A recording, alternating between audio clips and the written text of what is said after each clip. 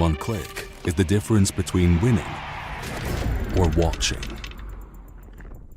And this is the fastest click in the world.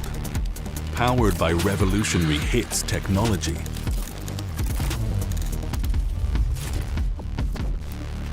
With custom actuation, rapid trigger reset, and click intensity. Tuned to your competitive play. We didn't just evolve the click. We reinvented it. Built on the precision of Hero 2. Trusted with Lightspeed wireless. Forged in a championship-winning design. And made yours through G-Hub. Pro X2 Super Strike. Designed with pros. Engineered to win.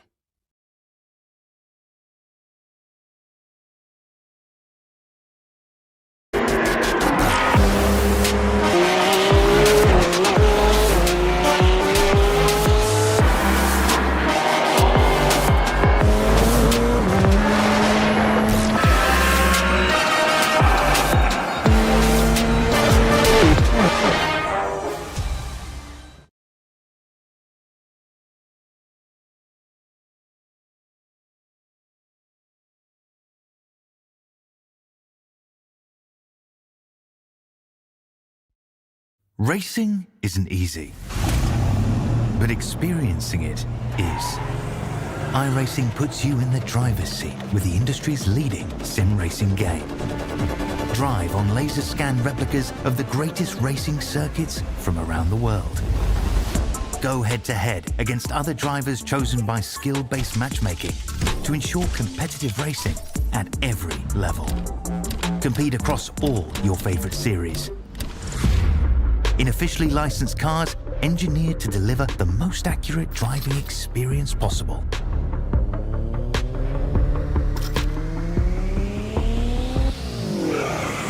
Join a race or host your own with players from across the globe. Race against the computer or in a league with friends. Feel the thrill behind the wheel. Visit iRacing.com.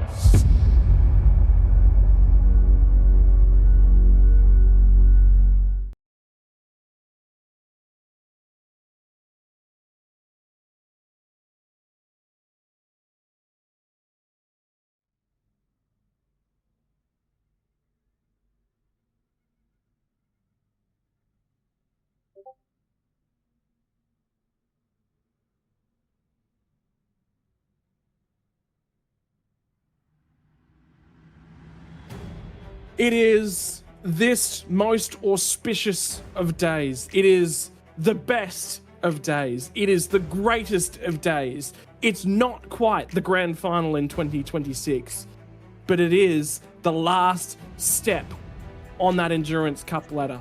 It is 1,000 kilometers. We've talked about in years gone by, 1,000 opportunities, one at each and every single of those kilometers. There is 1,000,001 times that things can go wrong today. There is 1,000,001 times things can go right. The mountain has chosen its champion on more times than we can count. And after the single best top 15 shootout we have had in the history of the series, it is my personal joy, my personal honor to sit here and enjoy every single one of these 161 laps. Ladies and gentlemen, I think you can get what I'm going for. I think you get the moment. I think you get the feeling of being in awe of this mountain.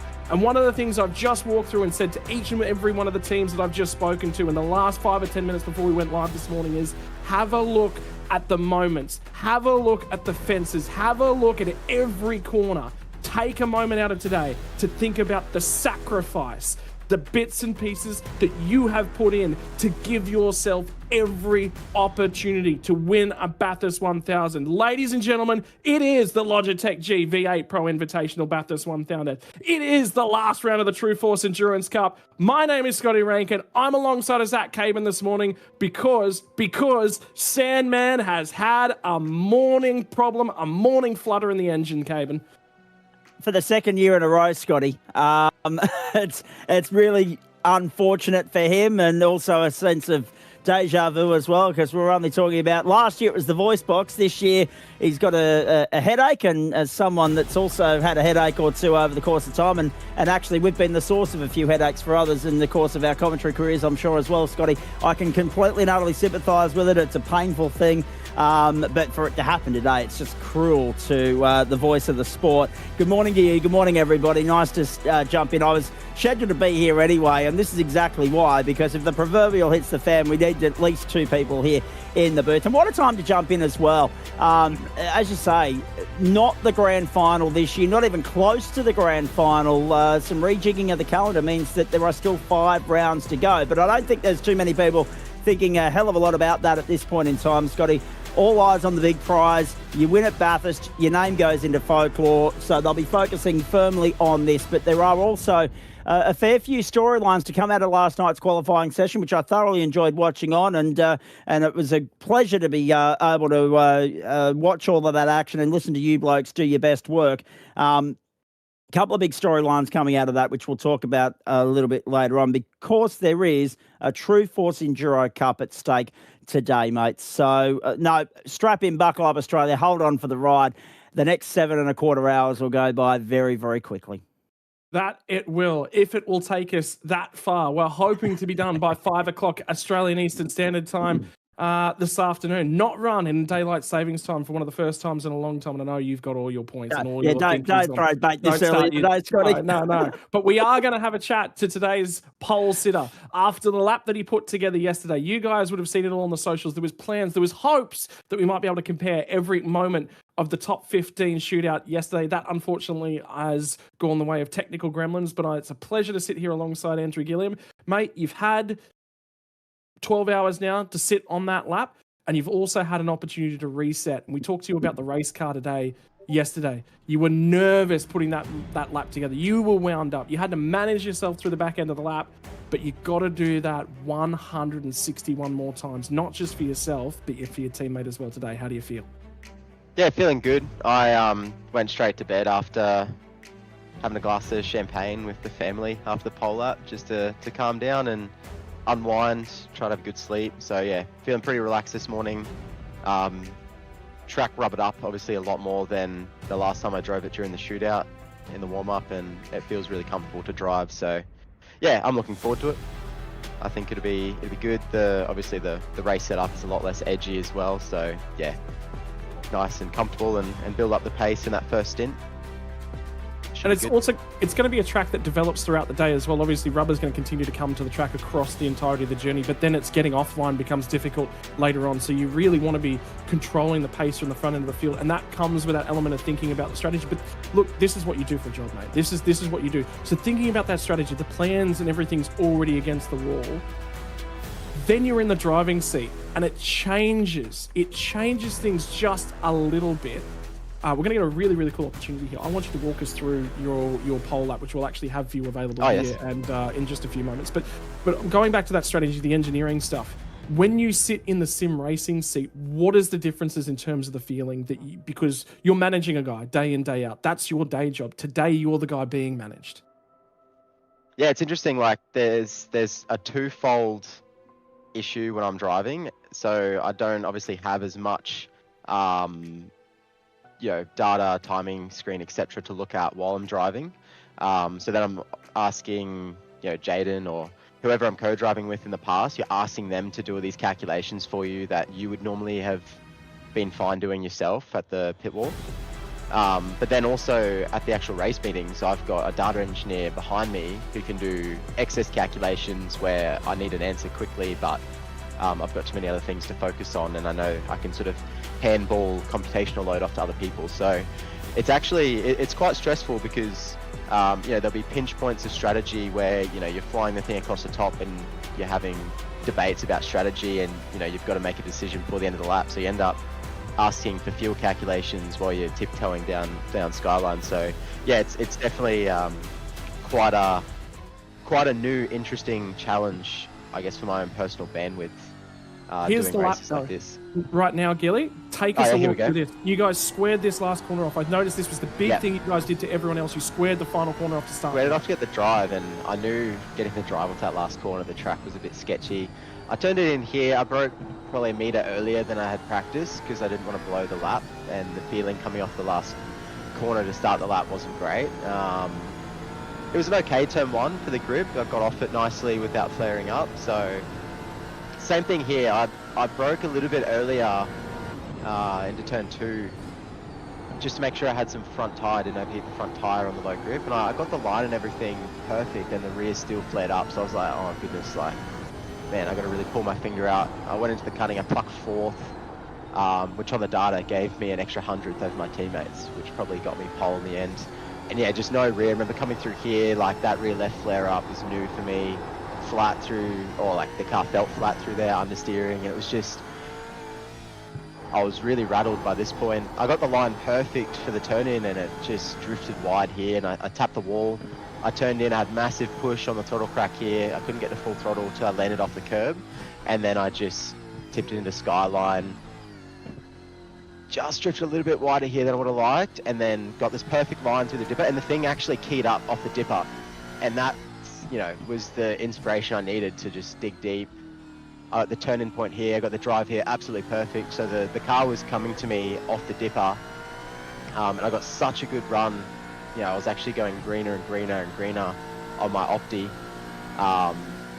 which gave me some hope that if I did a good job at the end of the lap, I'd be able to pull it off. I clipped the curb to minimize front left tire scrub and roll on the brake. Broke at the same point, but rolled it on slower and hit the line here. Short shift to third, kept it as pinned as I could against the rear left, and then same thing, I just broke at the same point but rolled on the brake pressure, and I just nibbled the curb. I knew if I nibbled that curb I'd be on, and squared it up. And I was here, I was looking down, I'm I don't know if that's the lap, and I had to sort of tab my black box over to the standings page, and I saw the 1, and I was just so excited. The whole way up the straight, I'm weaving and skidding, and I'm just pumping, and best feeling you can get behind the sim. It's amazing. But the big thing that comes across to me is you said, I plucked fourth. We heard everyone heading into the cutting. There was only about 3 cars in the shootout that went into the cutting in 4th gear. Everybody else was on that limiter on the way in there. You get pole. You said 100th. You said 100th. That got you in by 7,000%. 0.011. My fourth. So, you don't do that. You're sitting P2 realistically, but there's the big thing about this track is that there is 23 corners, but there's also so much in between that as well. Car positioning, car placement, scraping the wall on the right-hand side. You do any of that, and it's not even, it's the speed of you can blink an eye different. That's the difference between pole and P2, and that's what it is across the lap, mate. And mega lap, put it all together. But like I said, now you got to do that 161 more times. Now you got to think about data. And the big thing that I'm hearing from you is that you're normally surrounded by a team. I keep saying to people about the simulator stuff, there is a wealth of people in pit lane that work around the cars and do all this sort of stuff. On this day, there's you, there's Jaden, and you might have a spotter if you're lucky. That workload gets condensed into maybe 3 people, quite often 2. Yeah, absolutely. And then, Jaden isn't as experienced on the data side as well. So I'll be asking him a lot of the computation that I need to make a decision while I'm driving. Processing that myself to try and make the strategy decisions while driving. It'll be, a lot of teamwork, and I'll be leaning on him a lot to be able to make the right calls throughout the race. Mate, you've never stood on this top step of the rostrum. I know I'm I'm dragging you into it. And the other thing is I'm probably adjusting your mentality as well. But I know how much this race meant to you. I know how much everything has meant to you across the journey. We've had countless conversations. You've obviously included me in that journey. So first and foremost, thank you for obviously bringing you to that point. But that's what makes up a part of this story. A part of what makes this special to you is that that's a mountain that's got to be tackled. That's a mountain that's got to be calmed. You've got to walk this thing off the line. You've got so many bits and pieces to do. What do you think is probably the key element to winning this race today? And probably the other thing I want to remind you of, I've just checked the weather forecast. We've got a 17% chance of rain at 2 p.m. this afternoon. Yeah, I'm not too phased about the wet weather because everyone will be in the same boat, and yeah, we just have to not write the car off at the end of the day. I don't think there's too much to be gained or lost if you're not silly. I don't think it'll rain enough to wet the track to change strategy. It'll just be being mindful of how wet the track is, painted lines, etc. If it does start to shower. Yeah, other than that, we'll deal with that little perturbation to the race as it comes. The biggest thing, you definitely actually need a bit of luck in this race to fall your way. There's no doubt about it. And then just not making a mistake the whole race. Having a quick co-driver, Juice will have to really lock in and give the car back in a fighting position halfway, 70, 80 laps to go on the race, if there's any hope to win. So yeah, there's a lot of pressure on him to perform, but I'm sure he's up for it. He's done it all before. Plenty of times in the real world, and he's done plenty of laps for me this week as well. So yeah, we just need to execute what we know without putting a foot wrong. I've always had one of the fastest guys in the series as my teammate, and he's just always had that little edge over me in previous years we've raced. But hopefully, I put the work in this week and I can match him this race and keep it in front. Mate, all right, I'll let you chill out now, go back and do your own thing because that is so critical to getting this race done.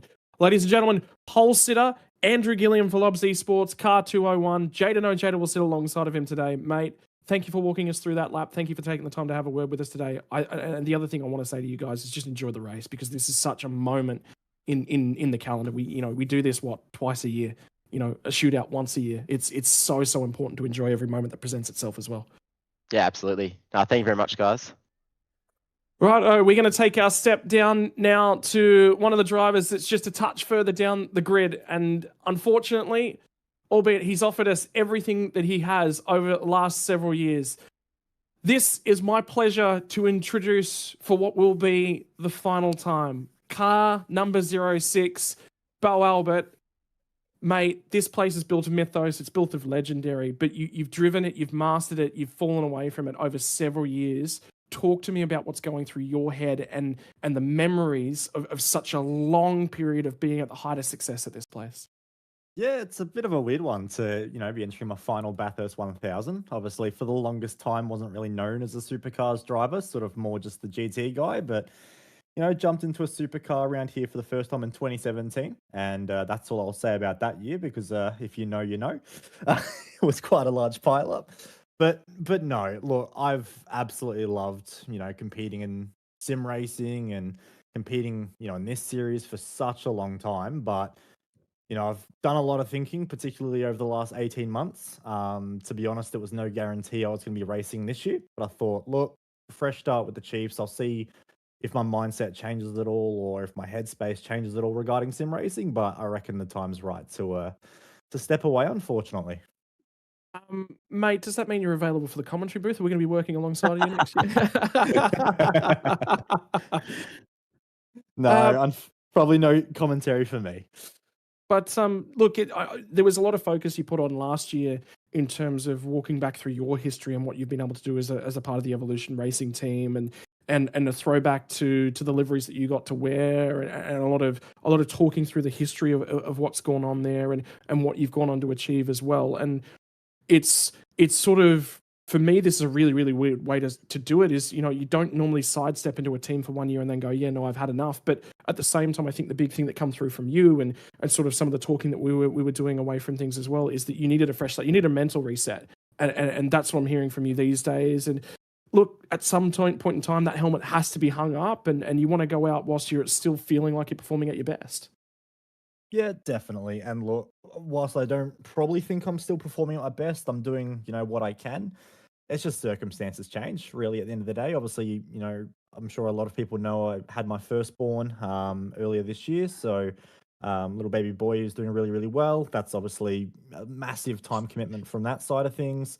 Also, a new job that is much more time consuming. So, but yeah, look, it's been fantastic, to be honest. I've met so many amazing people in sim racing. I've had so many amazing times and everything like that.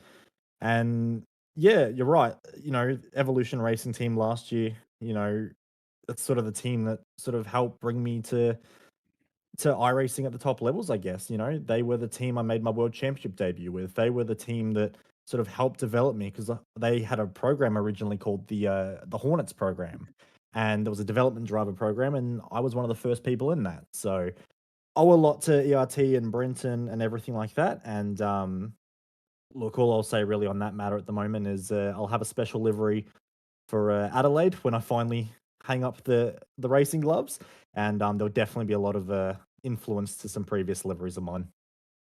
We'll probably get a few more opportunities to talk about it back throughout the year, but right now there's a mountain ahead of you. There's 161 opportunities for things to go right, 161 opportunities to go wrong. You mentioned it, 2017, that you can start things and things go very wrong from the very, very get-go.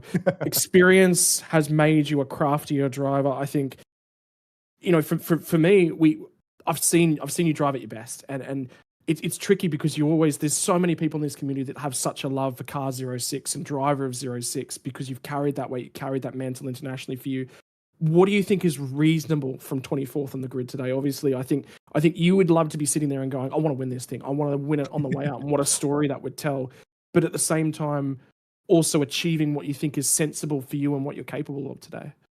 Yeah, look, preparation's not been the best for me, unfortunately, going into this one, but I've got an absolutely amazing co-driver alongside me and Ryan.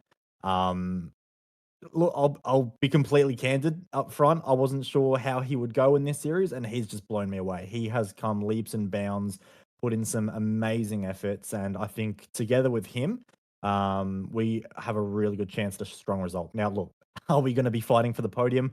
Let's face it, probably not. However, I wouldn't rule us out of top 10 potential by any means. I think we've got a better race car than a quali car.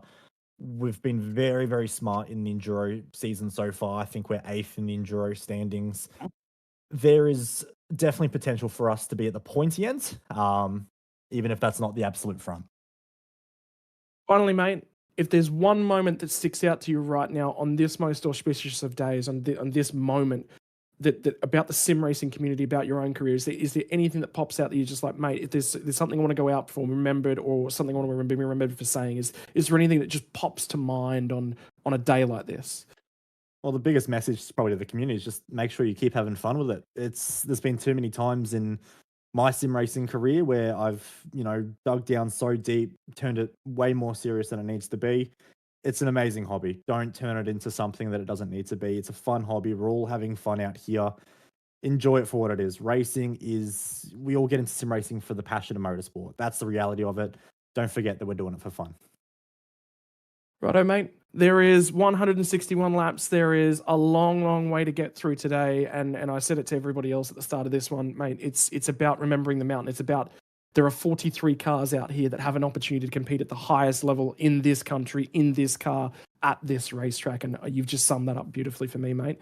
For everything that you've done for this community, for everything that you've led the community through. And again, we get to celebrate that through to the end of the year. But for me now, and for me in that opportunity, I want to say thank you from everyone in the community to you and all that you've done.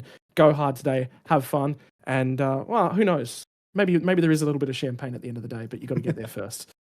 No, thank you very much, guys. And look, if it is one of my final times on broadcast as well, a massive thank you to everyone behind the scenes that does everything for this, both running the series, running the broadcasts.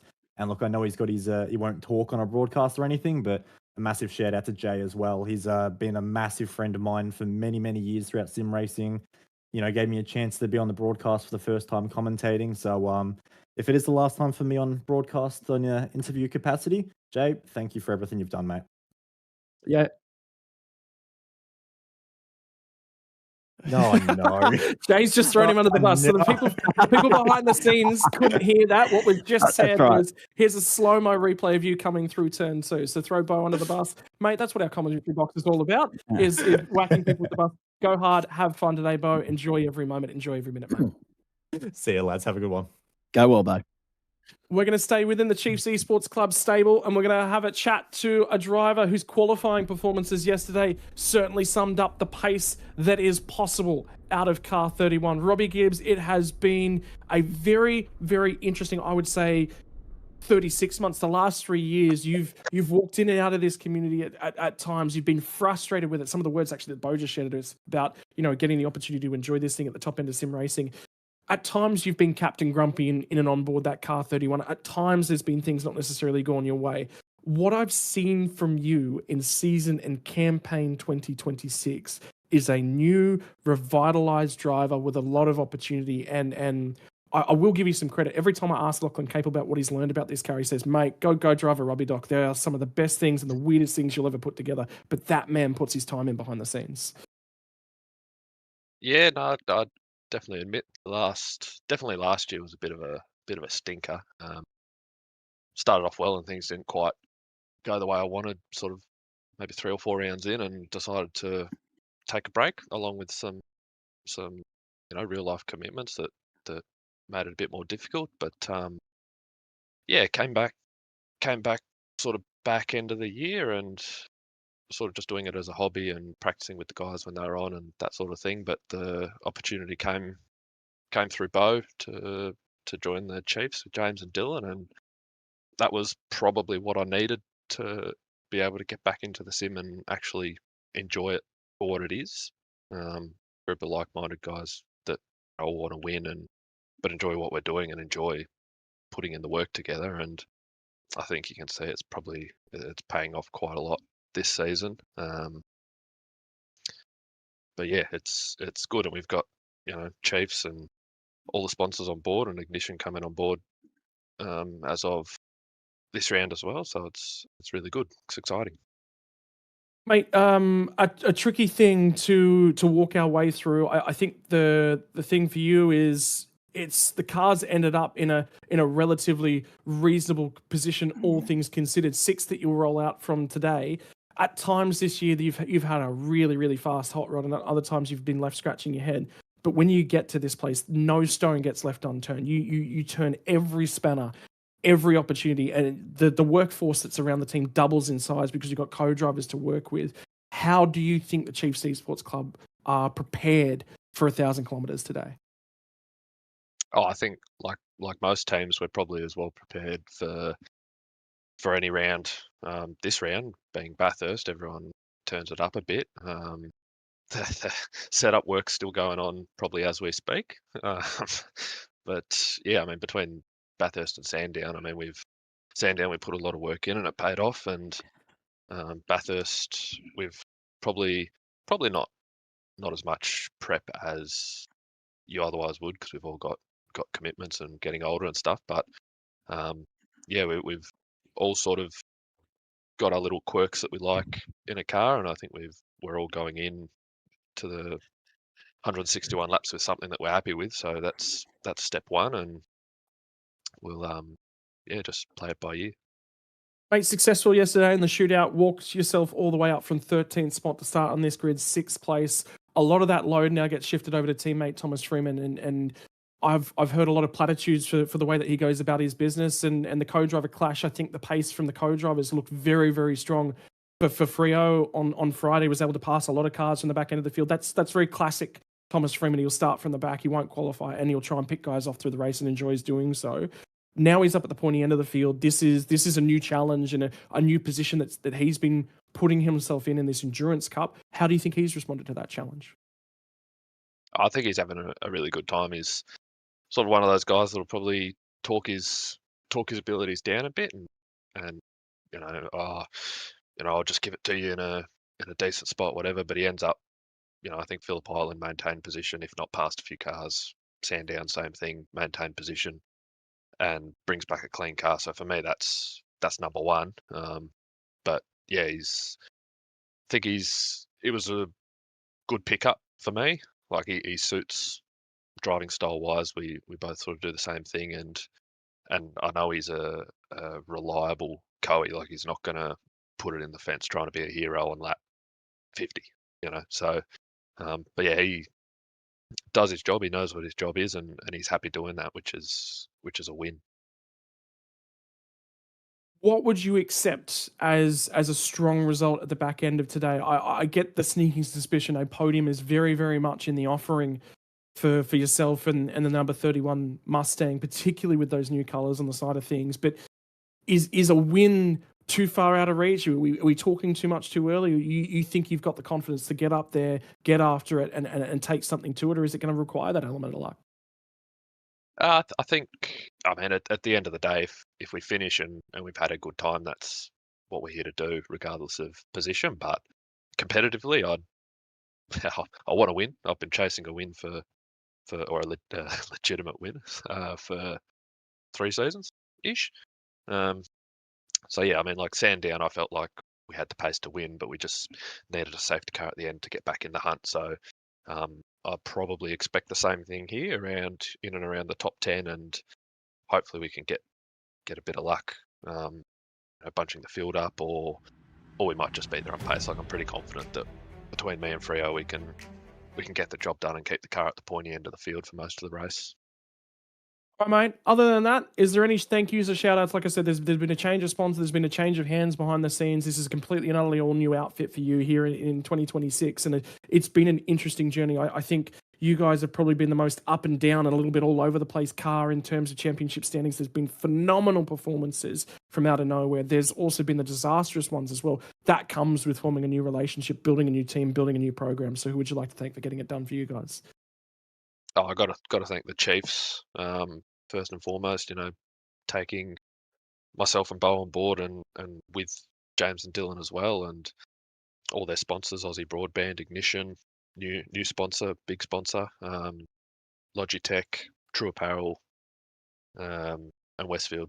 They've been a support throughout the year and always maintaining interest in what we're doing, which is all you can ask from their point of view. And obviously James, Dylan, and Bo, and the Coeys putting in all the work and sort of having a group discussion on setup, as opposed to 1 or 2 people doing the bulk of the work. And that's sort of good camaraderie. So that's the main thing. As big thanks to those guys. Mate, go hard. Enjoy every moment that presents itself today. And I think that's the big thing that I'm hearing from you. It's been hard work over the last few years, but you're back and you're just enjoying every single moment. So enjoy every one of these 161 laps. Thanks, Ta. We're going to be taking another step back down through the field, and it's with another sad moment. This one comes to us courtesy of This Week in Time, and it's a man who does so much work behind the scenes to get the graphics and everything put together. But it is time to announce it for Car 88, for everybody that has supported Hobbo 88 across all of the years of sim racing, mate. There was a little bit of an interesting conversation that you and I got to share a little bit of a moment yesterday afternoon. I know that this conversation's been coming. I know that you've been mulling this over and mulling it over and mulling it over. This will be the final time Car 88 for Brenton Hobson takes the grid as a main game driver for the Bathurst 1000 as well. That is a bittersweet moment. Hey, yeah, man. I just think I've been cruising around here at the back of the field for a couple of years, and it's probably time to pass the reins over to some of these new young kids coming through. I've enjoyed it. I've enjoyed the ride, but it's really hard for me to keep up the commitment, stay up to speed that you need to be at to run in this series full time, I think. So we'll see what the future holds. Never say never, but for the time being, I think we'll hang it up for a bit, focus some of my efforts perhaps behind the scenes and whatnot next year. And who knows, when the Enduro Cup comes around, maybe we'll get the call up to come back and steer alongside someone again for a few races next year. But for the time being, we might sit on the side and check it out, see how that goes for a bit. Mate, I wandered down to the Synergy Sim Racing outfit a little bit before this gridding sequence and everything that was going on board. Just chasing you up, wanted to see where you were at and everything, and I could tell you that the teammates were out in force as normal. Were you off painting your nails this morning? Because Brady Baldwin was trying to tell me that you absolutely were. I don't know if you got the webcam up, but I can confirm no. That's your on-screen, Hobbo. No. The kids were in me here earlier on while we were trying to get a few laps in and get up to speed. So I had to go sort some stuff out with them earlier on. But no fingernail painting this morning. But no, it's going to be an interesting day for us. I think the guys are all pretty keen to get out there and have a go. We love this race. I think we all do, everyone on the grid. So I'm not quite sure what my fortunes are going to give me today, but historically I tend to run pretty good here. We'll hope for a decent result, stay out of trouble and get to the end. That'll be the goal. Moving back to that conversation you and I had yesterday as well, I can't recall a moment where I've spoken to you in a Bathurst 1000 week and I've heard so much frustration. But the big thing was you have put volumes of effort. This is the most prepared you've been for a race this year, and it's also one of the weakest race cars you felt like you've had, which is you just left scratching your head a little bit at the moment. Yeah, I think it's multifaceted. Like, I haven't spent a lot of time in the car this year. I missed Phillip Island. I was away just with work commitments. So I did, from Mexico, the next race I did was Sandown, and I haven't driven the car otherwise in the last couple of months. So for me, it's probably just a bit of lack of time in the car. But yeah, I was pretty determined that I wanted to put on a decent run here for Bathurst this year, and definitely dedicated a fair bit of time and effort to it, and probably haven't seen the results I want. So we're in a bit of a no man's land a bit with the setup today. I feel like, it's a long race. The track will change a lot as the day goes on. Ask me again in 161 laps, assuming we're still on the track, what I think of it then, because maybe I'll be very happy with it. And I think naturally as you drive, you adjust and find your rhythm and your pace around here. So, we'll see, but it's been a long grind this week. We've worked pretty hard. A few of us in particular in the team worked really hard trying to get the car in a window. Everyone else in the team has gone in one direction, and Brady and I have actually gone something different for the race. So we're a little bit on our own. But, that's the beauty of it. Sometimes you step into the car off the truck and you feel like you're on the pace. Our set at Sandown was very good.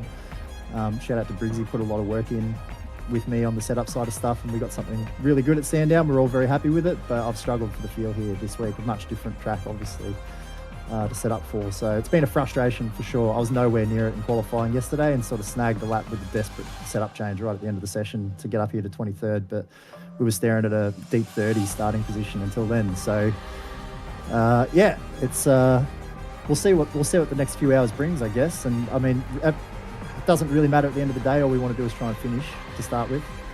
But with any luck, we can get ourselves somewhere near the pointy end at some point. The other thing I'll pitch to you, mate, is this is what happens when you put two guys with an adjustable rear wing inside of a V8 supercar. It just doesn't work. The thing is supposed to hang its right rear out and slide away around the track. So you can blame Brady. I'll blame Brady for the setup not going all that well. It's all Brady's fault. Absolutely. Always blame Brady. Easy out for us all, I think. It's good. Right, mate. Enjoy 161 laps of race car in one of your favourite liveries of all time today. This is your favourite race car. This is as close to you get it with maintaining broadcast responsibilities, obviously, and all the other bits and pieces. Walk us through the livery and what this one means to you out of history. Oh, yeah, I think I just wanted to always do something special for the Enduros, particularly Bathurst. Have done for as long as I've been racing on the sim. And this car, to me, so the 1979 Bathurst winner, the Tirana, was, I think, the greatest car ever built. It was the best car that I think ever ran at Bathurst. It was the most successful car. It dominated that race that year. Won by a margin that has never been seen again, driven by Peter Brock, favourite driver of all time. So for me, no-brainer. I wanted to put this on the car and, sort of tribute, I guess, a little bit to my own personal history behind the scenes. But yeah, no, I hope it goes as fast as it did in 1979. We'll see what happens. Who knows? Funny things tend to happen when race cars take to the mountain. Ladies and gentlemen, for his final Bathurst 1000 appearance as a main driver, he will return next year. You will be one of the most highly sought after co-drivers. Put your house on it. For Synergy Sim Racing next year, there is going to be millions of dollars thrown at you. Who knows? You might finally make a career out of being a race car driver at the end of the day. Brendan, thank you for everything you've done for the series. Thank you for everything that you continue to do for everyone. And thank you for being a really critical point of reflection for me along points throughout this series as well. Really want to say a big thank you. The community does not know what you've contributed to things that go on behind the scenes. I want to say a thank you to that as well, mate. Go hard, have fun, and do not let Brady get a word in edgewise. Make sure you rough him up the entire time. No, thanks, guys. Appreciate it. Love that. On your hobbo. Have a great call. We'll see you later. Go on, mate. Righto, that is going to walk us through all of the pre-race chatter, all of the pre-race hullabaloo. Actually, sorry, my apologies. We've got one more to have a chat to, I believe. It's going to be car number 92, and that of Rain Campbell. The challenge for you, Rain, is that thing has seen just about every panel torn off it. Sebastian Vandel had a look at car number 92 on Friday night and said, what this thing had looked like if it was a fair bit lighter, and he did everything he possibly could do to make it lighter. Yeah, it's been a bit like that this season, to be honest. First laps have not been our friend, unfortunately. But yeah, hopefully we can get through it and just have a nice, clean day. See how we go. It's probably been a very, very tricky Endurance Cup campaign, because I remember back to Phillip Island and you guys just ran around with damage on that thing all day. There's 41 cars. Sorry, there'd be 40 cars ahead of you. There's 2 cars behind you and you're 31st as well. It's a long day through to come from the back of the field, but at times that means the day can only get better from here. There's opportunity. You can take strategy gambles that nobody else can as well, and that's empowering for you guys sitting at the back, and that comes with it a lot of opportunity. Yeah, that's right. We've added some 4-leaf clovers to the car today, so we're trying to get a little bit of luck from somewhere. But yeah, you're right. Starting at the back, we can only go forwards. And yeah, if we can just stay out of trouble, I think we'll be okay. Speed seems to be pretty good, and Seb's really quick as well. So if we can just try and stay out of trouble and just pick our way forward as the day goes on. It's a long day, so yeah, if we can just do that, I think we'll be okay. Mate, talk to us a couple of the other guys. There is a very, very light chance of rain somewhere about 2 o'clock. We just might get that chance in. Has that factored into some of the planning? Has that factored into some of the discussions that you guys have had this morning after a weather adjustment overnight? Yeah, a little bit.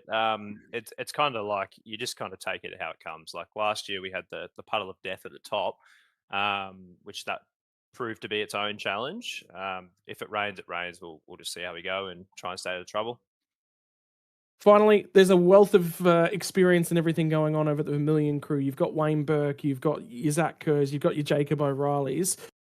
If you had to give one of them an opportunity to be thrown under the bus on a broadcast, this is your opportunity. No, not going to take it? No, they're all good. They're all good. They're all good. They're all good. I tried.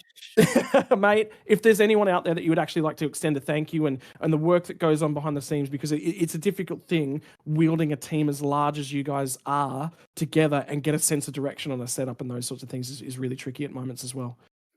Yeah, it's a collective effort. Like especially probably Wayne and Jake, they do a lot of the heavy lifting, and they help us a lot, which is good.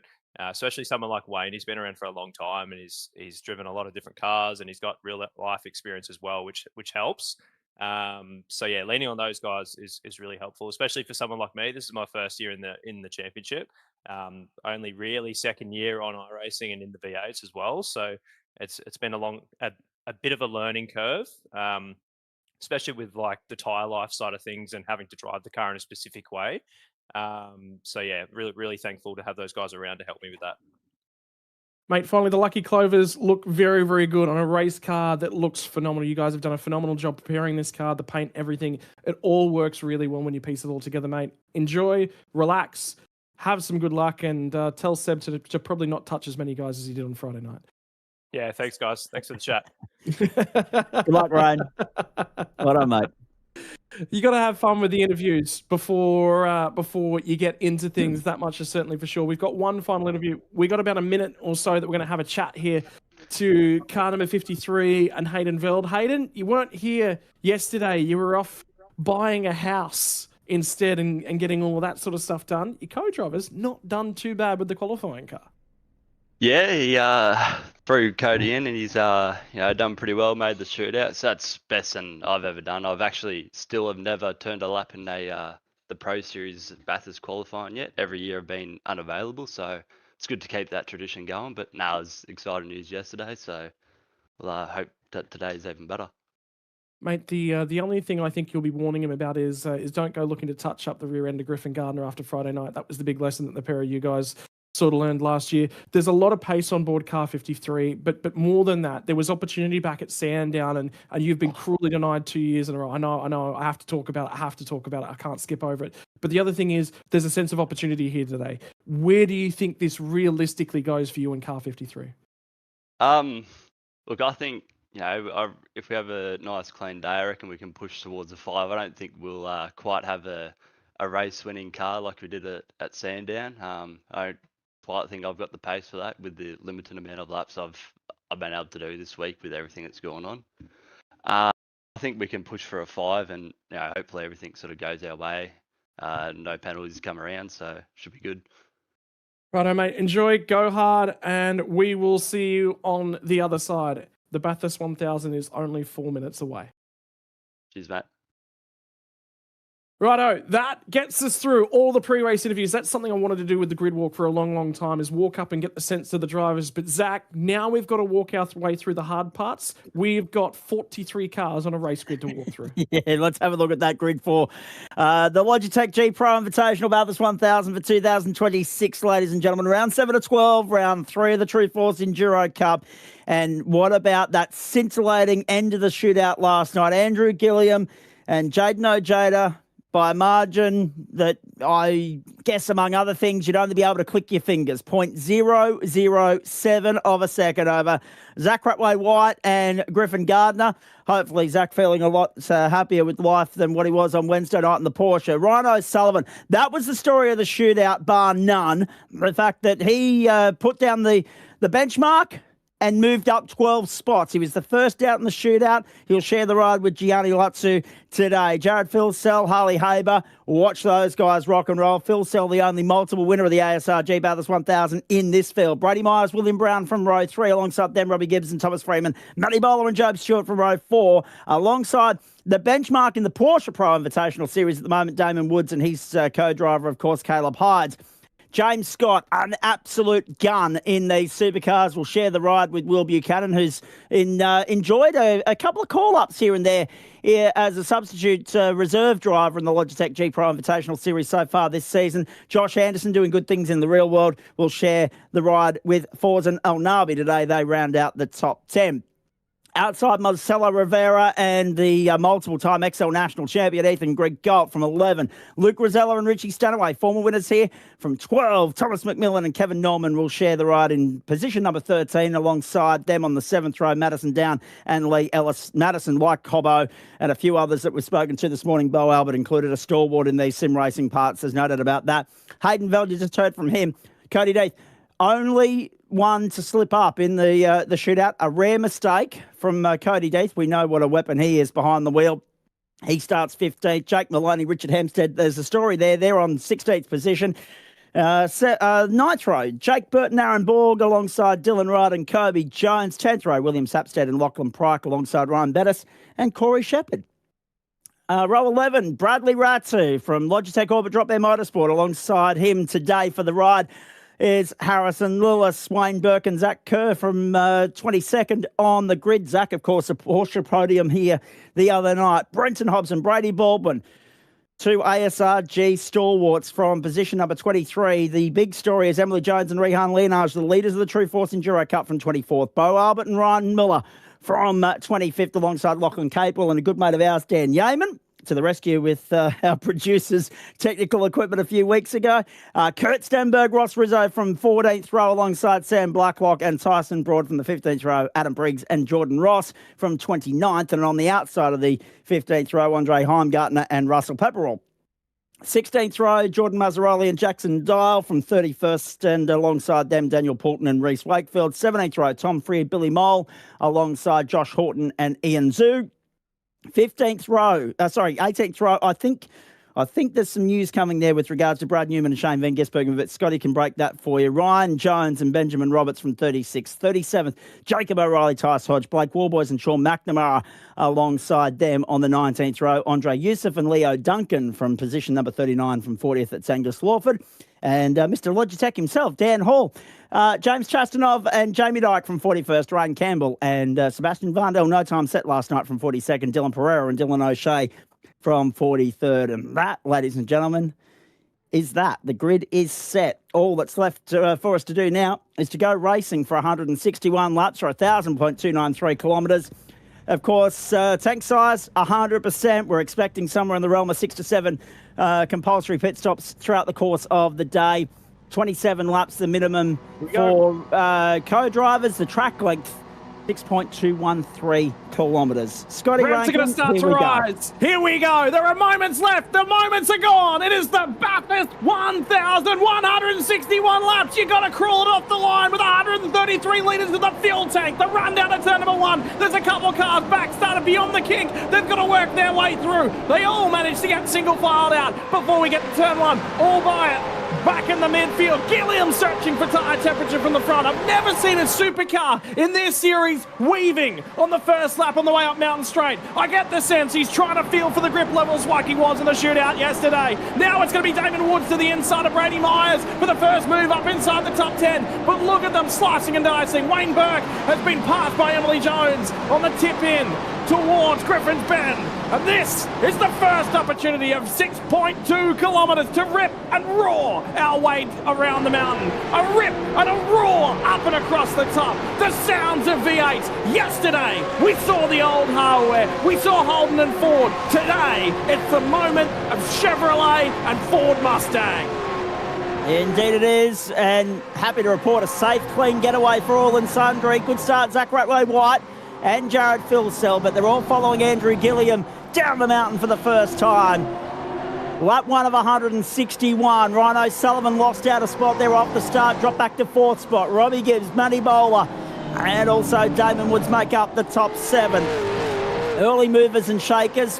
One position here, one position there, but one thing that we didn't get a chance to tackle, Scotty Rankin, we could have easily gone 90 minutes with that pre-race show, let's be perfectly honest, is that there are a couple of contenders at the forefront of the True Force Enduro Cup working their way buried in the pack, working their way through the field throughout the course of the day, and it's very, very hairy on the opening lap. Sapstead and Pryke not afraid to get up close and personal with a TTR entry driven at the moment by Lee Ellis to the chase for the first time. Yeah, Lee Ellis is on a slide for car 77. They started inside of the shootout from yesterday's proceedings. Have already fallen back to 16th. Now it's a battle with Cody Deeth, who's had a torrid time on the opening lap. Ooh. He's fallen back down from 15th spot in terms of qualifying from yesterday. Now he's on the recovery effort. Yeah. Ellis has been picked off. There's a car dive to pit lane. Wayne Burke's in pit lane. Wayne Burke's in pit lane. Is it? No, that's not a jump start. I don't think they put fuel in that car. I have a sneaking suspicion that Wayne Burke might have started the race on qualifying fuel, and they've elected to jump that car out of the queue early. And if that's the case, if that's a qualifying setup of car, it is going to destroy its tyres all night long. Up and inside of the 10. We talked to Robbie Gibbs. He was in 7th spot. He's the first elbow inside of the 10 at Griffin's Bend on lap 2. It's already back to 11th spot for car number 31. There's hopes, there's opportunities, but he's going to have to survive another 160 by 6.2 kilometres. I also want to point out that you said we'd be done in the realms of 5 o'clock this afternoon. You can forget about that. We've never run the race in 5.5 hours, Scotty, and we've only got 5:23 to get to 5 o'clock at this point. Replay OG gear, final turn, the 31 entry. A little bit sliding through the final corner there, Murray's corner, and down the main straight, and that was the chain reaction. It set off the catalyst for 3 wide to turn 1. You'll see a bit of that in the early stages as they sort themselves out looking for clear air. But as Scotty said, it is 161 laps, ladies and gentlemen. You can't win it on lap 1, but you can well and truly lose it. Well, the other thing is the bright rear corner of car 31 has now got some, you can just see it, there's a panel not quite square at the right rear corner. See the seam? The panels have come apart. It's not going to be as quick in a straight line. They're going to have to work on that car and get that back to fighting fit throughout the day. It's not going to cost them too much. It's not going to cost them too much at this very, very early stage of proceedings. An engineer just messaged me and he said, you know what? Have another look at that car 89. Is there a chance they wanted to run that car at minimum ride height? Is there a chance they wanted to run it lower to the floor and then they'll throw 133 litres of fuel on board? Or are they just trying to get themselves off sequence, do something a little bit different? Now down to the inside. Thomas McMillan's on the aggression early on in this one. Dives it down the inside and will pick away from Marcelo Rivera. Robbie Gibbs will try and come back through and have an attack as well. Here comes the TTR cars. Car 51 is on its way back through the field. There was talk Emily Jones would start that car yesterday. Leonage has got the responsibility. And they've got a big job to do, but they are in supreme form at the moment. The qualifying session, a little bit of a lapse in their performance throughout the course of the True Force Enduro Cup so far this season, Scotty. They won it at Sandown, at Phillip Island, I should say. and they lead the points race coming in to this round. And of course, Rehan's already booked himself a ticket to the main game, to the full Logitech G Pro Invitational Series for next season, something that Sandman will be absolutely delighted about. To the cut we go, and it's only lap 3. The intensity, this is no longer an endurance race, ladies and gentlemen. This is a 161 lap sprint in the eyes of all and sundry as they stretch across the top. They've sorted themselves out in a single file, Scotty, but it's not going to calm down for a few laps just yet, I don't think. We're not going to ease into a rhythm just yet. There's also a few things to walk our way through. Yes. Brian Ball as well will get in here, gets into, sorry, my apologies, it's Aaron Ball that's on board car 35 partnering with Jake Burton, and that was a little bit of paint exchange with Bo Albert. He might be on his way out the door, but by no reasons is Bo settling. He said he had a good race car. Walk you through. By the way, there is so many hangover penalties from yesterday, stuff that we definitely need to discuss at the end of everything from the stewards in terms of everything that went on. Car 72, 10-second time penalty, contact at the final corner in qualifying. Angus Lawford will also have one. Brady Myers, Tom Frere, Kurt Stenberg, Wayne Burke, Sapstead, Jordan Mazzarelli, no penalty, no further action. Wayne Burke picks up two yesterday. I'll tell you what, that's the reason they jumped to pit lane. They wanted to clear their 20 seconds of penalties. That's done now. They can put a line through them. That's the whole reason they jumped to pit lane. Well, can they clear both in one stop? Or Yes. big crash! Crash! That'll be That's going to be safety a car. huge pile up, Scotty. The first No big one of the way. race, and it's only lap 4. No way. Sean McNamara and Blake Warboys. Blake Warboys was not here to qualify that car yesterday. It should have been somewhere around the 20. It was way further down than that. Sean did his best, but his day as a co-driver only is done. And look at the disgust. Look at the shake of the head. There's not much more he can do. Angus Lawford is also done. There's so many cars at the back. Car 61, Dylan O'Shea is done. He's on pit lane entry. The pit lane entry's blocked. They can't get him into pit lane. This will be a safety car for sure. This will be a safety car for sure. But the side part of this, you can't get these guys to pit lane. They are desperately trying to get Dan Hall and car 52 to pit lane. They want to turn that car left. It will not turn. 2 of our own are done on lap 2. Yeah. This is extraordinary. Safety car deployed. That is no surprise to anybody. You feel for McNamara, you feel for Hall. How did that happen? More to the point. We'll see it on the OG Gear replay in a moment. And this will be the earliest safety car we've ever had in the ASRG Bathurst 1000. A little bit of hip and shoulder on the exit. Oh no.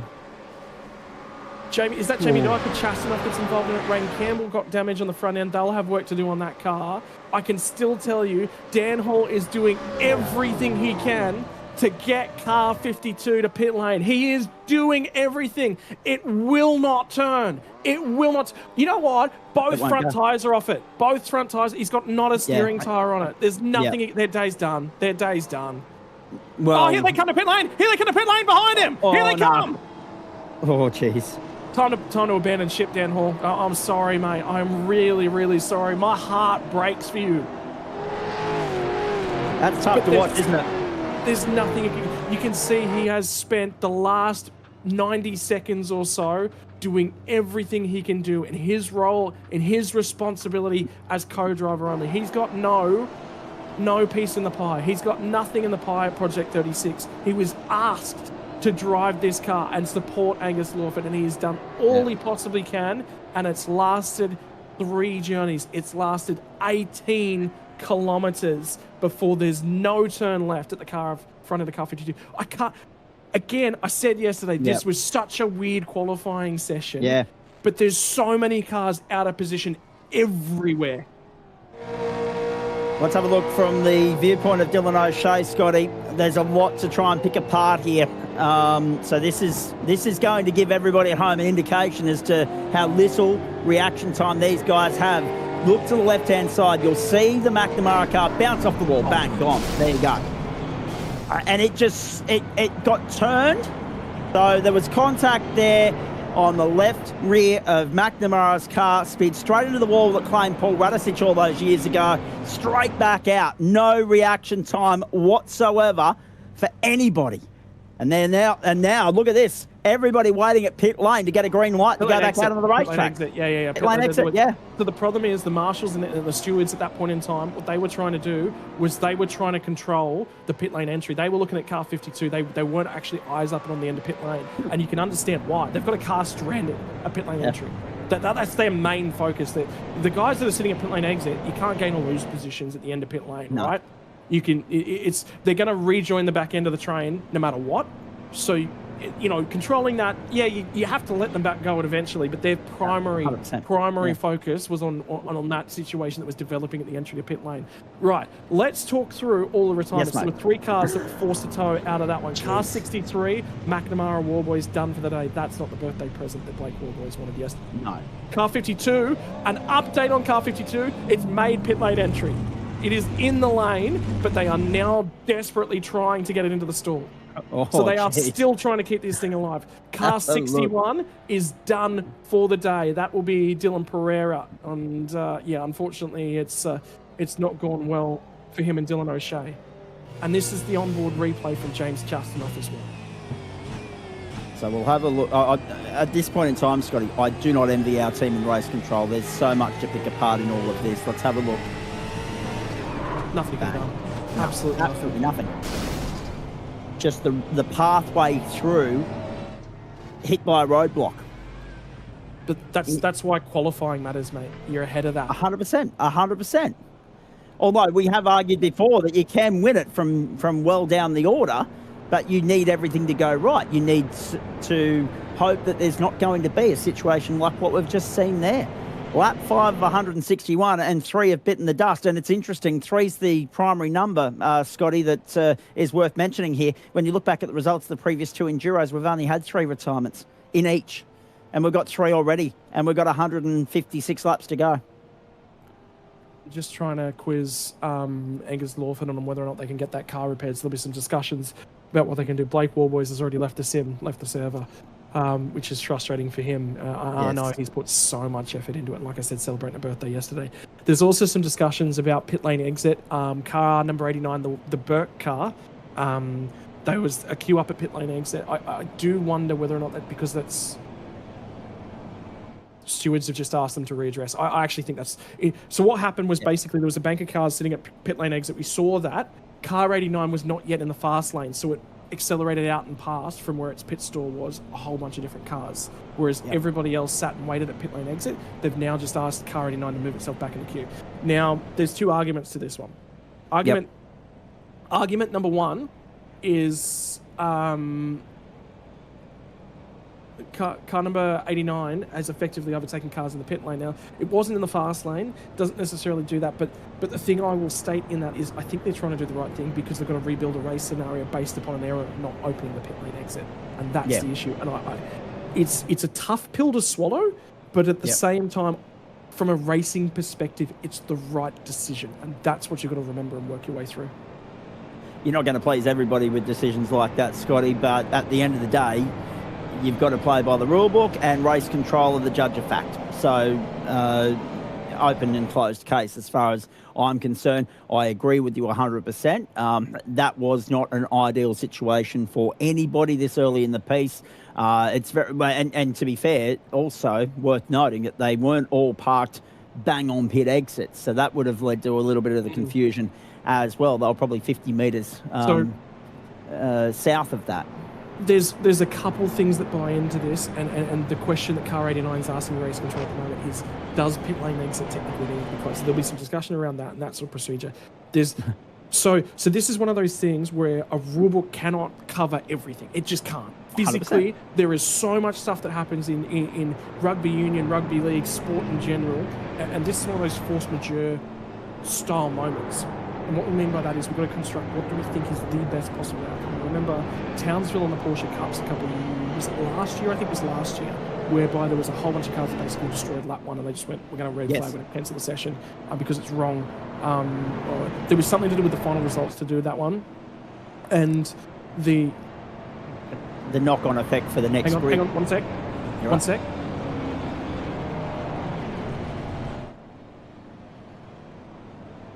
Wait up. They're fixing it. Okay.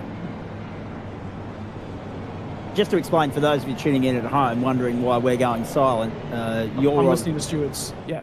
Scotty's got his ear on the phone.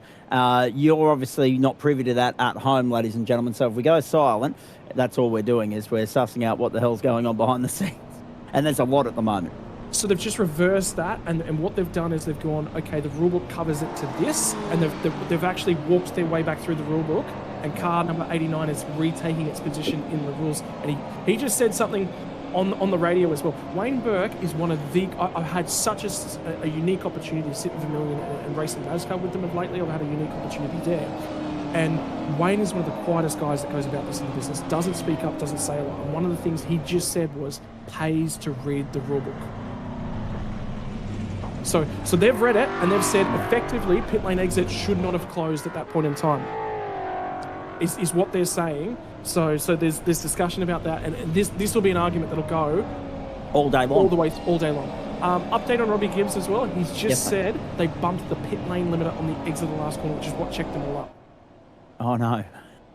So that's why he was vulnerable and lost all those spots. Yep. And that's a little 1%er that happens to the best of them. Good news, however, at the end of lap 6, we're going to have restart number 1 of the day, mate. Andrew Gilliam, Zach Ratway-White, Ryan O'Sullivan. So O'Sullivan had got back up in the 3rd spot. Damon Woods, Matty Bowler. Now, this is all as a consequence of there's varying strategies at play now. There's a wide number of drivers damage-free that decided to go in to pit lane that time through and take advantage of the opportunity to top up the tanks. So varying strategies at play. Some contenders boxed in traffic. This is going to be interesting.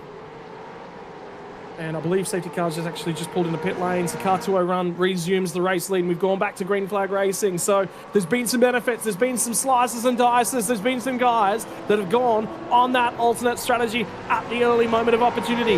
Now the big thing will be car 201 led early. Well, it's only been early in this race to this point. Yes. Now it will resume standings, but it is being chased by 3 Eclipse cars and 1 Door Esports car. There's a Trans-Tasman car of Brady Myers in 6th. That is the best place of those guys. Have a look at Rivera trying to crawl his way out of the first corner. This is moving day. This is time to set it all up for the back end of the session. This is all about that setup. And right now, Cody Death is to the inside, and Marcelo Rivera clears him. Rivera just rolled out of that one, recognised there was an opportunity to fight, and that will come later this afternoon. Oh, 100%. You don't want to be taking those risks this early in the day. We've already seen 3 dreams shattered, and we're not even out of the morning on the east coast of Australia. 7 of 161 up to the top of the mountain we go. Gilliam, Ratway, White, O'Sullivan. There's the track and service settings for you, ladies and gentlemen. 10:43 a.m. local server time. So only about an hour and 9 minutes behind Eastern Standard Time as you watch this race live on a Sunday in the middle of August. 23 degrees the track temp, 19 the ambient, so it's nice, cool and comfortable at Mount Panorama. And it's important to note, Scotty, last year we did this in November with real-world conditions attributable to the back end of spring, the start of summer and daylight saving. All those different benefits out the window. So it's earlier in the day. We're running with less daylight at our disposal at the end of the day. And obviously a cooler climate as well. So all of that will play a part when we talk about tyre wear, among other things. Yeah, and there's going to be a lot to talk about before we get to the backside of the road. Sandman is off, trying to get himself well to join us later on in the piece. But for the meantime... How are we going to explain this to him when he gets here, by the way? Yeah, I know. And it's some of the runners and some of the cars that we'll be looking for later on this afternoon. Something's just happened to Jake Monroe in car 222. It's had a Lobs Esports car. That was Netcode. That was Netcode. There's daylight between both of those cars. Did you see that light flash on at the rear end? He stalled and refired that very quickly. That's actually well done to get that car rolling immediately. Yep. Now watch this, because McMillan on the OG Gear replay has lost a couple of spots. This is how it happened down at the chase. On the exit, went too deep into the corner, did it? Yes. Off into the grass. You'll see a bit of that today, ladies and gentlemen. A little bit of drift work from McMillan, and he drops down into position number 11 now, so just outside the top 10. Rivera a beneficiary of that, and so too Cody Death. Hey, good start, Cody Death, +6 already. Yeah, and he really wants to recover. I think his pride was hurt after the lap yesterday. I think he's got a point to prove today. He's one of the few co-drivers that are out there. In fact, he's the only co-driver inside of the top 10, remembering that Ethan Griggold is technically the co-driver for Car 21. Yes. They've started their B driver, who's actually technically Car 21's primary driver in terms of this circumstance, such as the wealth of experience and talent they've got available to them. So Cody Deeth, the only co-driver inside that top 10. Mate, what a day, what a day. And it's only 11:55 a.m. We have got a motor race ahead of us. I cannot believe what we've got to Indeed, come. we do. And by the Massive way, stutter and works update- early. Yep. Update just came through. 4 minutes remaining on the damage repair for car 52. Dan Hall will get back behind the wheel of that car. It is not done for them. That is awesome. So 4 minutes left to clear that mechanical meatball flag. Unfortunately, the same can't be said for Dylan O'Shea. Sean McNamara parked up early. Safety car's already done its first laps of the day as well. Look at this train down Conrod. Gilliam, Ratway White, and Ryan O'Sullivan. We never got around to launching some predictions in the direction of the audience earlier today, Scotty Rankin.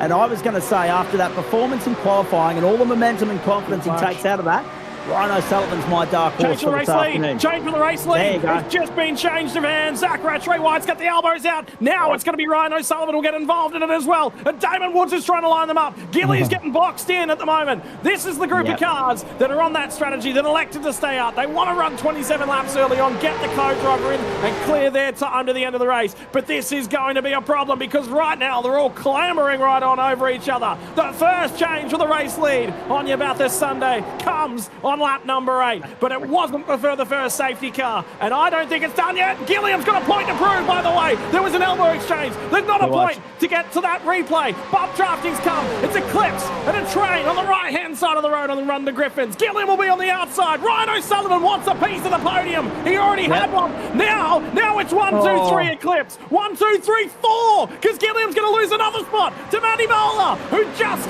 comes off the back of his last performance with a win from Sandown. Now it's back to the inside. I tell you what, sprint race. It's got it written all over it. What happened to the endurance race that was the Bathurst 1000? Evolution, as the great Mike Roman once said.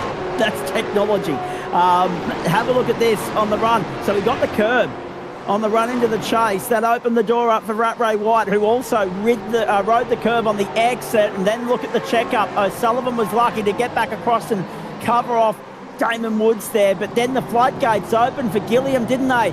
Woods wanted a piece of it. He got it. Bowler, the only one that wasn't able to capitalise on that floodgates open moment. And it's very hard to contain them when everybody's this checked up and even on pace. Brady Myers and James Scott also part of this train at the moment. And Forza Aldarby's in 8th spot as well within striking distance. Down Conrod once more. And Zach Ratley White, the race leader in the Logitech G Pro Invitational Bathurst 1000 for 2026. Full tilt, fastest corner in Australian motorsport. Hard on the anchors now. Eclipse 1, 2, and of course Damon Woods for Door Esports there in position number 3. So Ratway White has found his way to the front early on. I think this is going to be another move from car number 94. Indeed it is. Down the inside. Runs him out and into the wall. And there will be some hullabaloo to that. But the good news is that Portman got back by. So the penalty, they might not look too hard at it because that job's been done. Phil Sell has been on the aggression. He's already up to P22 at the moment. And he is starting to walk his way back through the field. And there is a strategy bit of new that needs to be talked about here. 54 drivers need to, 54 laps need to be completed. But from Jared Philsell, 5-second time penalty for car triple 2. I think that was warranted. Well, there was net code. There was net code in that, actually. Yeah. So the co-driver minimum, that number's wrong. That is actually 54 laps required from the co-driver there. But it's maximum continuous of 80 laps. The main driver can get back in from the end of lap 81. And it's trying to piece that together. I thought that was the case when I was reading it. I was like, hang on, I've just had an Anchorman moment. Yes, 80 continuous laps, 54 minimum for the driver. So that's 2 full stints. So it's 27 by 2. And it'll be interesting to see how they go about breaking that up. The conception is that, or the perception is that the drivers that are sitting there waiting patiently for their turn to come, will jump in at the first round of stops. But how quickly will they tick the boxes for that 54 laps? Remembering that 54 laps would take them to 81, and therefore 8 continuous laps, home you go. So there is the opportunity to do a double and then leave your main driver in for a triple, but I dare say they won't be doing that, Scotty. I'd be gambling if I was a betting man on double stints at most. Well, so again, you split this race in two. Lap 80 is 500k is home. It is a big ask, but when you think about we do 250, 300 kilometres in a normal race here, that's not too much to ask, that's a bit over an hour. These guys will be trained to those sort of race distances, and it's just doubling that effectively is the way to get them home. There will be guys in this field that try it, and the main reason they will do that is you need to have an A and B combination. You basically have to get your co-driver to do 54 laps. Car 18 is one of those. Dan Yeaman has done the best. I can tell you, he worked his ass off to try and get that car prepared and himself prepared. But he was struggling. He's been on struggle street, and Capel will share the bulk of the work today. He has got a very big day ahead of him. And you can say that about a number of cars in this field that feel they are weaker on their co-driver stints. And that's the point as well. There are some that are very lucky to have, as you said about Ethan Grigg-Galt, someone that's punch for punch, put either driver behind the wheel and you're getting a reasonable reflection of the overall package. From a result standpoint, there's not much to or fro about that, but there are some combinations where either the primary driver is the strongest link or the co-driver is. And I must say, every time I think about co-drivers, I think about Jerry Murphy, who runs in GT4 Australia at the moment with his son Jed. He always says, what's the point of having a co-driver that's slower than you? You need someone faster than you so you can continue to punch above your weight and kick goals. So in Ethan Grigg-Galt's case, they're a combo to watch once we get going deep into the business end of this race later on today. There's Rain Campbell, who you held from earlier on in the pre-race show with Scotty Rankin. Masterful job of that, by the way, Rankin, but the only problem is we could have actually gone for 90 minutes. I love that. That's really... Honestly, but it just to me, that was Bathurst. And I've been thinking about one of the things I've sat down this week and said is, what can we do to these guys and the work and the mountains of effort that they go to. I cannot. Talking to Hobo, he said I did over 450 laps this week after 11 o'clock, right? That is, he has just put work and work and work in.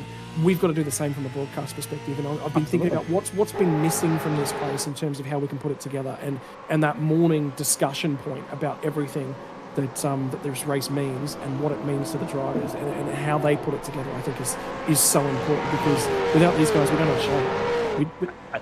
So 100%. There we go. Dan Hall back out on the circuit. Damage complete, repaired. Car back on track. Let's wait and see how it fares for the rest of the day. Dead set out of contention, 5 laps out of contention, but have they been able to complete the repair wholly and solely, or are they still running with a little bit of damage that they'll run and repair throughout the course of the day? You're saying yes, Scotty?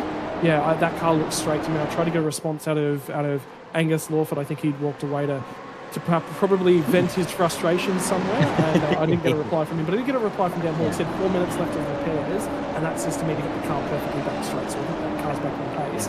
The interesting thing is, they're actually technically 6 laps down. They're 5 laps down the car ahead of them, which is what Jay Arias was just referring to in terms of the interval.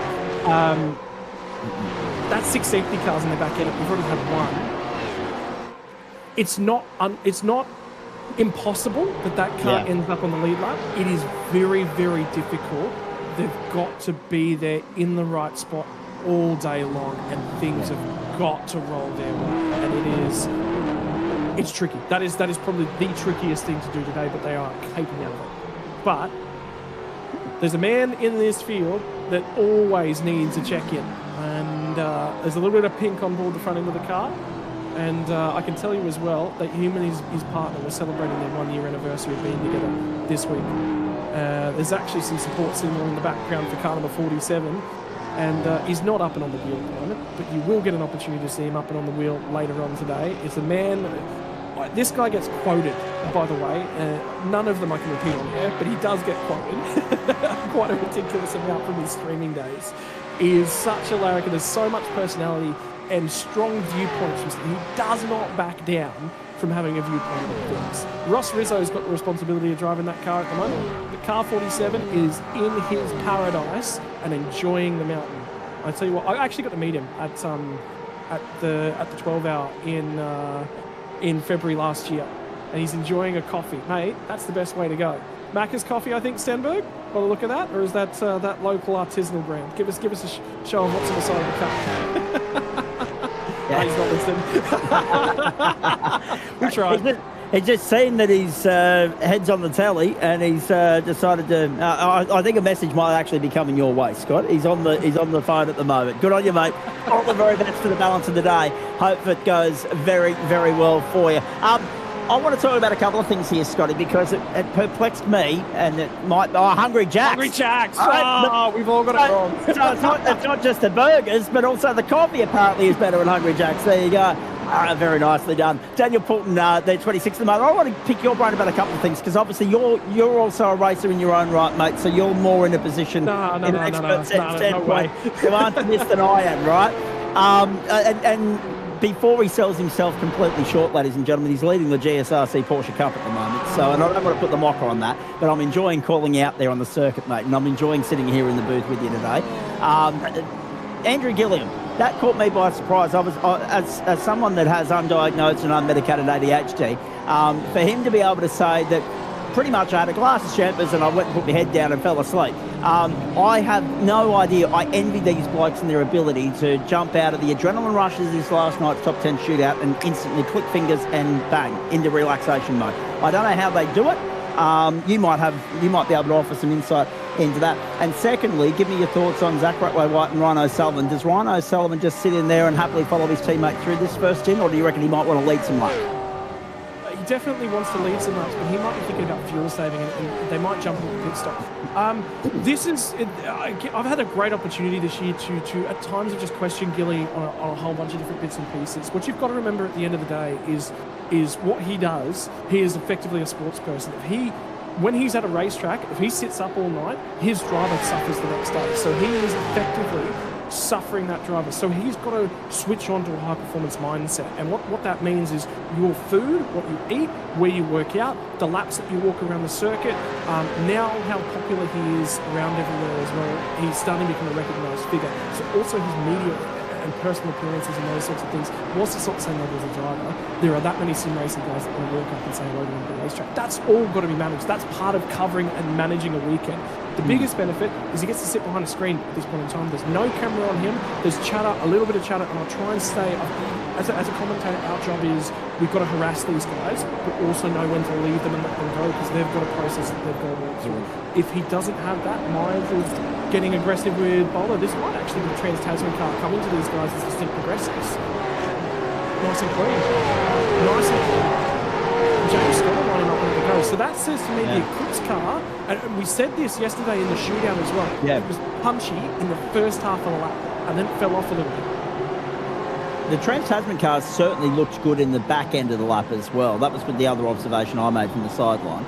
And evidenced by the PB through the purple sector through for a couple of the Trans-Tasman cars when they ran at the point in the shootout. Obviously it was bettered later on by the guys that locked out the front row, Gilliam and Ratway-White, but they impressed in the final sector in what was a very compelling and competitive shootout.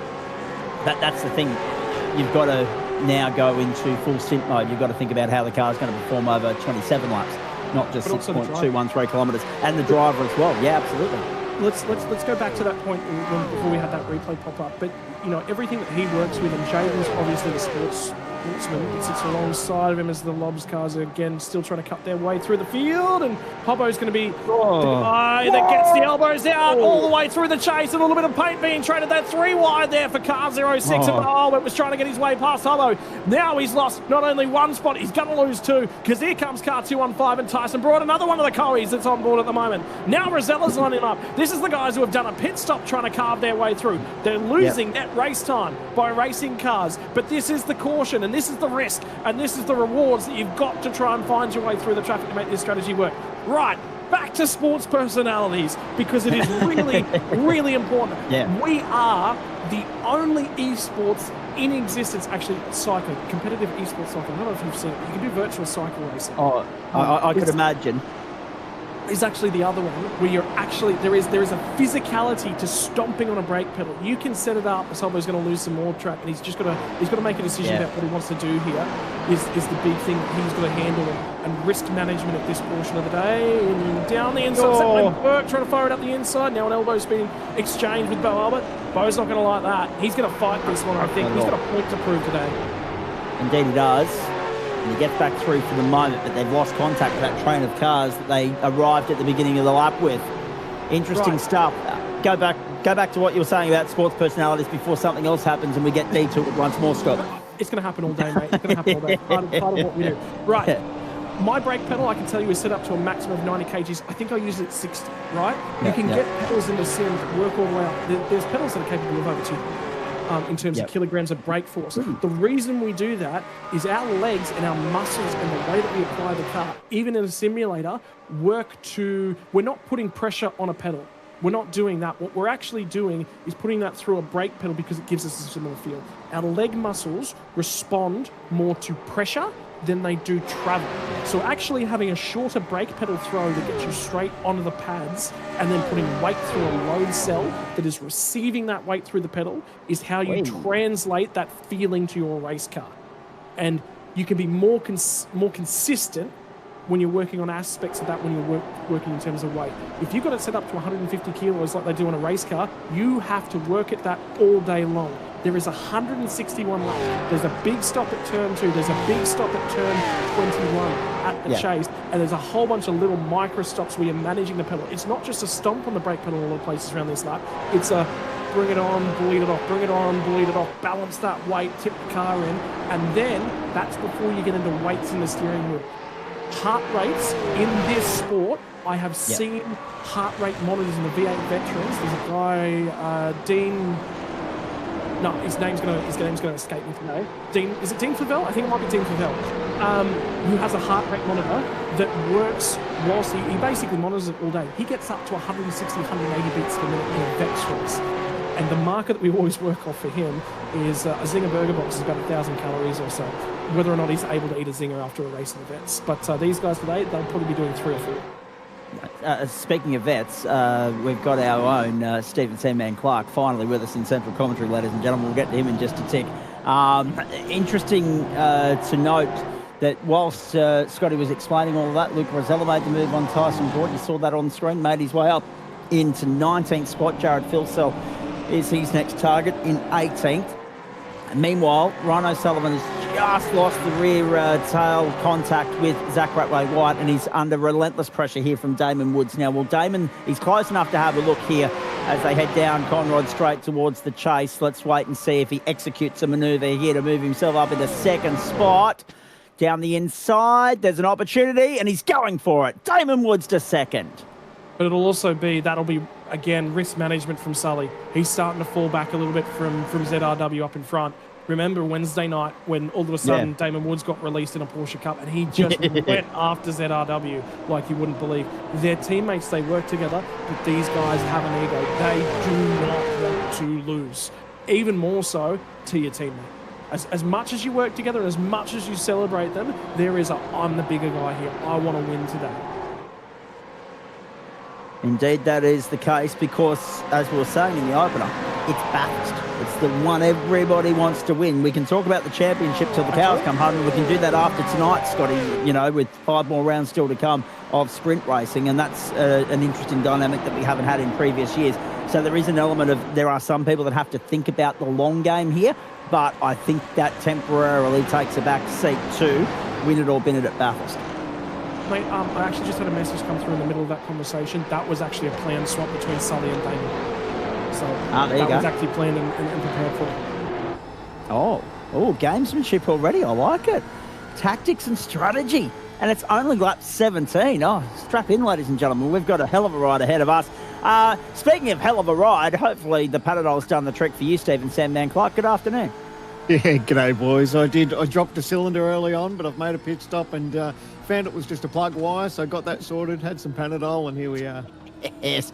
Although that being said, he dropped 3 cylinders last year, ladies and gentlemen. His voice box can't get before we got to the end of the day. So hopefully you're good to go for the finale here, or for the final 5 hours of racing, mate, or 5.5 as it will be. 17 laps in.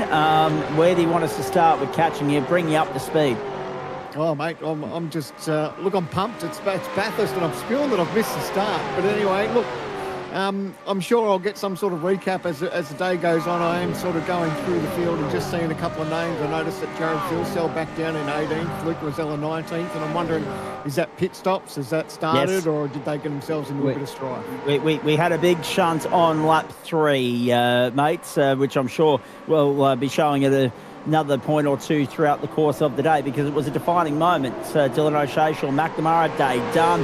Dan Hall spending 5 minutes just trying to wrestle a car without any steering capability onto the pit road, and did so successfully to keep him in the race with Angus Lawford. That then meant that we saw 6 of one and half dozen of the other. Some zigged, others zagged. A lot opted to stay out, but there was a good portion of the field that opted to go in and top up the tank. For those of you that are just joining us, like Sam, man, this was the defining moment. Bang, there it is, Sean McNamara, bang. Lap 3. 5 Lap 3. cars caught up in that one big time, and I'm still yet to hear what race control have decided to do about all of that, quite frankly. Yeah, actually, there is an update on that. There's a drive-through penalty for car 63, but it's out of race. But there is license points that go with that go towards the rest of the season, which is why race control do want to do something about it, because they do want to still issue at fault. Blame's not necessarily the right word, but at fault, because that goes in the license point record for the rest of the season. You have to manage as a driver. So, just having a little bit of a look around. Jay, can you just actually grab what I want to see at the moment is gap between Gilliam and Jared Filson. And the other marker that goes with this is the length of time for the pit stop for both of those cars. Because if that is less than the time they spent in the lane, then effectively Filson is net ahead right now.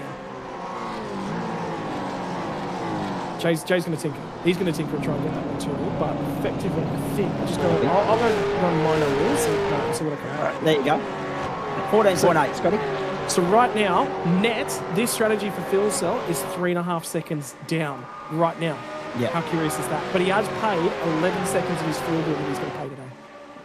Exactly. And let's be perfectly honest, we've had a safety car on lap 4. We're not expecting to go the rest of the day without seeing the safety car at least once or twice more. It is Bathurst. They will come. There will be opportunities to jag that deficit back. There is a 5-second penalty to serve as part of all of that as well. So for field cells. So if you take that into effect, Scotty, we're talking about it being 3.5. Well, that technically becomes 8.5, doesn't it? There's been a position swap between car 94 and teammate car 95. Kobe Jones has just picked up the time penalty. That's come from actually earlier with car triple 2. That happened not long. I think it was the very lap after the contact with Filsell at the elbow for car triple 2. So it's 2 laps in a row, I'm pretty sure, that we're in a biff at the elbow. But Luke Rosella, Richie Stanaway are now ahead of Jared Filsell, Harley Haber, which is really, really interesting. You see him in the background of that shot. There's the next one of the... No, sorry, my apologies, that's a little bit early. That's Thomas McMillan inside the tank. Here's the replay. And this is how the penalty was earned. Oh, yeah, understandable. Oh, wow, that's a wild ride for the 222 through the chase. In fact, very lucky to catch it, because once you end up on that grass, as you boys know, so often, more than not, you end up a passenger. But he did well to be able to pull it up and jag it back without spearing too far into the gravel trap. Down the hill we go once more. Pretty ride with Gilliam. He's chasing O'Sullivan. Brady Myers is part of this train. James Scott and Cody Deep latching on as well. Lap 19 of 161. Good to have you company wherever you're tuning in this Sunday afternoon. This is the overtake. Orchestrated beautifully on the outside. That's a race plan. There's a race to put together. Of course there is. Yep. Yeah. And this is the point where you start realising, okay, yes, there's a sprint element to it at the start, but now they're thinking endurance. Yeah, definitely. Track position, if you can buy it nice and early, you can probably hang on to it and manage it throughout the rest of the day. And worthwhile pointing out, The benefit is for Jared Fields, or sorry, for Luke Rosella at the moment. He knows about that penalty. They all know about Jared Fields, and they'll be just managing where their car pace is going. Damon Woods, though, he was very, very patient on board car 56 in those opening laps of this one. He knew that there was another 20 or so to go on the stint after the safety car, and he's driven this car to that number. Remember, these guys, 27 on full green flag stints. We had 3 laps on the safety car. I reckon we can probably get to at least 29 on this first stint. Yeah, and that will help them in the long run, you would imagine. Not necessarily from a driving numbers standpoint, because the minimum co-driver requirement is still 54. But if you've got that 2-lap leeway and safety cars fall your way throughout the course of the day, could make all the difference at the back end of proceedings. And you will have noticed on the bottom of your screen there too a moment ago, folks, that Damon Woods is the form front runner as far as race pace is concerned. He's taken 3 to 4 tenths of a second out of Zach Ratway White over the last couple of laps and is nipping at the heels as they stretch across the top of Skyline once more. You mentioned Hobbo earlier and the Brock Tribute livery. Hard to believe that we're sitting here on the eve of 20 years since that untimely passing of the 9-time Bathurst champion, where time is really a thief, isn't it? Like, you wouldn't believe that it's been 20 years. No, that feels like yesterday, doesn't it? And the moment where we all sat by and watched, but then also the moments that unravelled throughout the day and Lowndes taking away the trophy at the end of the day. I bawled my eyes out watching that on the couch, because if there's anything that means as much at that point in time, anything that meant so much to a driver throughout the journey, there is no Bathurst 1000 moment in history that means as much as watching him with tears in his eyes as he crossed and took the checkered flag after everything and the trials and tribulations that day held. And there's moments for that for a number of drivers up and down the field. Could you imagine if one of our retiring guys on their way out the door scrambles back up and wrestles something like that? And at the end of the day, you'll sit here and you'll go, this place, this series, these drivers, they're not owed anything. You have to earn it. You have to earn every 100%. Opportunity. But I tell you what, the storybook that would play, mate, I'll be sitting here writing novels at the end of it. Yeah, there's plenty of books to be written out of it. In fact, there's one sector of the motorsport industry that makes a living out of writing books about the stories of this place. Hello to the Sleuth and his crew. Up towards the cutting we go once more out of Mountain Straight and Griffin's Bend. And Damon Woods just sitting there patiently nipping at the heels. So Zach Ratway White at the moment having real distinct flashbacks to Wednesday night and the increasing presence of Damon Woods in his rearview mirror at the moment as they head across the top of Mount Panorama. Ryan O'Sullivan holding station in third. Andrew Gilliam fourth. Gilliam's got that championship to think about as well. Go further down the order. Rehan Leonage has recovered up into 16th spot from 24th on the grid. That's not a bad start. And Jake Maloney also, as we talk about the Enduro Cup, he's sitting there 13th right now. We're right on board with Zach Ratway White. And also worthwhile pointing out as well, we were expecting to potentially have Shane Van Gisbergen driving alongside of Brad Newman. Brad, of course, being an oval pilot, oval merchant as much as he loves that. He really loves getting out there amongst the NASCAR community and having the guy basically race home from Richmond Motor Raceway there in America. The big news and the big story coming out of that one, car number 3 did not take the race start in this one. Here might be the move. No, he fuel saves. Damon Woods is fuel saving. There was a delay to the start of the NASCAR Cup Series race from Richmond. Normally on a Sunday, by the way, any other week of the year, if it wasn't at Richmond this weekend, but it's on a Saturday night over in the States, and unfortunately that means Shane won't be able to make the big dance, and unfortunately for Brad Newman, it also means car 3 won't take the start without a co-driver. Whereas last year, we were 2 weeks into the NASCAR off-season when we ran the 1,000. Brad Ratsu's just gone wide! Oh, no.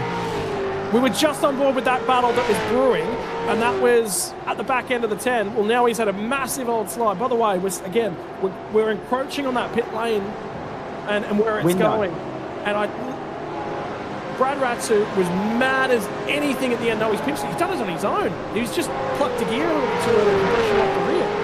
He was mad as a cut snake at the end of qualifying yesterday. And I was talking to him about it, and he said, the lap I was on If I'd have put it together, it would have been in the shootout. It would have been the only Orbit Top Bear car in the shootout.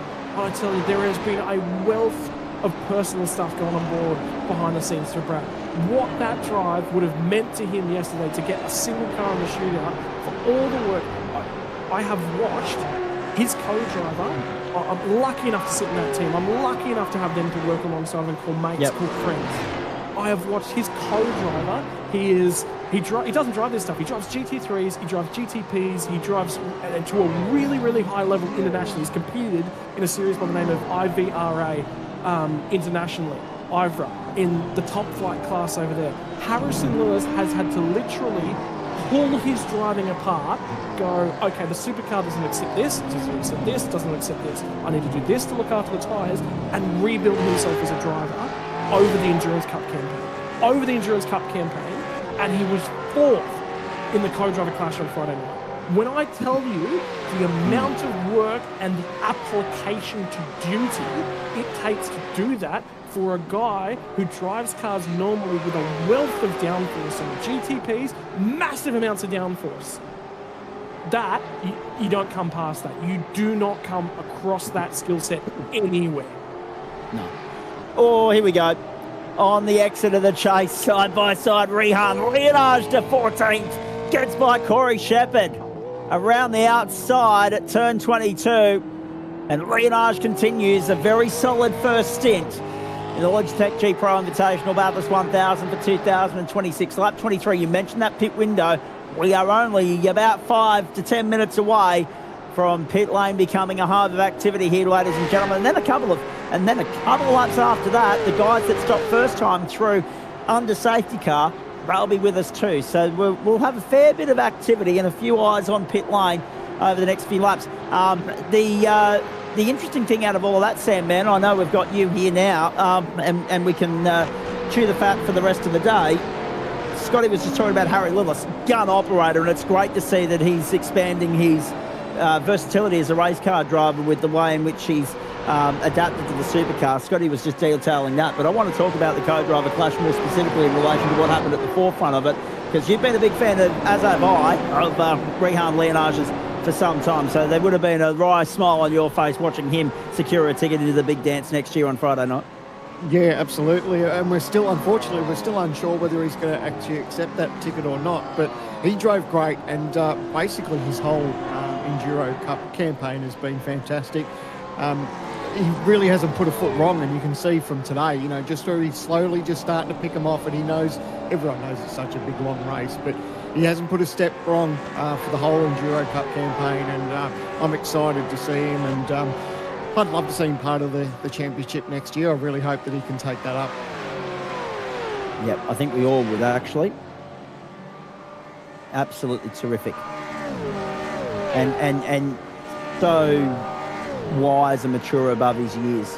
Like, you forget that he's still going through school and early adolescence.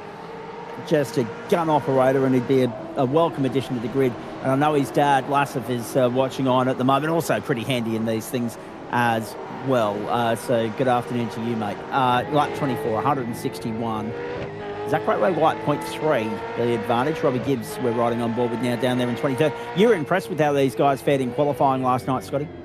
Yeah, really, really happy. And again, this is the recovery effort after. This is one of the cars that's on that alternate strategy at the moment. I've just seen as well, Forzen El Nabi is one of the other co-drivers that's in the field in this first stint on board for Josh Anderson at the moment. He has also climbed his way into 10th spots. There's some changes going up and down. But Robbie, just talking to him this morning, there was a sense of opportunity. Everything that he did last year, he was just unhappy. He was just unsettled. He wasn't happy with the way things were going. And the Emma's Tyson Broad's going to get Andre Heimgartner trying to apply an afterburner to the inside of one of the fastest gingers in the country. I give Tyson, I'd rustle his feet as often as I can because he gives it straight back as good as he gets it. Absolutely, he does. Yeah. But for me, Robbie Gibbs, when you look at him and that interview and opportunity he had to break things apart, I think for a lot of the guys that went to the Chiefs, Bo, I'm so glad Bo took that opportunity up, because I think if he'd have walked away without trying something different, he would have been disappointed in himself. I think he's still disappointed it only lasted a year. I think he thinks he's capable of more, but life changes. Robbie needed a change. He needed French sense of scenery, and it comes at the behest of Evolution Racing Team, which have been such a stalwart in the community over a long period of time. But at the same time, is it goodbye, or does that open the doors for a new crop of kids to walk in the Evolution Racing Team door potentially and build something of their own if that discussion is handled well away from things? It could come back from the ashes and be better than it's ever been before. So it's the same thing we see with Gary Rogers at the moment building their Super 2 car. It creates an opportunity further on down the line if you look at it that way. But the big thing we know is at the end of sort of 2025 was something that nobody was really happy with the way that things were operating there, and something needed to change. And it's for the best sometimes. Thomas Wilson got that bowler and wasn't able to pull it up at the last corner, and they'll swap places back. But it's look at the sense of opportunity and look at an opportunity to surround yourself with new people. And I think probably the best perspective of that is guys up the pointy end at the moment. Zach Rattray-White was with Vermilion a couple of years ago. Andrew Gilliam was also there as well. Guys that have shuffled up the personnel that are around them, and look at the proof in the pudding. Thoughts on that, Sam, man, as we watch a move there on the inside. Tommy McMillan on the inside of Matty Bowler. That's for position number 8. So McMillan was outside the top 10 a few moments ago after a bit of a rough restart after that early safety car. The recovery mission continues back up into the top 8. But the telling thing here, Sam, man, is the big gap between the top 7 and then this next pack of cars. It is out beyond 5.5 seconds at the moment. Yeah, and look, that's not much of a strange thing to see, I guess, when you see over endurance racing. But one thing's for sure, and you don't want to put the Mozza on anyone, that there's a good chance that we will see another safety car at some point. And of course, pit stops are coming up soon, so that'll shuffle things up a little bit. But that's the beauty of this race and endurance racing is that, yes, okay, the margins might blow out a little bit, but that gets the race into a little bit of a rhythm and stuff. So it takes away some of the pressure of the battles, but I don't think too many people will be caught up on the fact that the field is spreading out, even though we expect that a little bit throughout the moment. Going back to the SVG news, Scotty Rankin out for first pit stop of the day, coffee top up number 1, ladies and gentlemen. So he'll be back with us in a few moments. And don't get me wrong, I'll be off for a coffee top up at some point as well. It's that sort of day, isn't it? If you're working, you've got the coffee brewing. And if you're watching on, like I know so many of you are, because let's be honest, this is the best Australian motorsport offering on your television today. But based on so much evidence presented before us over the last 72 hours. The reality of the matter is that you're sitting there with the esky full of ice and full of your favourite beverage, and you get the best seat in the house. So we hope you're enjoying your day with us. Just going back to the SVG news, though, we mentioned the NASCAR delays. Well, the Cup race has just finished. I won't spoil it for anyone that's going to go back and have a look at it a little bit later on. But I would hazard a guess that it's got less to do with the Cup race and more to do with the fact that the truck race got postponed Friday night into Saturday morning Richmond time, Richmond, Virginia. That race only ran at 2 a.m. this morning Eastern Standard Time, and then he's backed up and done the Cup race as well. That's what I'm going to hazard a guess that might have been the contributing circumstance. We'll move down the inside. Very good awareness from Matty Bowler on the presence of Forza and El Navi. They've got a little gap to play with. Tyson Broad limping away out of Griffins. Now, what's happened there, we'll find out on the OG Gear replay. Contact? Yes, there is. Yeah. Well, might have been brewing for a couple of laps, Sam. Absolutely, because when Scotty was having a chat before, Heimgartner tried to make that move earlier in that same spot, and then felt he got his nose cut off. And I saw him at one point, he was flashing his headlights, so he obviously didn't appreciate. He felt that he was probably alongside enough, and now he's had a second crack, and unfortunately it's all turned to custard. So the cars look okay. Sorry to cut you off. I just walked back in the room. I got the wireless headset on the Logitech Astro A50s on. Okay.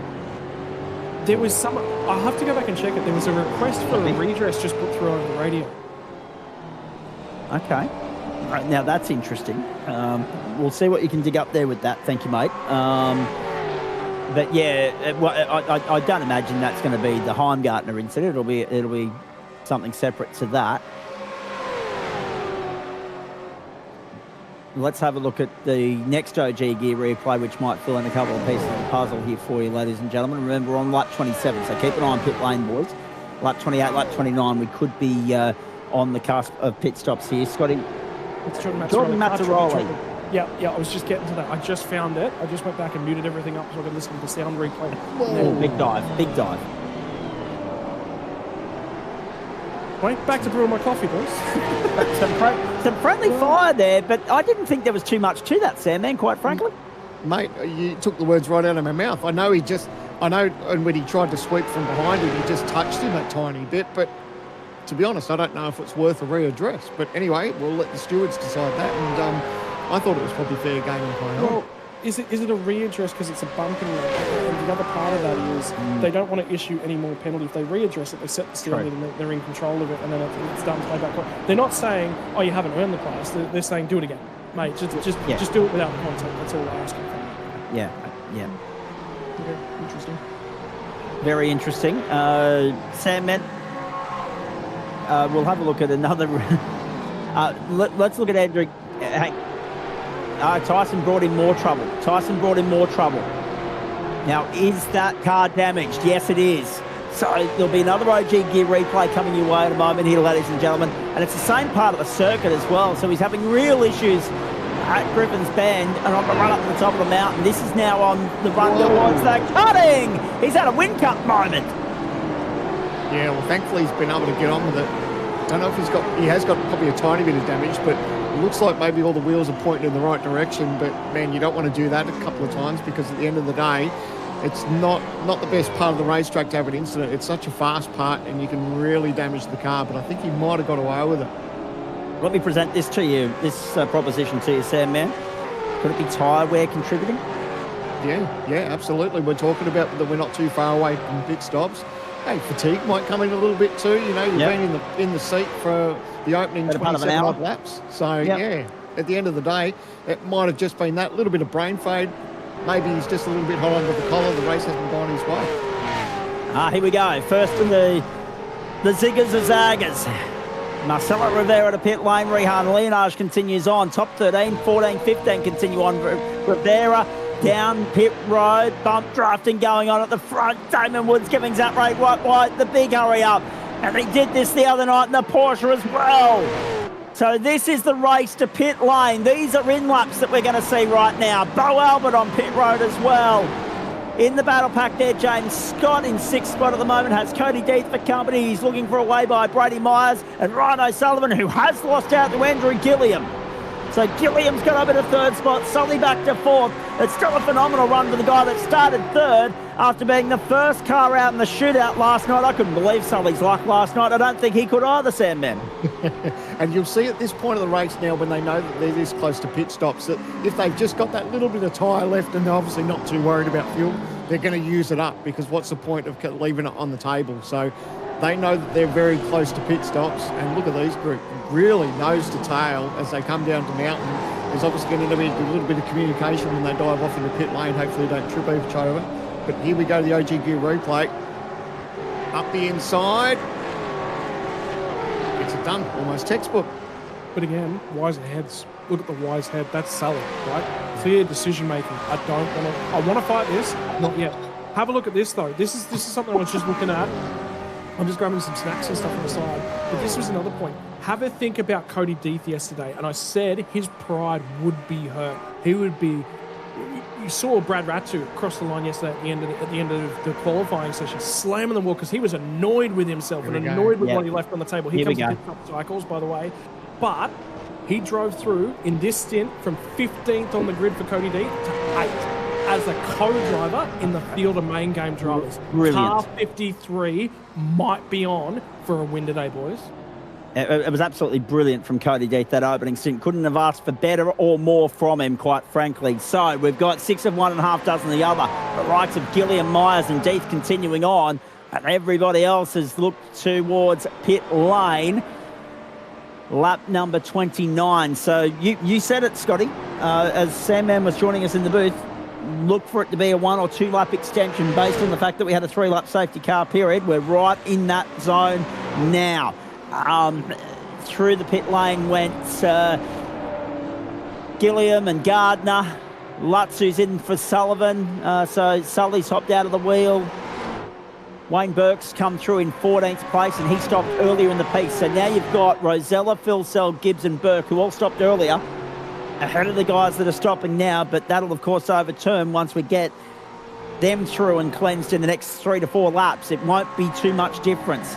Keep your eyes on pit lane, ladies and gentlemen. Plenty happening at this point in time. It's a good time to come into the booth, Sam, man. Mate, I tell you, and this is what I love about endurance racing, is that when there's a few teams and drivers that roll the dice and try a different strategy, it really mixes things up, and you just don't know how it's going to play out because there's so many different factors that are still going to yet to happen, whether there's a safety car, whether someone has a drama or, has a mistake on pit lane or whatever the case may be. And the beauty of this race is that you just don't know who's going to take it out. Someone could be the odds-on favourite in the early laps, but come 150 or 160 laps, they might not be there or thereabouts. Scotty, serious question. What do we go with on the coffee front these days? What are you rocking and rolling with? No, he's still making it by the sounds of that. No, I'm mid-snack at the moment, to be perfectly honest with you. Righto, here we go. Get into pit road. Talk us through it, Sam, man. The race leader, the championship leader on pit road. Yeah, so now he's obviously darted in as quick as he can. And, of course, one of the things that we spoke about throughout the week's broadcast is that pit entry. It's crucial to get that right and attack that as hard as he can. So he's obviously done that right, hasn't made a mistake. He'll want to hit his marks. And now the eyes are on, you can see. We've got Brady Myers as our current race leader at the moment as things still filter out. But it's always good, I guess, as a team. You get that first pit stop over and done with, and then you get to do a bit of a driver swap and have a chat and have a little bit of a refresh, you get the batteries charged, and actually becomes a bit of a spectator now as he sees how his car progresses throughout the rest of this stint. Brady Myers, this is lap 30 of the stint, so he's managed to go 3 laps longer as a result of being able to fuel save, both in the train of cars, and Rehan Leonage has done the same thing. They've gone 30 laps, so that's a combination of saving in the train and also saving under safety car conditions. And even more impressive, I'd argue, from Rehan Leonage being from 24th on the grid, the fact that he's been able to work his way through the field and save fuel at the same time. Impressive work from the youngster in the opening stint to bring the 51 right back into some form of contention, at least for a top 10 finish. They've got a True Force Enduro Cup, Sam, man, to think about here. Yeah, they've been massively. We've spoken about that a lot, and we'll continue to talk about it throughout the day. Been massively impressive throughout the Enduro Cup, and to be in the position where they are at the moment, I think they'd be quite pleased, because obviously the way that these strategies play out, if they can stretch this just a couple of laps longer, you never know how a safety car may fall, and it could land right in their lap. But they're obviously not too far away from pit stops, but here we are, lap 30, Brady Myers on screen, and you would imagine that he's not too far away from the lane at the moment. By the way, I don't know if we covered it off in amongst everything happening on pit road, but you may have seen it at the top of your screen, folks. Andre Heimgartner, 5-second penalty. Where's an invoice for that incident up at Griffin's Bend with Tyson Broad? Brady Myers to pit lane now, and Rehan Leonage, I would assume, is going to follow. Yep. Yes. So there you go, ladies and gentlemen. First round of pit stops done and dusted, albeit we do have those drivers that stopped lap 4 coming to pit road, I would imagine, before the end of lap 35. So effective race leader now will be Rosella and Jared Filsell in second, the way this will filter out for the moment. I'm going to counter that. I reckon these guys are putting him in at lap 32 at the absolute latest. And the reason for that is, when you have a look at most of the field, they pitted at the end of 27-28, right? These guys filled up that 4 laps. So they can probably only go that 4 laps longer, so 28 to 32. And the other thing about those guys punching their way back through the field is they weren't saving, because when you're in the field, you need to pass as many cars as possible to get the track position back. So you're trying to basically, what happens is as the race goes on, the field naturally does what we call field spread. Basically, a car that's in 15th can only do a 15th place lap time. So you're caught up behind that 15th place car, and it can only go as fast as it can possibly go. The race leader can go faster. So the longer you spend behind those guys, you actually drift from the lead, even though your pace is better than that. So you've got to actually attack. So it means there's actually not as many opportunities for fuel saving. If you do fuel save, you end up behind cars longer. So it's opportunistic fuel saving at those bits and pieces of the equation. There's a little bit to do driver swap for car number 74, Johnny Looks, who gets behind the wheel. So that's a little bit of discussion there. 22 and 51. 51, remember, it started deeper in the field than they necessarily would have, right? Back in the mid-20s. So for them, the reason to go fuel saving is, again, the opposite of that. We're faster than the cars around us, but we can't show that pace. Rayhan's focus at the start, fuel save early, save the tyre whilst you fuel save. What that then allows you to do is later on in the stint, you can pick cars off early because they've spent the whole stint fighting and ripping the shreds off of it. McMillan down the inside. Good move up into 21st position. Gets by the ERT entry of the XL National Champion, multiple-time champion Ethan Grigott. Very nicely done. A clean overtake, and at the same time you saw when we picked up Gianni Latsu, he was making his way by Will Buchanan in the Chiefs Esports entry. Rosella, Philsell, Gibbs and Burke, the current top 4. We know that's going to change, but let's pick the fuel stops apart. We're going full stops at this time of the day, aren't we? They're top of the tank right to the brim. They'll worry about the overturn and the short stop later in the piece, you would imagine, unless we get a safety car right now, of course. Sorry, I was just about to have a look at Robbie Gibbs and just be like, okay, what's happened there with that car? He was one of the stoppers that took the short stop earlier on. And by the way, Robbie Gibbs held for 30 seconds longer. Remember that seam damage that you saw back right rear corner of that car? They were 30 seconds longer at that lap 4 stop. So basically, they went to the pits at the end of lap 4 because they're like, we've got to put a race together here. We're better off taking this pain now at a pit stop when these guys are most of the field aren't really going to take fuel. We'll get ourselves off cycle, but we get a clean race car again. We can actually go back forwards from there. Just listening to a lot of the TTR cars, I'm actually hearing engines silent for a large portion of the lap. Up and across the top from McPhillamy through to Skyline, they're basically put on the clutch, no RPMs going through the thing, long run down to the chase. So that's how they're extending that fuel margin as well. But like I said, so it's what they're trying to do is when you get to the brake, the biggest tyre temperature is corner entry, corner exit. On the front tyres, it's corner entry, load them up into the brakes, turn them, because you're putting all that heat, all that stopping power through the bulk of the front end of the car, middle and off. Talk to Gilly about his qualifying lap, how they're managing that slide. Well, you've got to manage that over 27 laps here. It's not sliding it off exit. Move on the inside and contact. Griffin's on the OG gear replay. That would have been what the redress was for a while ago. That's No, only just happened. That has only just happened. Yeah.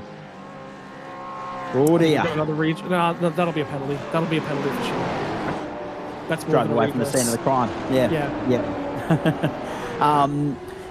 Just going back to what you were saying about 27, 28 laps since, the other interesting thing for mine is if they stopped lap 4, they still had 2 laps at their disposal, lap 5, lap 6. Remember, it was a 3-lap safety car period. It was lap 4, lap 5, lap 6, the incident occurring at the end of lap 3. So if they've had that 2 full laps to save fuel, they may be able to stretch it out a little bit further.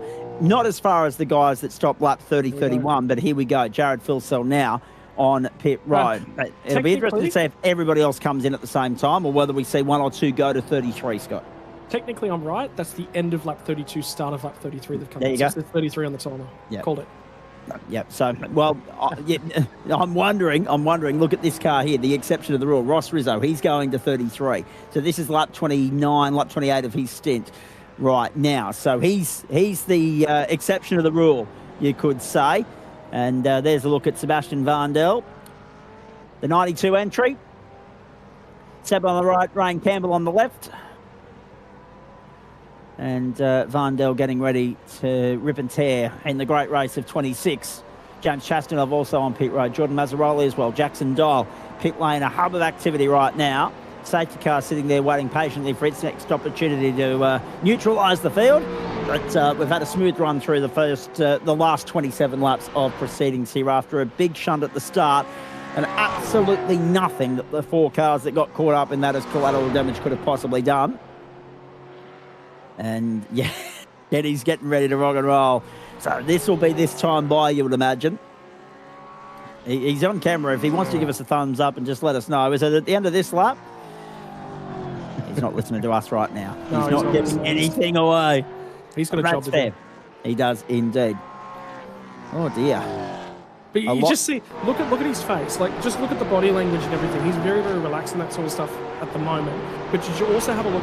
So a lot of these drivers race on what we call triple monitors or an ultra wide monitor. It's generally the preferred way to go about things. There's a couple of drivers that you've seen Russell Pepperell's camera at some point. He's actually got the virtual reality headset on, so he can actually move his head around and see all sort of variants of the car. Jay, if he's still in the car, yeah, there you go. So that's the difference. Can you get those two shots side by side? But the big thing I wanted to talk about was actually the two different approaches to things. You've got a driver in the car that's driving right now in Russell Pepper on the right-hand side of the shot, and Stenberg getting ready. His car's coming into the pit lane. But what you saw Stenny do when he was sitting in the rig, there'd be fuel calculations or something on that right-hand side monitor. He's looked over at that going, yep, you've got a litre left, make sure you make it to the lane. Was basically the calculations, the math and the looking that he was doing. A little bit of scratch of the head, readjust to the calculator. I have a feeling that car's in pit lane at the moment. He's getting ready. So that feel of the wheel was just all the test. Everything's ready. Everything's switched on. I don't have to do, I've got 20 seconds or so to make sure I can do a hardware check before I do that. So there was all of these elements getting into a car. Ross will park it up at the front end here. You'll see the car disappear for a moment. That's when you know, sorry, drivers, there goes the driver. Now Stenny will jump in, he'll press a button on his steering wheel. He's now in the car. Now they'll go through a little bit of procedure. I've raced for a few different teams before. I've ended up at Orbit Drop Bear. And one of the things Aussie-wide racing, this was a part of our structure that we used to do after doing a lot of endurance races. There was a lot of conversation around pit stops. And the reason for that, it's the time when a lot of things can go wrong.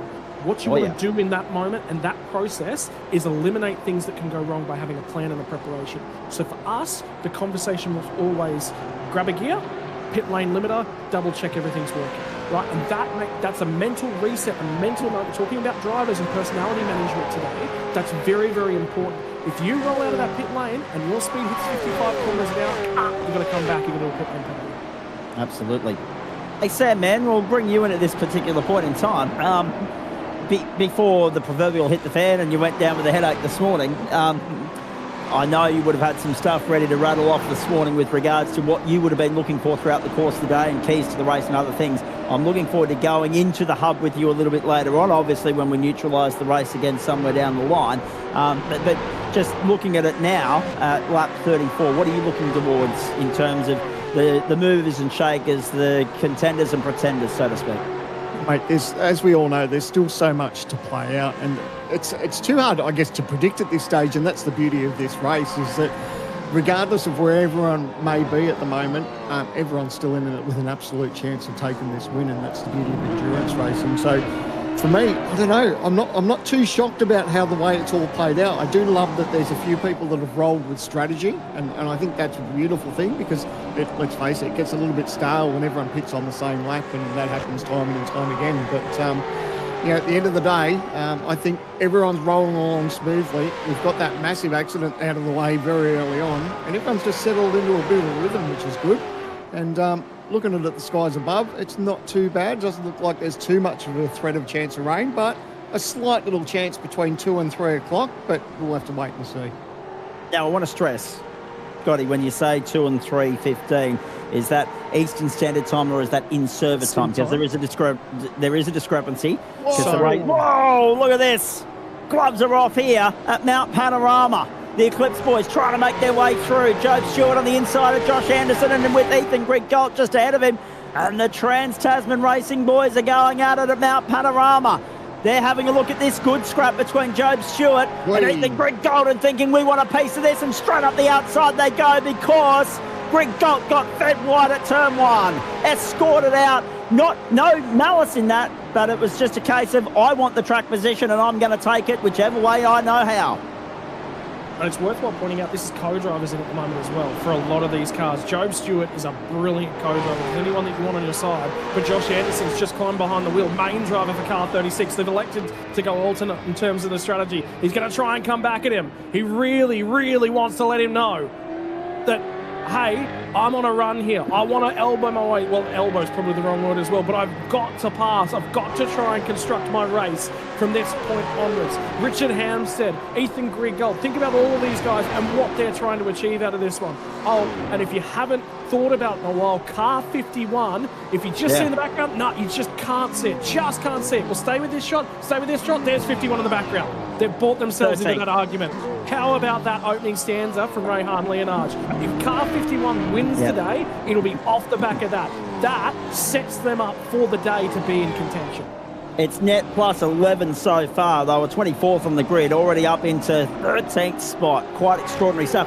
And Sam, man, the other point to counter what Scotty was saying, or to add to it, I should say, is with the view to aggression, right? There are some guys that can play the calm and conservative approach to this for the first 5 hours. But if you're one of those guys that really didn't get the right end of the mill in qualifying, the rough end of the stick, so to speak, you're chasing your tail for the balance of the day, and you've got to go about that with a level of aggression, but also you've got to limit that to a point where you don't trip yourself up and bring yourself undone in the process. Yeah, it's a bit like an old adage that I'll take from Darryl Waltrip in his commentating days. It's cautiously aggressive is what he needs to be. It's just, you know, if you find yourself in a bit of a pickle, it's easy to get yourself flustered and ruffle your own feathers. And I think it's important that having a team behind you, that they can sense when that's feeling, then that's happening to the driver that they've got in their team. And just have a little word to them, say, you know what, it's a long day, get in their ear, calm them down, because this is the last place. You never want to race aggressive at any racetrack, but if you race aggressive at the mountain, it will bite you. 100%. Leo Duncan cops an invoice to the tune of 10 seconds for contact with the 061 a little bit earlier on. So the 061, of course, the Project 36 entry of Jackson Dial behind that car at the moment. At the front, Griffin Gardner holds sway. This is through that first round of pit stops. Although, interesting to note that you've got guys like Griffin Gardner in the 17 taking over from Zach Ratray White. They're 7 laps into the stint. So at the moment, Sandman, the guys that stayed out during the safety car, reaping the benefit for the moment. But we won't speak too soon, because at the end of the day, they're going to have to take on a little bit more juice to get themselves home because of that overlap. It's only 4 or 5 laps now, but it's still a factor. Yeah, absolutely. And a lot of these teams and drivers, they will, obviously you count this race backwards too. You race them to 161 laps, so you start counting back.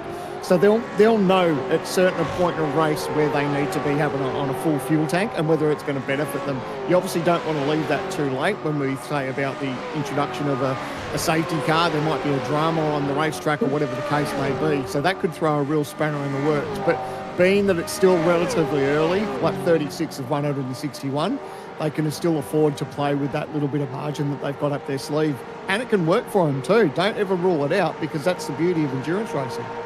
The commentary box is about as light on as it's going to be for the balance of the day, ladies and gentlemen. Scotty Rankin's gone for a wander down virtual pit lane to see what he can dig up and who he can muster up to come and have a yak with us. Meanwhile, our superstar producer director's on pit stop number 1 of the day as well. Sandman technically starts with the pit lane starts, so I think that counts as your first compulsory pit stop as we make our way up Mountain Straight. Lap number 37 for you, wherever you're tuning in all around Australia. Great to have your company on a Super Sunday for the Logitech G Pro Invitational Supercar Series, and our first virtual pit report of the day from you, Scotty Rankin. Yeah, gone for a little bit of a wander, because currently behind the wheel of car number 12 is Job Stewart, and that means that he's recently crowned winner of Sandown 500, as I made sure I roughed him up on his birthday just this week. Matty, it's been an interesting month, mate. You walk back the other side of Sandown, I think one of the big things was, I don't think you would have thought you were capable of a race when you just, the way that you talk about yourself and the way that you go driving, there's so many quick people in this field, you've got to topple all the best of them on their best day to have a shot at the win.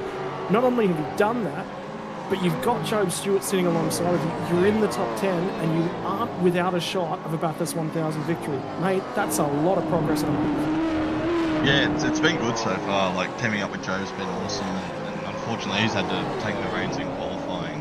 Sandown, he jumped on it maybe an hour before qualifying and was already quicker than me, so I was like, oh, you can do it. And then Bathurst, I was actually unavailable, so I had to shoot him a message that day and say, hey, can you jump in and do that? So he's been awesome. He's jumped in and stepped up and done the work. So yeah, he put the car in a good position. I think it was 7th or something. And yeah, race pace was good at the start, but I think I just overworked the tyres too much and yeah, fell away and dropped back. So hopefully Job can just bring us back up to where we were. Well, good news, he just picked off one more spot, walked his way ahead of Will Brown on board car 22 for Brady Myers later on into the piece. Trying to play you away just that fraction a little bit forward. There's been a couple of cars around you guys, certainly with pace, as you see Josh Anderson will also make his way through. There'll be another couple of cars to line their way up. Things are trending in the right direction, and I said to the Chiefs Esports Club's guys a little bit earlier on in the piece, it was time for a sense of change in the water, and I said it during the broadcast here this morning.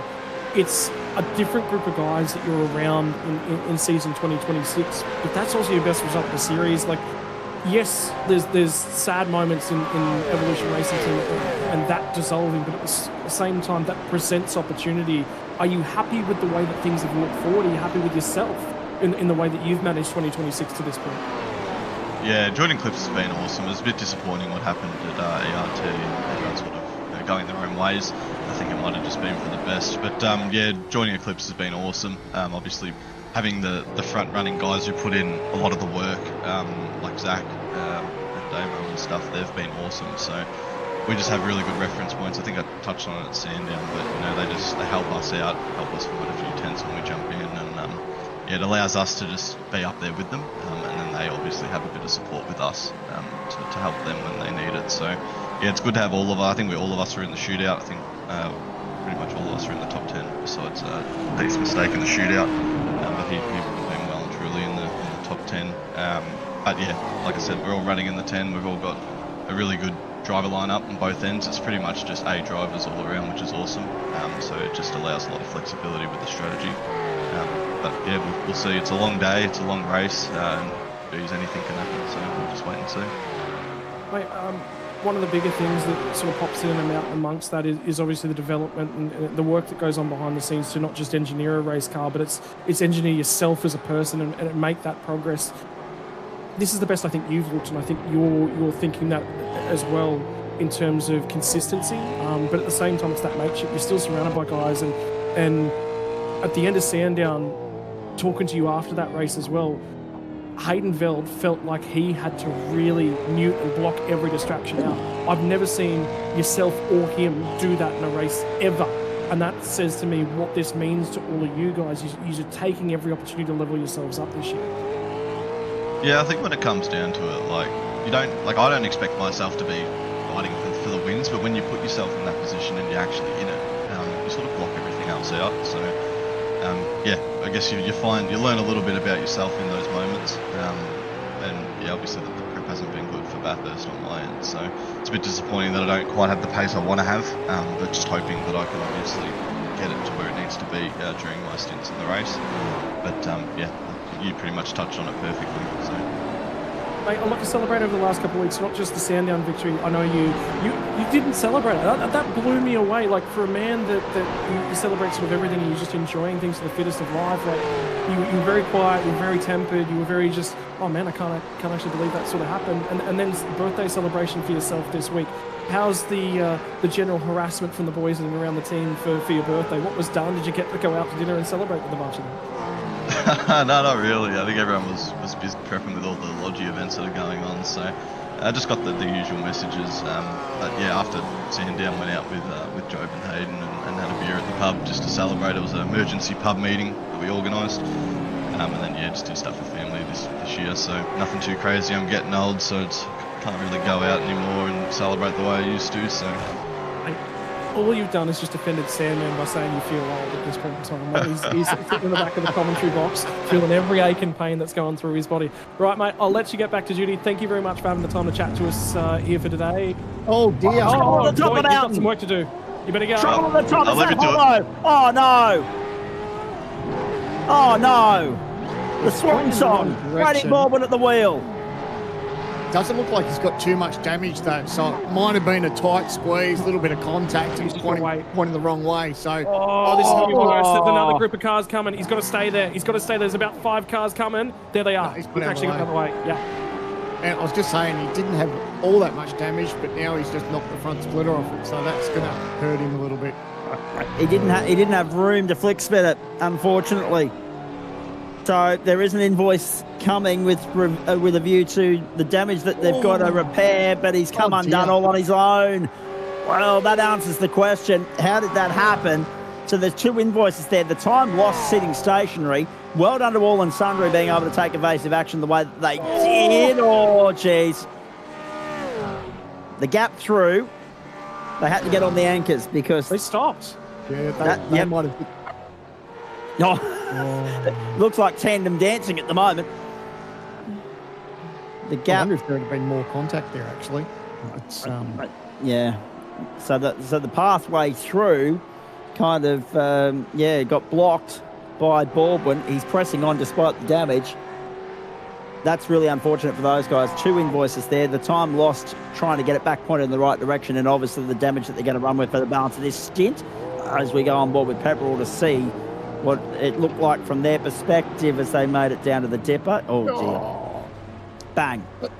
Look, mate, a little bit of contact, but I think he did a pretty good job considering it could have been a lot worse and managed to pick the gap through there, but nothing worse. Oh, then it got a little bit tight on exit too. There's nothing worse than when you're racing around the mountain and there's an incident that happens in front of you. I can speak about this firsthand actually now, boys, because when an incident happens in front of you, you just can't pull it up and you're just a passenger.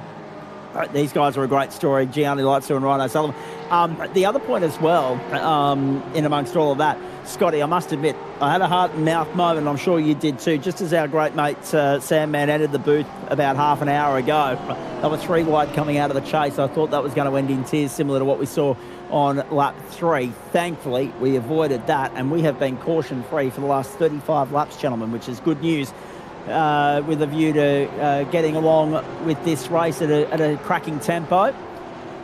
Griffin Gardner, the leader at the moment. Caleb Hydes, Hayden Veld, Jaden Ojeda and Will Buchanan, the top 5. Interesting day, just to start things off. A lot of moments very, very early on. Remember the co-driver clash on Friday night? I said there's no way this continues through this 1,000. Well, it has. And now it's started to come off the boil and simmer down just a little bit. Leo has started, car 77. They're struggling for co-driver pace this weekend. Lee's doing his best, but this isn't about race wins for Madison Down this season. This is about going driving with a mate and enjoying his opportunities. So when they picked Lee for car 77 and locked him into that car, I guarantee you the thought that went through that head was not, I want to win this thing. It was just, let's do every lap that's available to us. That's all. Let's just tick every lap off and have fun the whole way through. And that's what Madison was trying to do with car 77 there. I guarantee you Sam will mirror those sentiments in just a few moments. But tricky moment at the moment. Jaden Ojeda's just starting to lose a little bit of ground. The guy I'm actually still keeping eyes on is go back to Matty Bowler in car 12. And the reason for that is, I think, not the most recent lap, but everything leading up to it, he's been just about the fastest car on track. So that pace is coming to car 12, and the reason he wasn't the fastest just last time by was I think it was a little bit of overtaking in traffic to sort of manoeuvre his way through. But remember, you've got Griffin Gardner at the head of this field. Think about Zach Rathray. Think about, and I talk to you about the stories and the way that these guys build themselves. Like Angus Lawford is the shortest story among those. In April 2024 to now, right? April 2024 to the end of 2025, and then through the qualifying series at the start of this year. So effectively, 18 months in the sim to get himself to a point whereby he's capable of competing in this series. What a story that is. I can tell you, Lachlan Capel and I celebrated our friendship of 5 years, probably about a month and a half ago now. And I've been there to watch his journey ever since his very first series is on the sim. But the thing is, car racing and everything that you see at this point in time, and this goes back to the vets that we saw yesterday out, Sam Menzen amongst those.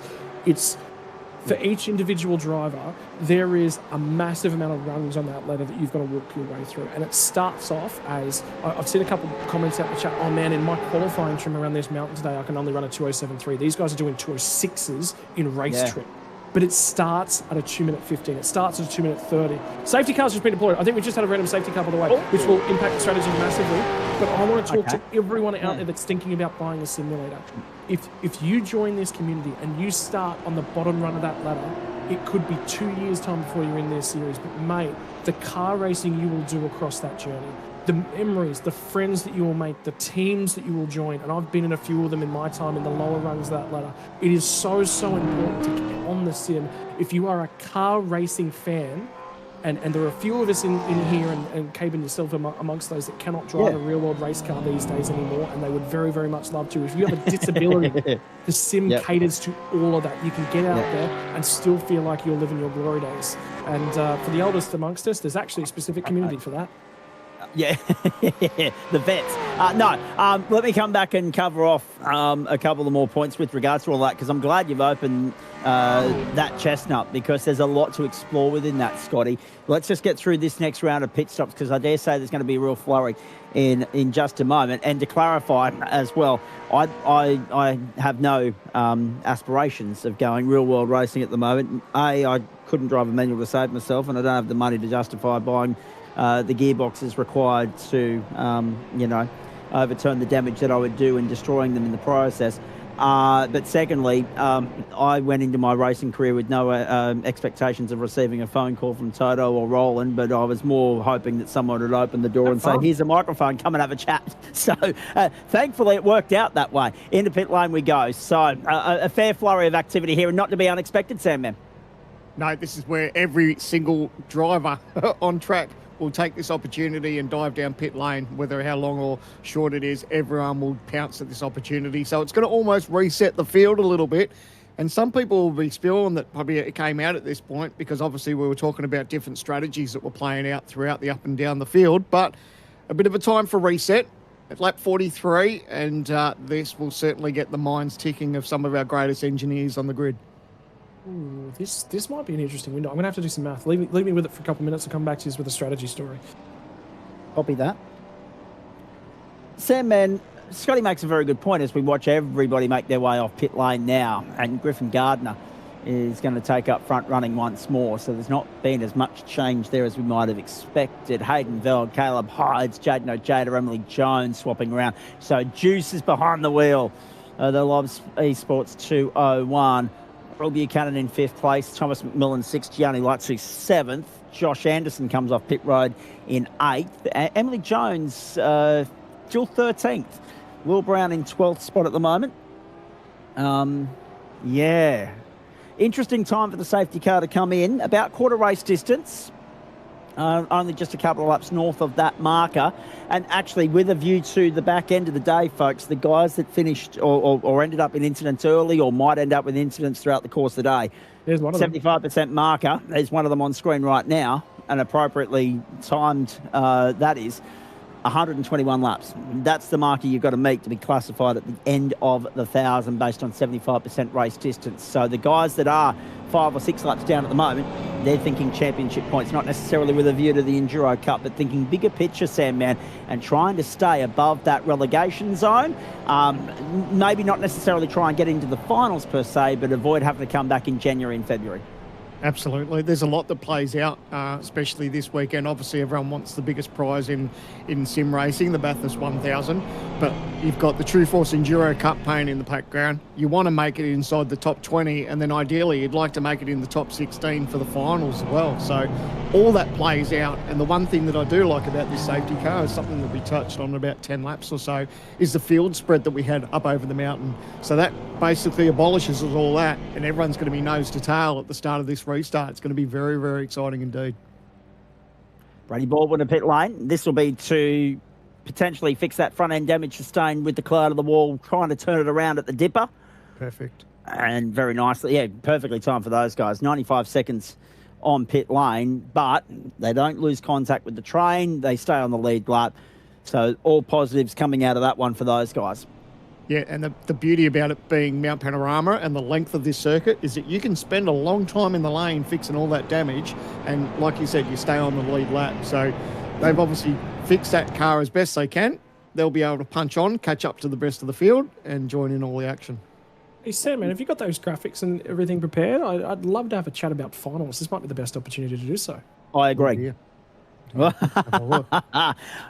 And at the same time, whilst we're doing that, boys, we do have championship points and other things that we can run through coming into this round. And I did mention to the boys off air that we should have a look at championship points. We never got a chance to do that before we got going. So here is coming up on your screen very shortly, folks, the state of play as far as the Logitech G Pro Invitational Championship Series is coming into this round. So that's at the completion of lap 6. We'll have, round 6. We'll have a look at the back end in just a moment, and we'll have a look at the Enduro Cup as well. But it's Andrew Gilliam by a good stretch at the moment. He's got a round and then some to the. There's a typo. 13:38. Yeah, no. 1362 is Gilliam. 1308. So swap the 1 and the 3 around there. The 0 and the 3 around there, folks. 1308 is Emily Jones. 1281 for Luke Rosell. 1277 for Jake Maloney. So yeah, it's half a race win to the good in a sprint night for Andrew Gilliam, and a quarter of a race win on a regular night that he's got up his sleeve at the moment. 54 at the top of the points table. Trans-Tasman Racing, Jack Maloney 4th, Damon Woods, Robbie Gibbs, Zach Ratway-White, Jared Philsell, Hayden Veld, James Scott take you through the top 10. And Sam Man and Scotty, we're going finals racing this season, and I know there's a lot of mixed views with regards to that entire landscape based on the controversy of the real world equivalent last season, but we are going finals racing. We'll break that down in a moment. There's the Enduro Cup. Important to note, Rehan Leonage and Emily Jones in damage control there, considering that, yes, they've got a 36-point advantage up their sleeve, boys, but they had to chase their tail from outside the top 15 today, and so far they've done it well. But the problem is, when you look at the points that other people have got to score over the top of them, Jake Maloney and Richard Hampstead are the next best placed car, and they're 36 points further back. When you go all the way back to Robbie Gibbs and Thomas Freeman, they're probably the best place of the top 3 at this point in time. Actually, no, they're not. They're out of sequence on strategy, so that's not necessarily worked out. So actually, the best place of that top 3 cars is now car number 29 and 9th spot at this point in time. So this now swings and roundabouts, and the reason that it's tricky is because a bunch of those guys got off sequence, and I believe Samman's got the hub ready. Yeah, well, talking about the finals, it's not too far away. We've got Mount Panorama tonight, which is today, I should say. Fantastic. But after this race, there's only 2 more rounds to go. We head to the Bend and then Winton. And then after Winton, that's when the field gets culled to 16. And our graph shows that when we head to St. Petersburg, we've got 16 cars that are in contention for the series. And then straight after that, our second round before Adelaide, obviously it's still to be confirmed, it gets culled by 6 drivers down to 10. And then only that race all eliminates down to 5 drivers as we head to Adelaide for the final. So a really interesting final series that we've got for the first time in our series. And the pressure will mount after Mount Panorama. Like I said, you head to the Bend. And then imagine trying to rustle yourself around Winton to get yourself into the finals. That's going to be crazy. Yeah. Can you talk to me about those numbers next to the things as well? What do those mean for the fans that are watching along at home that have never seen a final structure before? So basically the point structure will reset to these numbers. So this is where either your favourite drivers or a driver that you may be following will have once the final structure gets reset. So there'll be a tally of points that gets separated from the rest of the field, so we can work out who are our drivers in our series, in our final series. That's how that point structure will be. And then, of course, going into the second round, it'll reset and then back into the third as well. So really going to be exciting, but it just helps us just maybe separate from the top 16 to the rest of the field outside the bubble, and how the rest of the championship will be coming in from outside the top 20. And the big thing is those numbers on the right-hand side. If you finish first in the championship, I believe it was, 41-35 points. You'll start the final series with 4,135 points, and everything that you accrue from there on will continue to add to that tally. Now, the second half of that discussion as well is that effectively, if you're Andrew Gilliam, you finish the championship in the lead, but your lead is 200 points, nah, mate, you've only got 25 to work with from there. But you do still have an advantage. It is not impossible to walk in as the 16th place driver and win the championship, but oh golly gee, you better have your work cut out for you and have your lucky stars align. I think you've got a better chance of honestly going to probably Vegas and winning something over there. Imagine wrestling around St. Pete too. You find yourself in 16, trying to get up towards inside the top 10 just so you can make the second round. That's another. We'll talk about St. Pete a little bit later on, boys, because that's an unknown entity for this series, considering the track only landed on the servers earlier this year. Scotty, restart number 2. Let's do it. Here we go. Back to the pointy end of things. Car number 17, Griffin Gardner in the lead of this race. I said earlier on in the week, I got my stats wrong on multiple occasions. Has not won this thing. Boy, he would love the opportunity to do so at the moment. For car 53, some additional talking points. Cody Deeth is being treated as the main game driver for car 53. Hayden Veld is on board at the moment. And back to the restart zone. The Bathurst 1000 continues after safety car restart number 2. This time for Ruse on the mountain, or Ruse in the commentary box as it might be, as we climb our way out of Hell Corner. And indeed there was a hellish moment earlier on if you were deeper in the field and 3 wide on the run down there with 133 litres strapped on board. Somewhere in the realm of 125 to 130 right now. And the field still making its way to Hell Corner for restart number 2. County Lightsuit, Will Buchanan making good moves as well. Sam Man, Will Buchanan up into 6th spot. Next target, Thomas McMillan, and then Jaden Ojeda at the expense of Josh Anderson, who's dropped back down into 8th spot. Richard Hampstead is 9th. Stanaway rounds out the top 10 at the moment. Lobs Esports beginning their climb to the top of the summit, but it's a Eclipse 1-2 right now. Yeah, it's interesting the way the field is at the moment. Obviously, we're all on a level playing field now. Everyone's got a full tank of gas. They've got brand new Dunlops on board. And essentially how the field is at the moment, if you're looking for your favourite driver, that's where they have to battle from for the moment. Lap 45, 161, still plenty to play out. There's no doubt about that. But it does give you just that little bit of indication of how the day may be playing out for your favourite team or driver. Indeed. And just remember, folks, right, so the race got underway just on 100 minutes ago. We're an hour and 40 in. Strap yourself in. It's a long day from here with 116 laps to go this time by the line. I do love these moments in the race where it just sort of resets a little bit. So, you know, you might get drivers that have had that rhythm and they've got warmed up and now they know that they're in a bit of a battle. Because it does break your heart a little bit, you know, when you're doing laps around the mountain, you know you've got maybe a 6 or 7 second gap to the car in front. So when it bunches up a little bit, it gets you back up in the wheel and gets you a little bit excited. As you can see, there's a fair bit going on right here. And this is all with a view to finding clear air, but at the same time, Scotty, 3 wide down the main, straight into 9, and they sort that out back to 2 by 2. This with a view to the field's bunched up. Now's the best time to, you know, make hay while the sun shines, while the whips are cracking, and they're going to duke it out up Mountain Straight.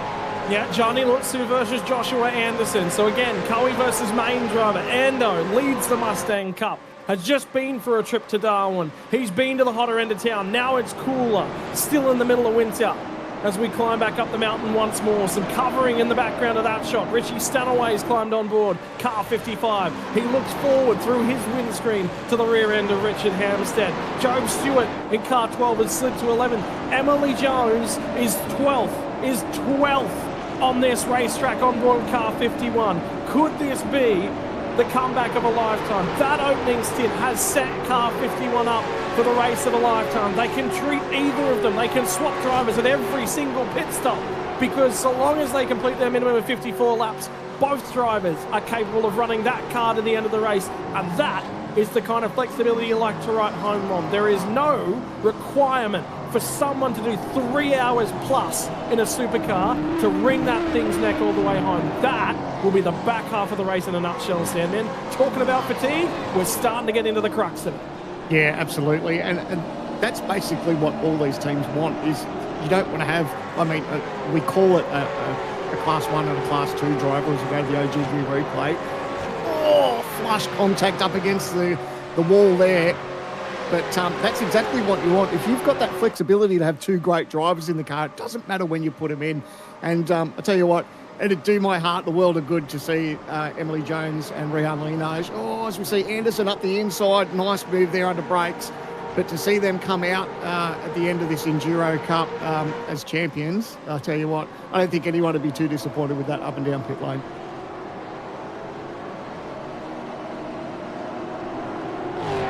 Field just settles again, comes off the boil. It's always back to that boil, isn't it?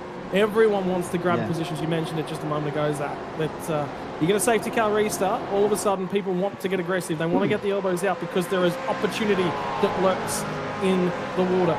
It's one of the OPR cars. It's just at the back end of this battle as well. It's looking the best that they've looked today. And the reason for that, car number 13, Ryan Bettes behind the wheel. Remember his performance back at Spa in the wet. That's Ryan Jones. I think that's Ben Roberts behind the wheel of car number 11 at the moment as it goes for a slide down the mountain. Yeah, very, very lucky that was only minor in the grand scheme of things. That could have been a lot worse. considering the point of impact where it was on the circuit and how it could have potentially unsettled that car. And with the knock-on effect being everybody else arriving on scene, Sam, man, that could have been real trouble. Yeah, absolutely. It's so easy for it to happen in two. And like we said, it turns into a big concertina effect when everyone's nose to tail like this. So it's always nervous at these restarts because if someone has a little trip, because they're so close to each other, it's easy just to have 3 or 4 more maybe involved in it. So, like you said, quite lucky everyone got away with it pretty much unscathed.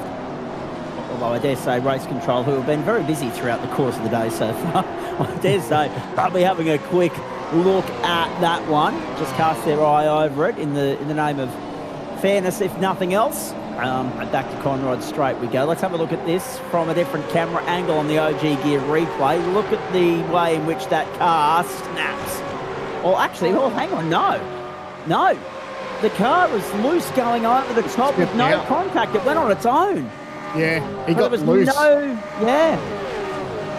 That was, we're hearing that it might have been a double shift, and that's what's caught him out. So he's shifted down a gear. It's gone down an extra gear. The rear stepped out. He's grabbed as much opposite lock as he can, but unfortunately he's just touched the wall there, but managed to get away with it. But, that could have been a lot worse. Anderson again, another spot. I'm glad we saw a second angle of that. Well done, Jay. Finger on the pulse, as per usual. We're not surprised by that. And 3 wide down the main straight as they sort themselves out again. Meanwhile, Griffin Gardner holds half a second on Hayden Veld, who holds 0.3 of a second on Caleb Hyde, and they have gapped the rest of them. 1.3 back to McMillan, 2.3 from McMillan back to Buchanan, and then this log jam of cars. But the other thing too, Scotty Rankin, is from the other angle, it was a bit hard to tell whether that was an isolated incident, whether there was a contributing factor. But no, the car unfortunately loose with that double shift, and now we're seeing what we saw earlier with the Lobs Esports entry getting hung out to dry there. Got to get back into the line there to close the floodgates before they lose too much ground. Look, got to get yourself up there. That's Ryan Bettis on Emily Jones at the moment to try and go around the outside. And line it up. Yeah, that's smart. And that's just, again, you don't want to go 2 by 2 up and underneath the tree. And again, Emily's not just thinking, she's also in contention for an outright series championship. This Endurance Cup is a 3-round part of a 9-round championship that decides who gets to fight for a championship, right?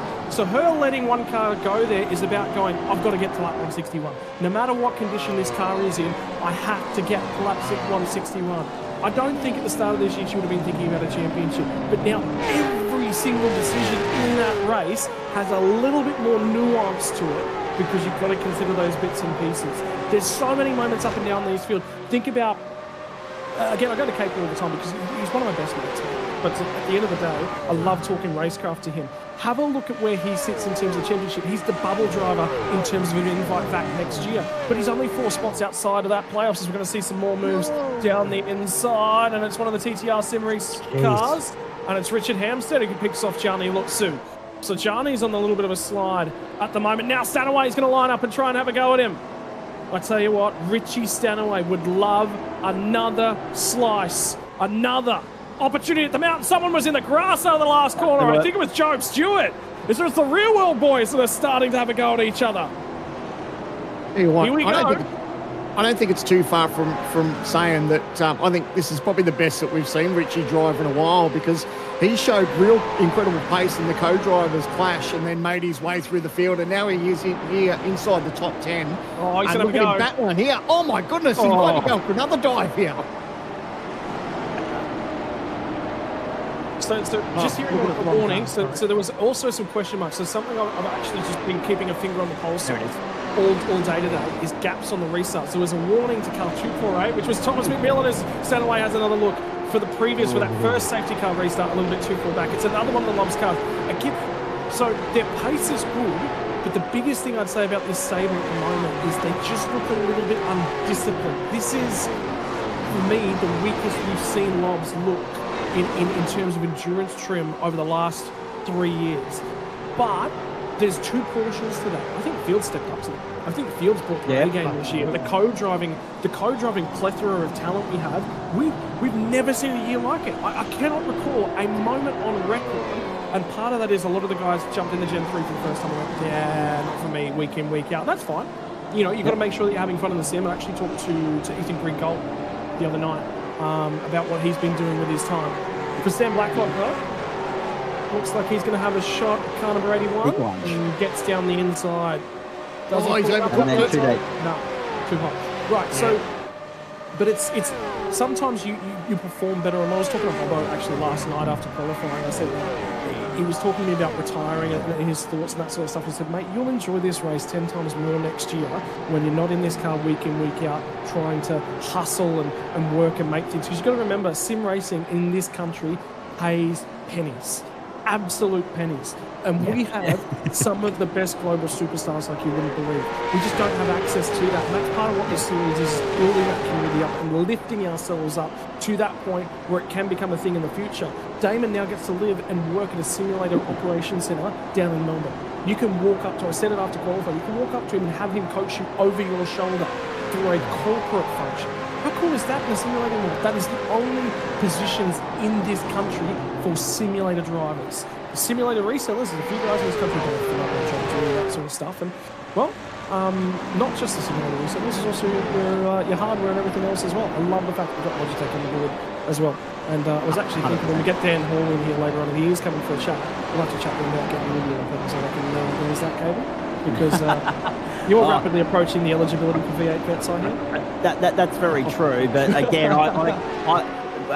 and he's not wrong. Like, I'm 36 in a couple of months, and as I say to people, I might be turning 36, but I feel 72. The reality of the matter is, right? I don't have the space to accommodate it. B, I don't want to stretch the friendship with Logitech because they set me up with the headset and a few other things. We'll get you in. And thirdly, as I said earlier, I don't have the balance or coordination required to drive a manual. I would have to have it tinkered with so I could do auto driving. Purely for the sake of not blowing engines and gearboxes. Endo is on the charge is the message coming through from Sam Man. So I might throw to you and you can highlight that because it's great to see him on the cusp of maybe a berth in the top 5 at the moment. Yeah, well, absolutely. I've just been watching his pace because he was battling sort of just in sort of the tail end of the 10, and here he is looking for maybe a move up the inside for P5. So you can see he's already made that gap over his teammate in Richard Hampstead. So looks like he's got a little bit of pace on board at the moment. And like I said, I think he was in about 8th or 9th, and then since that restart, he's just charged and made his way up. So I don't think it'll be too far away from maybe getting that position on Will Buchanan and being a top 5 runner. And obviously he'll be looking forward to try and close up that little gap that the top 4 have opened up just that little bit. Scotty Rankin's exited stage left at the moment, so just me and Sam out again. I must say, he doesn't mind getting out of the box on days like this. A good move on the inside, forceful, but evasive action had to be taken there by Hayden Veld. McMillan on the way through, and look at Hides. Wanted to take full advantage of this as well up the outside of the cutting, unable to do that just now. Griffin Gardner, Thomas McMillan, Hayden Veld, then Caleb Hides, then that gap back to Buchanan. So he's thrown away side by side through the cutting once more. The gloves are off, and you can see the way in which they're trying to wrestle these cars at the moment, Sam, and they're on the limit right now, and we're only halfway through the stint. I think Richie has seen what we were just talking about before. Ando was in this group. He managed to get his way through, and now he's starting to charge forward. And I think exactly what Richie's starting to think. He knows he's got a little bit of pace on board, and he just wants to get the job done so he can leave this group of cars behind. I think he feels that he's got that little bit of pace, and he wants to use it. Right behind him, Job Stewart, he can see what's happening, and he can see what Richie's trying to do as far as trying to get his move done on Gianni Lewis. But at the end of the day, they need to get it done. They need to get it done clean too. Down Conrad one more time. I'm just being momentarily distracted. I can hear the dog barking at something, probably a little change of wind on the street. Outside the booth at the moment. Down into the chase we go. Anderson, there's your top 5. Nicely done on the inside. Will Buchanan gives way, forces the issue, fights back. He'll be on the wrong side of the road when they get down to Murray's corner. Anderson on the charge. Mustang v Mustang to Murray's, and Josh is in the top 5 and up 5 for the day as well. Very nicely done. Yeah, we shouldn't be too surprised. We saw that pace from Anderson, and I think he's just quite happy and content the way that pace has got. Oh, in behind, he got sideways. There he goes. Buchanan's gone. Hampstead drills him, and there's more contact in the field. Big, massive accident back in the field. That's caught a number of drivers out, and I think that might be. Oh, who else was involved in that? Stanaway's involved. Buchanan was involved. Emily Jones involved in that too, I think. I think you're right. We'll have a look at where Emily... Yeah, she's fallen down the field, 27th now. Wow-wee, game-changing moment here on lap 52. I remind you, folks, 110 laps to go, and so much has happened already. We'll have a look at the replay. Unfortunately, absolutely nothing the Buchanan car could have done there to get out of the road. Have a look at this, Sam, man. Talk us through it. Yeah, he got in deep and then locked up the rears. Round and round it goes, and unfortunately got drilled there. And this is just a concertina effect. And look, Emily Jones had absolutely nowhere to go. And that's how easy it is to get involved in someone else's incident. Looks like there's not too much damage, but man, she has lost a ton of spots. Indeed she has. We've got Dan Hall standing by with Scotty Rankin. We'll get to them in just a tick. Good to have him in the booth despite the frustrating start to his day. Again, caught up as an innocent bystander, much like most of the guys in that incident just now. But Sandman and Scott, I guess the glass half full approach in all of this is that at least, from what we've seen, everybody's been able to drive away from the scene of the crime. Look at that. Yeah, very similar to what we saw with the incident down on Conrod, which Dan's unfortunately been caught up in on lap 3. But at least in this instance, they had a little bit more, leeway and real estate to work with so as to avoid it being a massive shunt. And everybody has been able to drive away from the scene of the crime. So there will be minimal damage sustained here, of which Job Stewart's on his way to the pit lane to have a look at repairing. Oh, that's heartbreak for Emily Jones. Everything that they've done to make their way up through the field. And this has huge championship implications, not only for the True Force Enduro Cup, but for the main championship as well. So still a long way to bounce back. Lap 53 of 161. And thankfully, look at the damage that you can see that Richard Hampstead's got. Emily Jones doesn't have that damage. So Richard is going to have to head straight to the lane and try and fix that. That right front is not pointing in the right direction. Not at all. Scotty, probably a good time for us. Well, it's actually it's a good time and a bad time at the same time. Couldn't have come into the office at a busier time given the events that have just transpired. But it's great to have him in the booth nonetheless, standing by to get back in the car a little bit later on in the day. And he's a big reason why we're able to do what we do. Our good mate from Logitech is in the house. Yeah, Dan, mate, it's an absolute pleasure to have you up here and a part of the production here this weekend. Obviously, an invite to drive with Angus Lawford. Talk to me a little bit about how that came about, because you were sort of sitting there in the wings and having a quiet off-season and not necessarily thinking that you were going to be required for co-driving duties in 2026. Yeah, it was a pleasant surprise, that's for sure. I was sitting there just minding my own business and not thinking I was going to have a drive because, obviously all the RT seats being filled up, and the guys at Project 36 actually reached out to Brenton and said, hey, have you got anyone you can loan us? And Brenton put my name forward. And, I was stoked to hear from the guys. I was very chuffed, and they're a great bunch of guys over at Project 36 too, and had a really good time driving with them at Phillip Island. Then I was away for Sandown, and then back for the Bathurst 1000. So of all the races in the year that I would have loved to have been a part of, this is the one. It's an absolute cracker.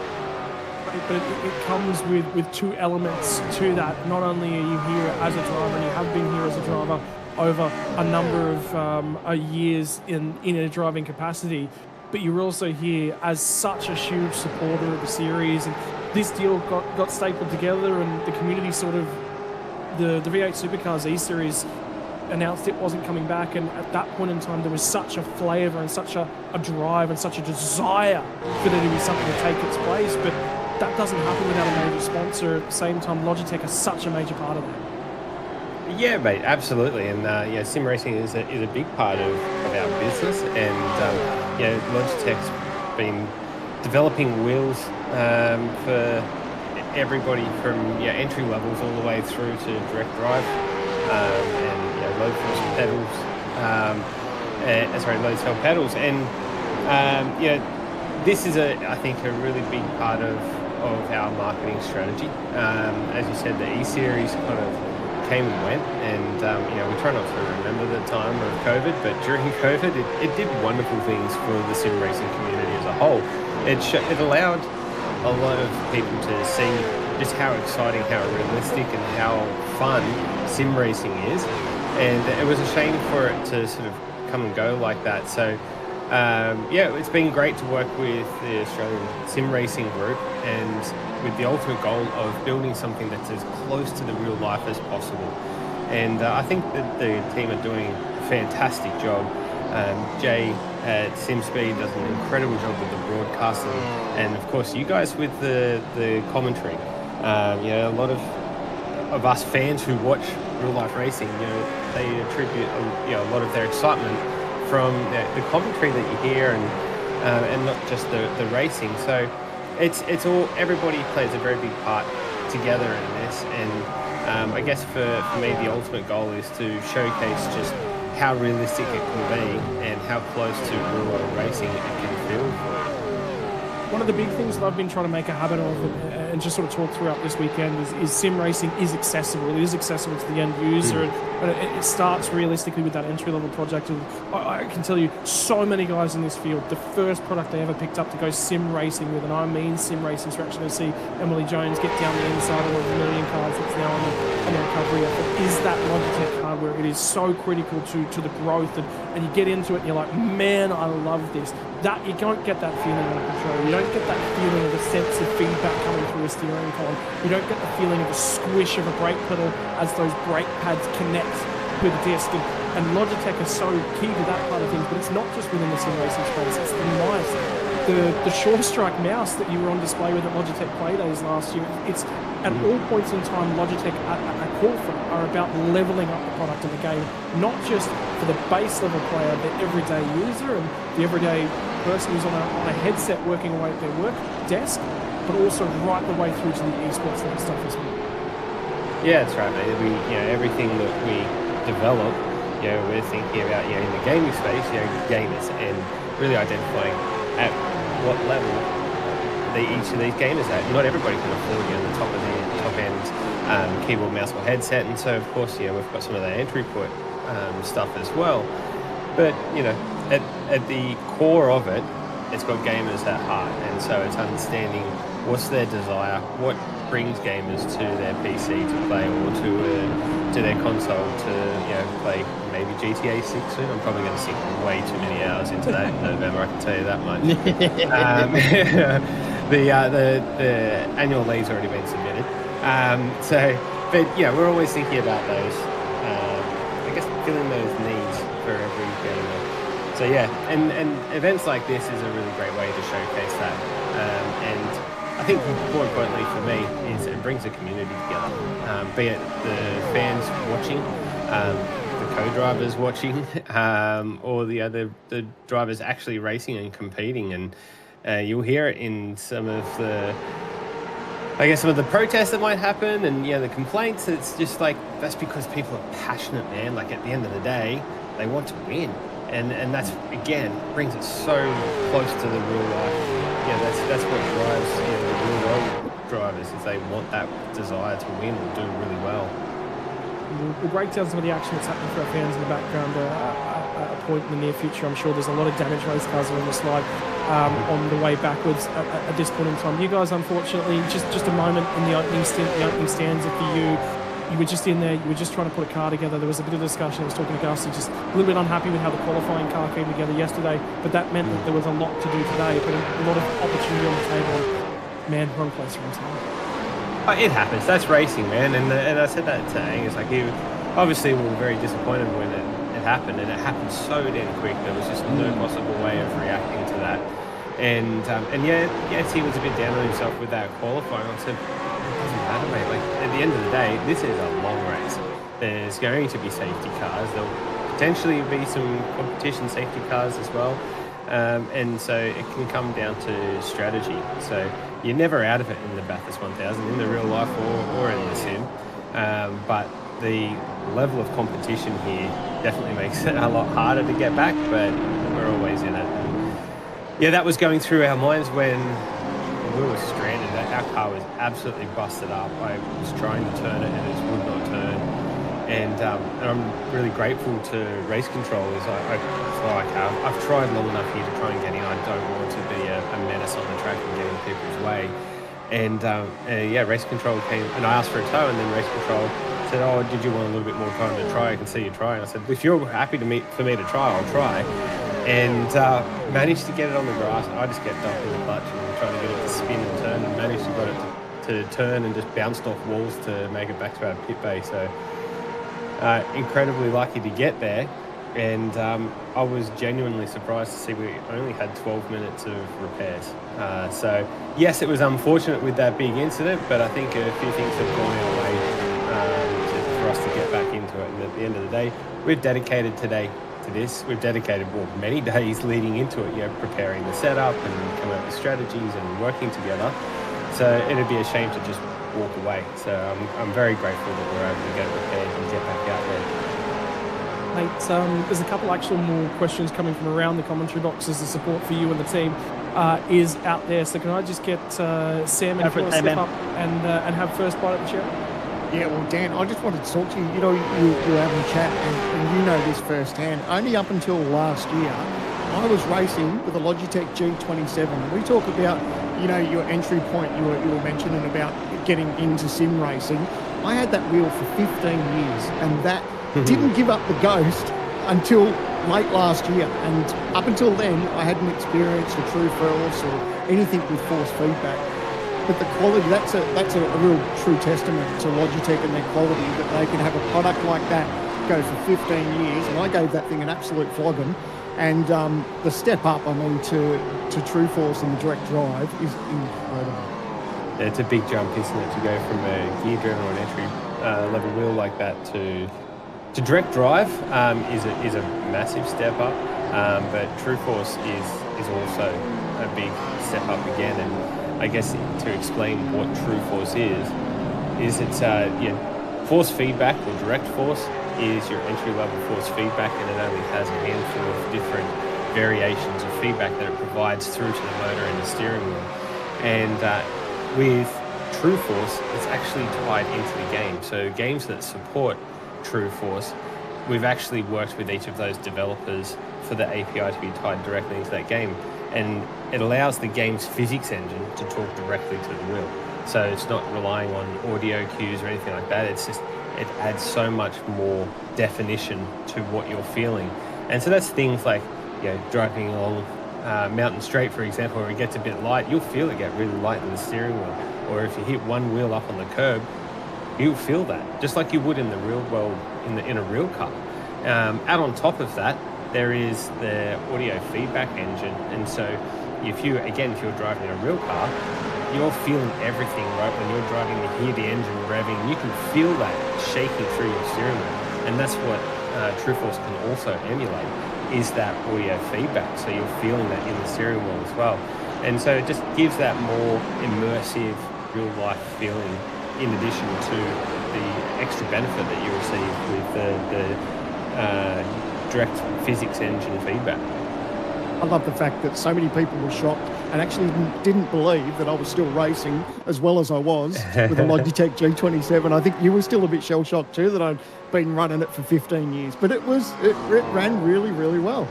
Brother, I watched that supports race last night. Maybe it's time to go back to the G27.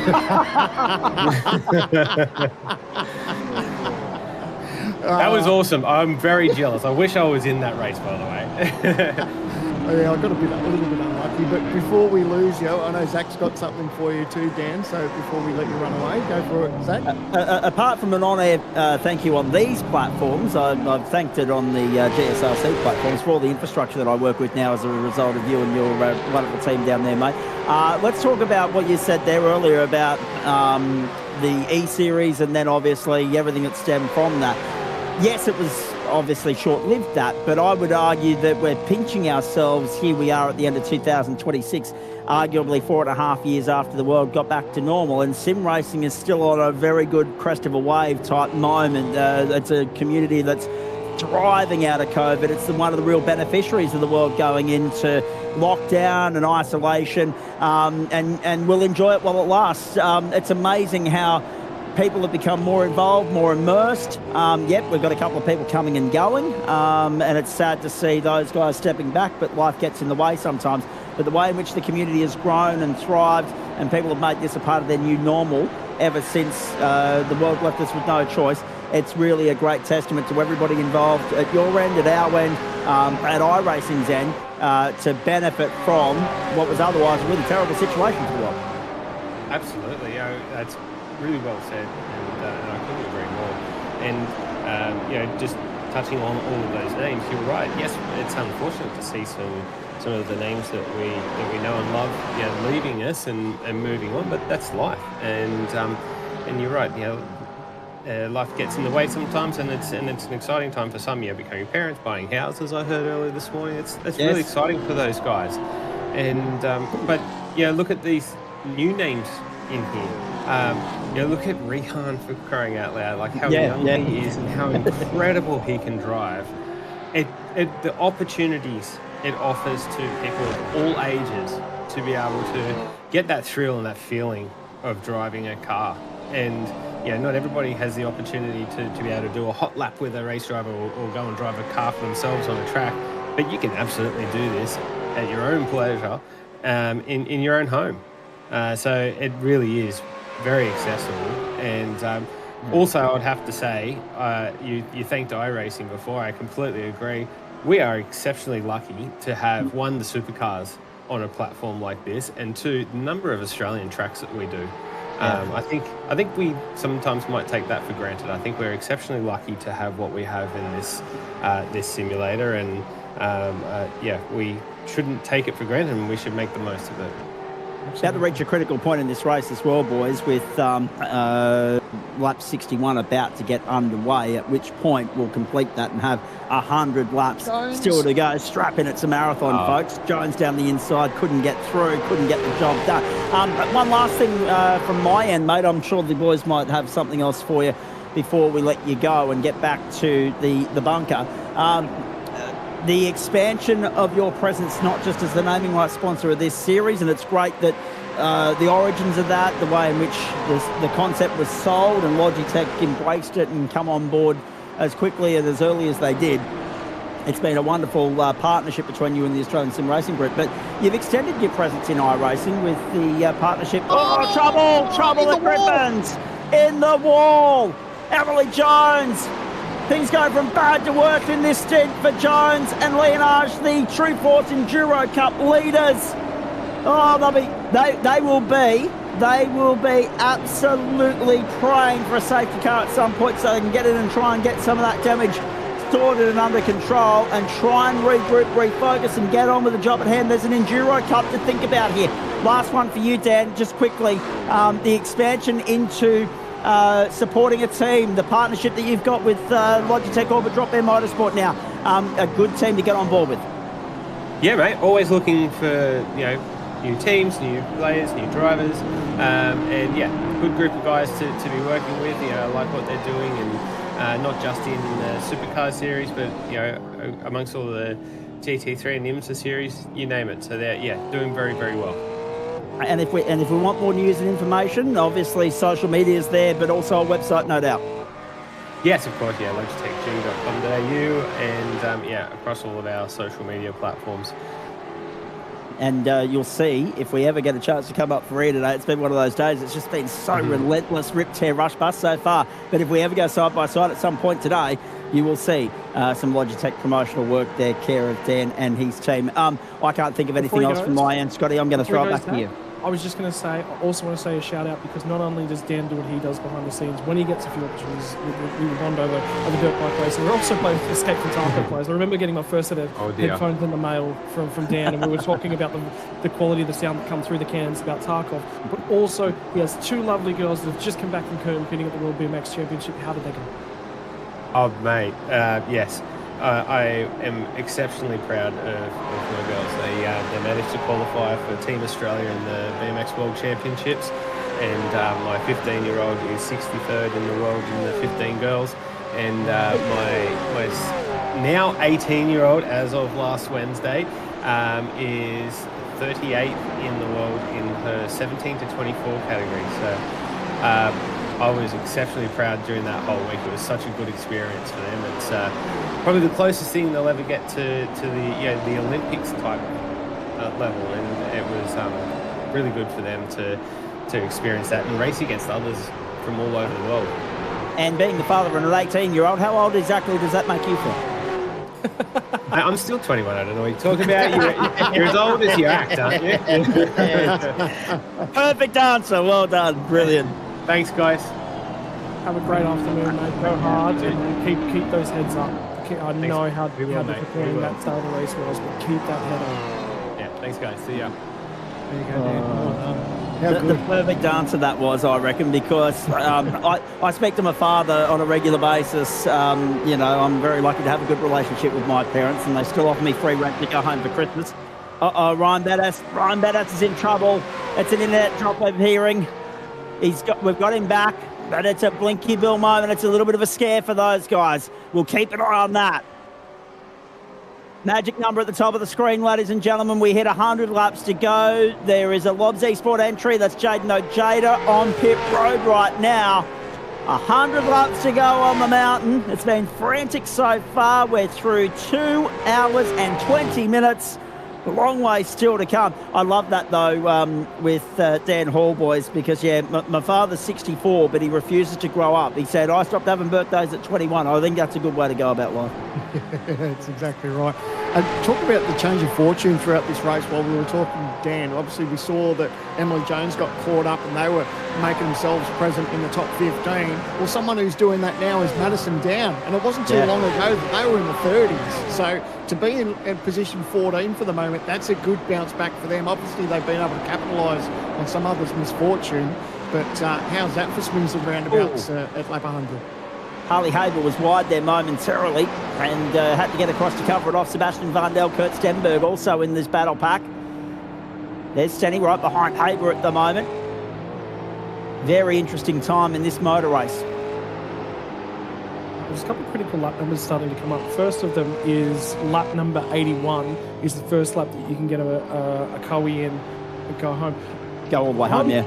I'm just, sorry, get your Cowie out and go all the way home. We're out of sequence. That number won't work for, I think, basically everyone today. I think we're going to have to go a little bit beyond number 81. I'm just having a quick look at car 248.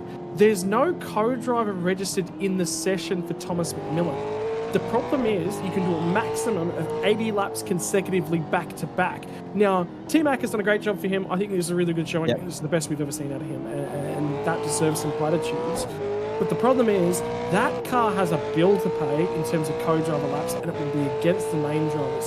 So whilst they sit second on the road right now, I'd take them out of there. I'd stick them back beyond the 15 just because of what they've got to do later on. Let alone if we get to lap 81 and he doesn't have a co-driver in the session by then, or there's been a mistake in the registration for car 248, and Kevin Norman's his listed co-driver. I'm not seeing a Kevin Norman registered for that car.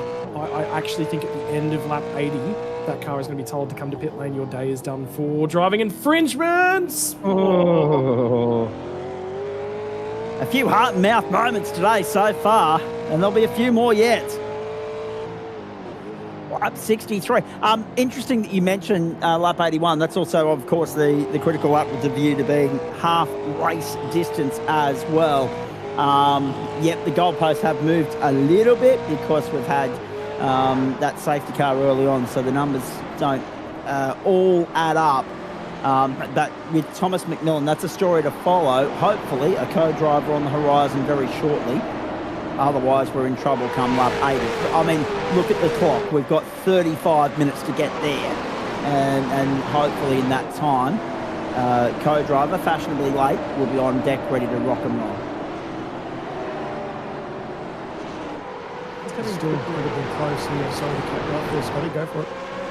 Just having a quick look up and down. We're in contact with a few of the teams in bits and pieces at the moment. Car 201's just pulled itself out of the queue, and we think that's just to get themselves off cycle. That's not a half bad thing. I think for Jaden, he's certainly getting boxed about the ears a little bit and he learns quite quickly. But the other thing to think about the car 201 is they might actually have some pretty reasonable pace. But whilst you're caught up in this train, you can't show it. So they're going to pull him out of that queue, short pit stop now. Their targets, I think for their co-driver laps, is about lap 89 that they're focusing on getting to. From there, it's 3 stints and Gilly will do it all the way and push himself and run to the ragged edge.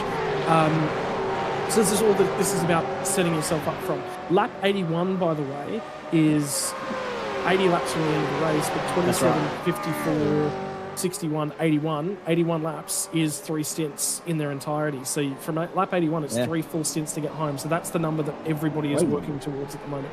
Good job by Harry Lillis. Remember I said this guy's been working away at his racecraft. And I'm lucky enough, you talked about that arrangement with Dan and Logitech G for the Orbit Drop Race stable. I'm pleasured to call that home. I would support Logitech regardless if they were sponsoring this series. They are my preferred manufacturer for all of my peripherals and have been for the last 10 years. And I've not been working on this series for 3 yet. So actually, 3 and a little bit. I've been working on this series now. Yeah. But again, Harrison Lewis, Orbit Drop Bet. Like I said, I have watched him pick himself to pieces. That is just mind-boggling what that takes. And he's sitting 7th on the road. Look at the damage to start. Yeah, I was just saying that. I was just going to have a look at that. That damage to the left side for Stanaway. So a good chance for them to fix that while they're in pit lane. That's obviously the last thing they need, but it's still a long way to go. No doubt about that. Absolutely. Tommy McMillan sitting 2nd at the moment. Griffin Gardner, the leader. And they're 4 seconds. Well, that's a 4-second deficit from Gardner to McMillan. But look at the pressure that McMillan is under. Veld, Hides, Anderson, etc. There they are, going down onto Conrod Straight. But then that gap back to that battle that we're just looking at, Bettis, Lillis and Latsu, that's 12 seconds from 4th back. 5th, all on his lonesome at the moment. Josh Anderson, he won't mind that, I wouldn't imagine. Anytime you can get some peace and quiet and not have to think about the surroundings, who's in front, who's immediately behind you, it takes a little bit of weight off the shoulders, which is good at this time of the race, I would imagine, boys. Just to have a little bit of a reset, knowing that a safety car, change of strategy, any number of different circumstances and factors could change the game exponentially, and all of a sudden he'll have his wits tested, because he'll have it all going on all around him, and he'll have to have his wits about him. This is a bit of a hornet's nest, just having a look at what's happening here, because we see the fact that Emily Jones has found herself back in sort of 21st, I think, at the moment, but she's within an arm's length of 16th. So there's so much that can play out here because they're so bunched up. Oh, look at this. It's Hansi again. Oh, how many times has that nearly been a trip-up point today? Of course, lap 3 remains the biggest incident of the race, but there have been 2 other occasions which it almost went to tears for so many. That was another one of them. And look at the bottleneck that's caused, boys. Yeah, Haber struggled a little bit. He got wide on the marbles. He's got to be careful not to do it again. He got away with it that time, but just lost that little bit of grip on exit and had to give up a spot there. But quite the hornet's nest. I wouldn't be too surprised if we see something. I'll tell you what, that's not what Emily Jones needs to see. She's in the thick of this. She's already seen her fair share of action today. But we were saying just how close it is for everyone. Easy to make up some spots, but easy to get caught up in a big mix of drama as well. Scotty's off the pit lane to try and source some more information or another driver to chat to right now. Let's have a look at this, still side by side on the run up to the cutting. 2x2 dive bomb. They get away with it for the moment. They bog it down on the exit. That'll check everybody up. We're riding with Adam Briggs. There's Synergy Sim Racing, 72 to the top of the mountain. And Briggsy is nipping at the heels of Emily Jones right now, 22nd. And so not a fair comparison as to where they stack up in this field. Had it not been for that incident, they would have been knocking on the door of a top 10 at the halfway mark. Not to be Sandman, but the race has still got a long way to go. They've still got time to try and claw some deficit back. Unfortunately, it was a great choice of words when you say stack up, because that's unfortunately what they got involved in. There was an incident that happened in front of Emily and she had nowhere to go, but then she's lucky though. The car's actually in good condition, because we saw not too long ago where she made a dive up the inside and then unfortunately just ran wide and tapped the wall. So thankfully the car doesn't look too bad, still looks quite pacey. So I think for everything that's played out for them over the last 20 odd laps or so, I think they're doing pretty good. Down to the chase once more. The sud speed entry there on the exit. So Harry Lillis has been gobbled up. That's what's happened here. So let's have a look down. Oh, so moving and shaking to pit lane. Stenberg to pit lane. This is very, very interesting how this is all playing out right now. Down over the main straight we go. Dan Yeaman's in the thick of this battle as well. In 13th position, Madison Down 14th. So good recovery for Madison Down as they make their way around up Mountain Straight once more. I apologise. It was Yeaman. It was the other Logitech car, not Lillis, that I was trying to identify there. Side by side, the top of the mountain! And there's a dominant wall scrape there! And that was for third in the motor race! McMillan and Hides! Are you kidding me? I don't know that I've ever been brave enough, and I don't know if the word brave is the right word to use, but I've never been in a position that I'd want to make. Oh, that's what's happened. Yeah. But to make a move in that part of the racetrack, obviously had a massive slide at a moment and had that momentum around the outside. But boy, oh boy, to try and hold on to that, there was a lot of give and take from both those drivers, but that could have been a lot worse than what it was. That was a huge slide. Indeed. Lap 66 of 161. It did check them up, but they got away with it. Back to Harley Haber chasing Lachlan Pryke. Varndell's in there. Duncan as well. So too Reese Wakefield. It's just a freight train of cars. One carriage after the other at the moment as they're trying to sort themselves out and find clear air. And I was just commented before, we saw Kurt Stenberg, who was in this train. He made a pit stop just the previous lap. And I think it's not a bad shout. If you're close to having a pit stop and you're stuck in that hornet's nest, get your pit stop over and done with and get some clear air. And have a look at this car on track. Madison Down 14th. Right, you can see it's been quite the comeback for them at the moment. They've had their fair share of ups and downs, but car looks good at the moment. And to be in that position, I think they'd be breathing a sigh of relief. But yeah, I think that was a good shout from Stenny, just getting that little bit of clear air. Absolutely. Scotty, you've been down on pit road. What have you found out, please? I was just wandering around. I actually wanted to go and have a chat to, actually it was this car, car 81, was one of the guys who was actually trying to grab, and Will Sapstead's actually just walked away to grab his lunch break and rest and reset for his afternoon stint. And then the other one I wanted to go and have a chat to was mainly because I just wanted to have a look at this battle pack and just how car 81 is managing it. But the second half of that was I actually wanted to have a chat to Wayne Burke, and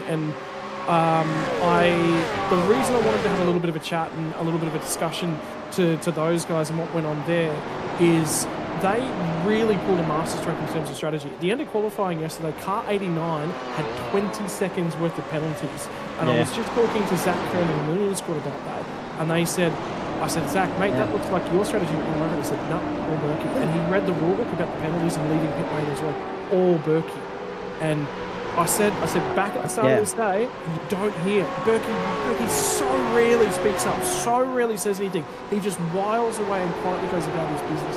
That is the first time I've ever heard him on the radio. But there was earlier on in the year, there was a. Do you remember a comms violation back at Mexico, Sam, issued to car number 89?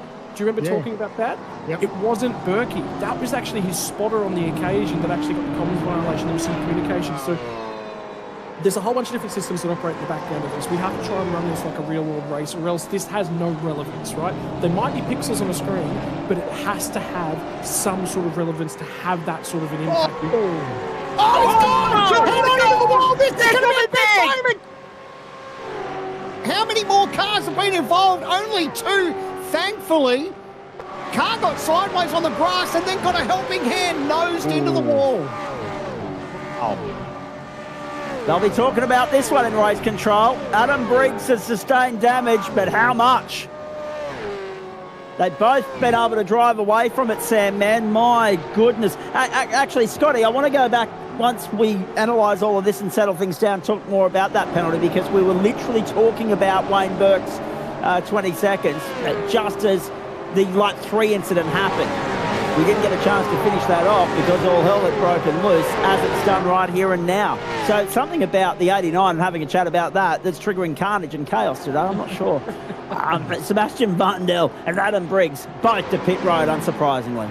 There's a bunch of cars cycling through stops, by the way, at the moment. We're in the middle of a pit stop window, and the reason for it is we're in a window of the race whereby it doesn't add a pit stop to your race, and it gets your co-driver out a little bit earlier, and it gets your undercut out of the queue. They got on the grass, and I had to yield off the throttle. And there'll be a debate about how much Daniel Poulton could have done to prevent it getting into that. And that debate will be where that penalty lands. If it's deemed by the stewards that he was just there and existing, and there's really not much he could have done at that point in time to have pulled to the inside, and I'll go to their best expert in that driving panel, which I believe would be Greg Favell's the guy they'll be talking to about that one, is what's possible there. But it'll be basically a chat about could he have avoided that one. So anyway, I think I did say to the million team, send Wayne my way, and Lewis has just said Wayne's back. I'll be right back. So Copy that. We'll wait to hear back from Berkey and Mr. Rankin in just a few moments. Thomas McMillan there in third spot now. Chases Haydenveld, and Caleb Hyde's just sitting in behind them, waiting patiently, nipping at the heels. It's interesting, though, because Griffin Gardner leads this race by 7 seconds at the moment. Veld's up 13 spots. They're both knocking on the door of another round of pit stops here, Sandman, as we start lap number 69. Yeah, just having a quick look at that field, you can see Josh Anderson. Now we're going to the roof cam of Briggs. Have a look at this, is his view. The drama happens in front of him. Car comes out, he tries to dodge him and nails the wall. Just wrong spot at the wrong time. Yeah, my heart bleeds for you, mate. I know exactly what that feels like. But yeah, I was just watching at Josh Anderson's progress. He's now only 2 seconds away from the back of that battle for second, third, and fourth. We're gonna have another look at this from the onboard cockpit of Burton. So that's Briggs immediately ahead of him, and watch the evasive action. So one went right and one went left. So for Burton, it was the right call. But in that moment, you've got bare tenths of a second to think about it. It's an instant reflex reaction. And you're in a part of the racetrack where you've got next to nothing in the way of runoff area to use at your disposal. So, well, that happened unfortunate. Last night. That happened last night. It's happened today already. It's unfortunate, but it's the nature of the beast that is Mount Panorama, Sandman. Yeah, it just got on the grass, got that little bit of a tap. And unfortunately, I was going to say that's the same thing that happened to me last night. There was an incident down the front straightaway, and I should have zigged when I should have zagged, but unfortunately I got damaged, went the wrong way. But nevertheless, we all live to fight another day.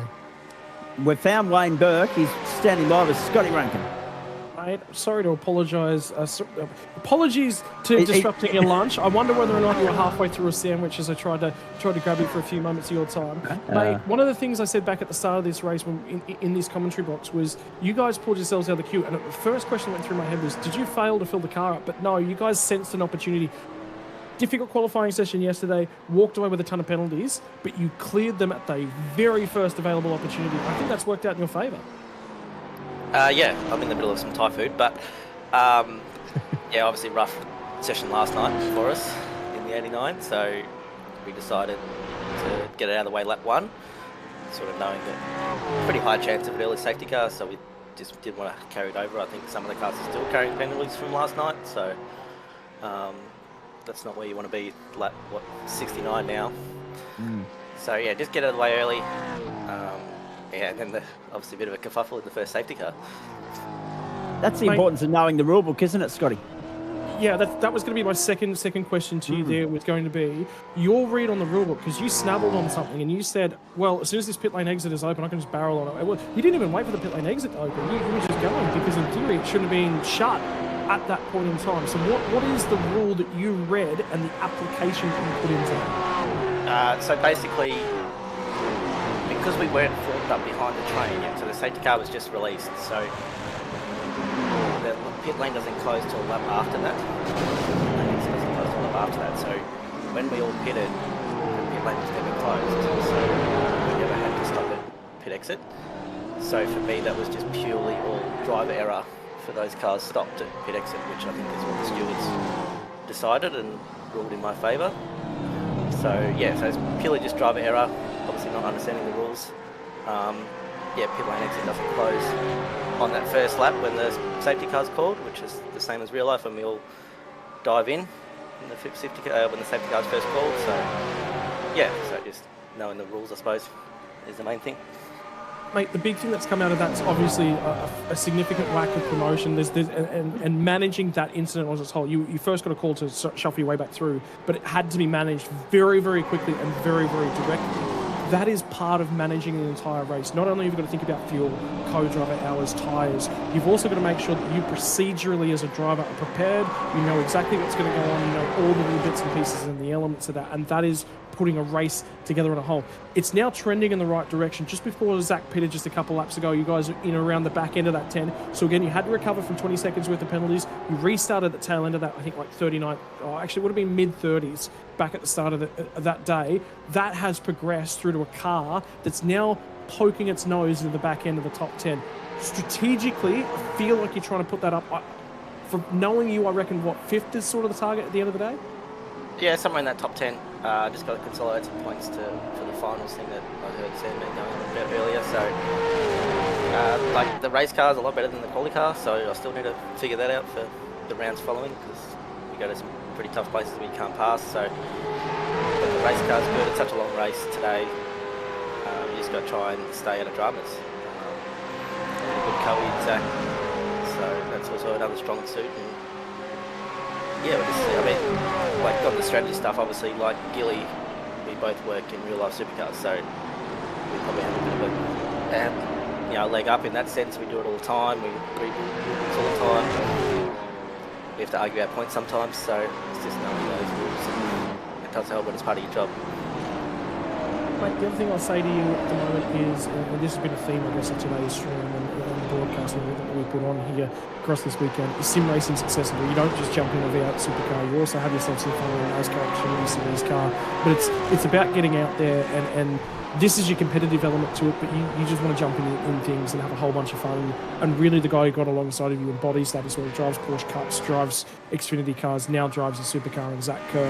It's at the end of the day, you're surrounded by a group of mates. Yes, there's a competitive element to it, but at the end of the day, you want to walk away with a grin from your ear because you've driven a V8 supercar at maximum velocity around this place for 1,000 Ks. Yeah, exactly right. I just like having fun. That's why I like doing different things. I like, racing the NASCARs. That's quite fun at the moment. Something a bit different. Like driving these things. Just, and it feels the competitive side. Unfortunately, I didn't have the budget to go further than karting in real life, so this is probably the next best thing. Just getting some news through, boys, that we might want to have a look at. A really, really long, compared to normal, stop for Zach Ratway-White. So there'll be more to follow up on that. Continue on, Scotty. Yeah, I've got more of a story on that, mate. That's about it. Mate, more importantly, what's for lunch? She said it's Thai food, but what in particular goes into Car 89's budget from the catering? I've got a bit of pad see ew and a bit of satay chicken for lunch. Mate, other than that, thank you very much for your time. And I know you're off to I believe, Portland tomorrow night. Xfinity cars, so yes. he's off to have some fun. So. Yeah, quick trip on the flight. I'll speak to you guys later on. Thank you. Mate, thank you very much for your time.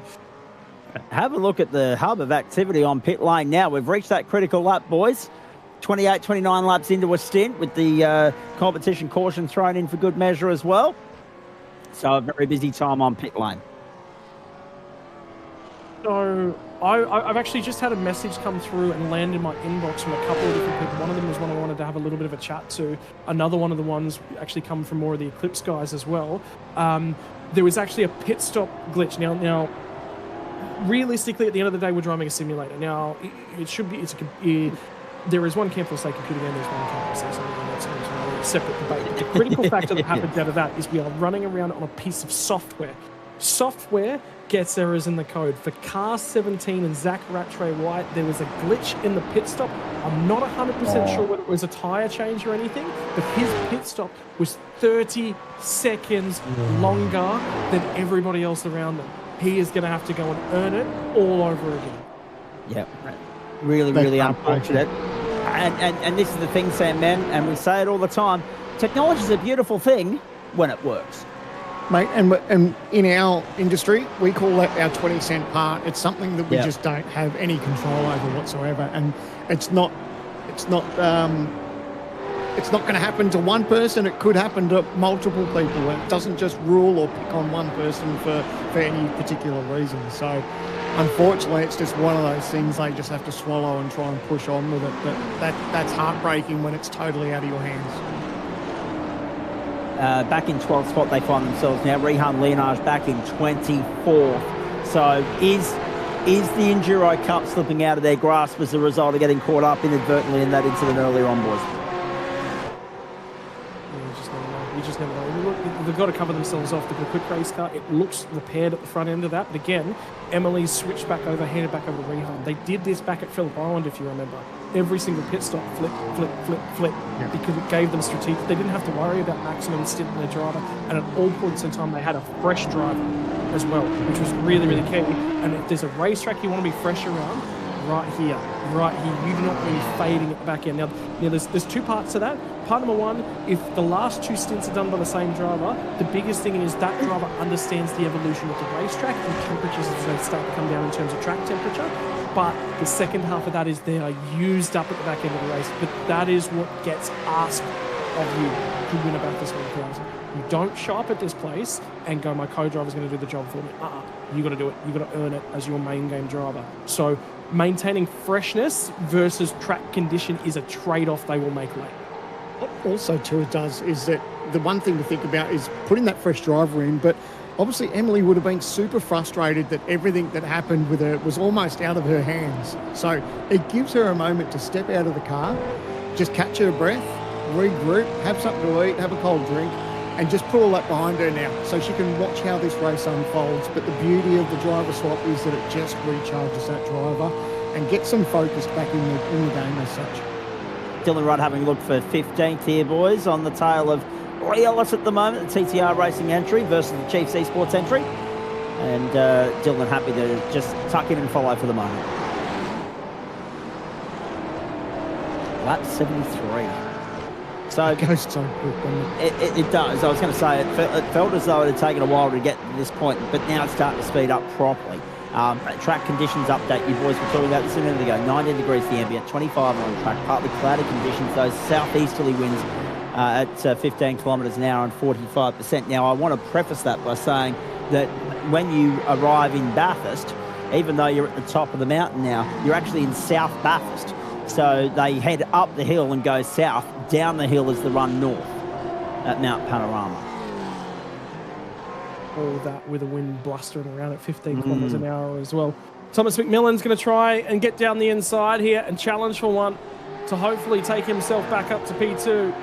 But the biggest problem that he has got is in 7 laps' time, at the end of lap 80, he will be removed from the race because there's no co-driver available to him and fighting back down the inside. Again, Cody Deeth, after yesterday, has a point to prove. How about Damon Woods, though, as he's going to push his teammate to try and get through on car 248. A little bit of a rough up, perhaps, at the apex, and car 53 slides at nose across the front end of the Loves Esports car, and a door shown for good measure as well from Damon Woods. At the moment, Thomas McMillan will give it back, and it's given back again. That is the boys basically saying, this piece of real estate, it belongs to me. 6.2 kilometres. Deeth laid in on the anchors to slide in front of the pair of them. Forza El Nabi shows his experience behind the wheel as a co-driver. He'll slide up the inside of Damon Woods. They're scrapping for everything. The biggest part of all of this is we are under 100 to go, and the Coes, their time in the race is coming to its end. What about the elbow there, Sam, man, on McMillan coming out of Griffins? Holding the breath stuff as we hear. This is a replay for Yeaman. The OG Gear replay. And how's he gonna? He got away with that. Might have just grazed the concrete on the inside, but I tell you what, they all got away with that unless they get on with it here. And it's everyone's just fights to live another day. But geez, that could have been a messy one. Right, yeah. That's 14. He gets in the car, and then he's got this mess happening all in front of him. Holy dooly. Turn 22. I don't think we've ever seen as much action at that corner as what we have so far today. Certainly, there's been 2 or 3 hairy moments and 2 big moments there so far as they make their way down Conrod once more. Geez, Cody Deeth, he'd be loving life at the moment, up 13 spots so far. Yeah, there's a couple of different strategies at play here, but he's right in the mix.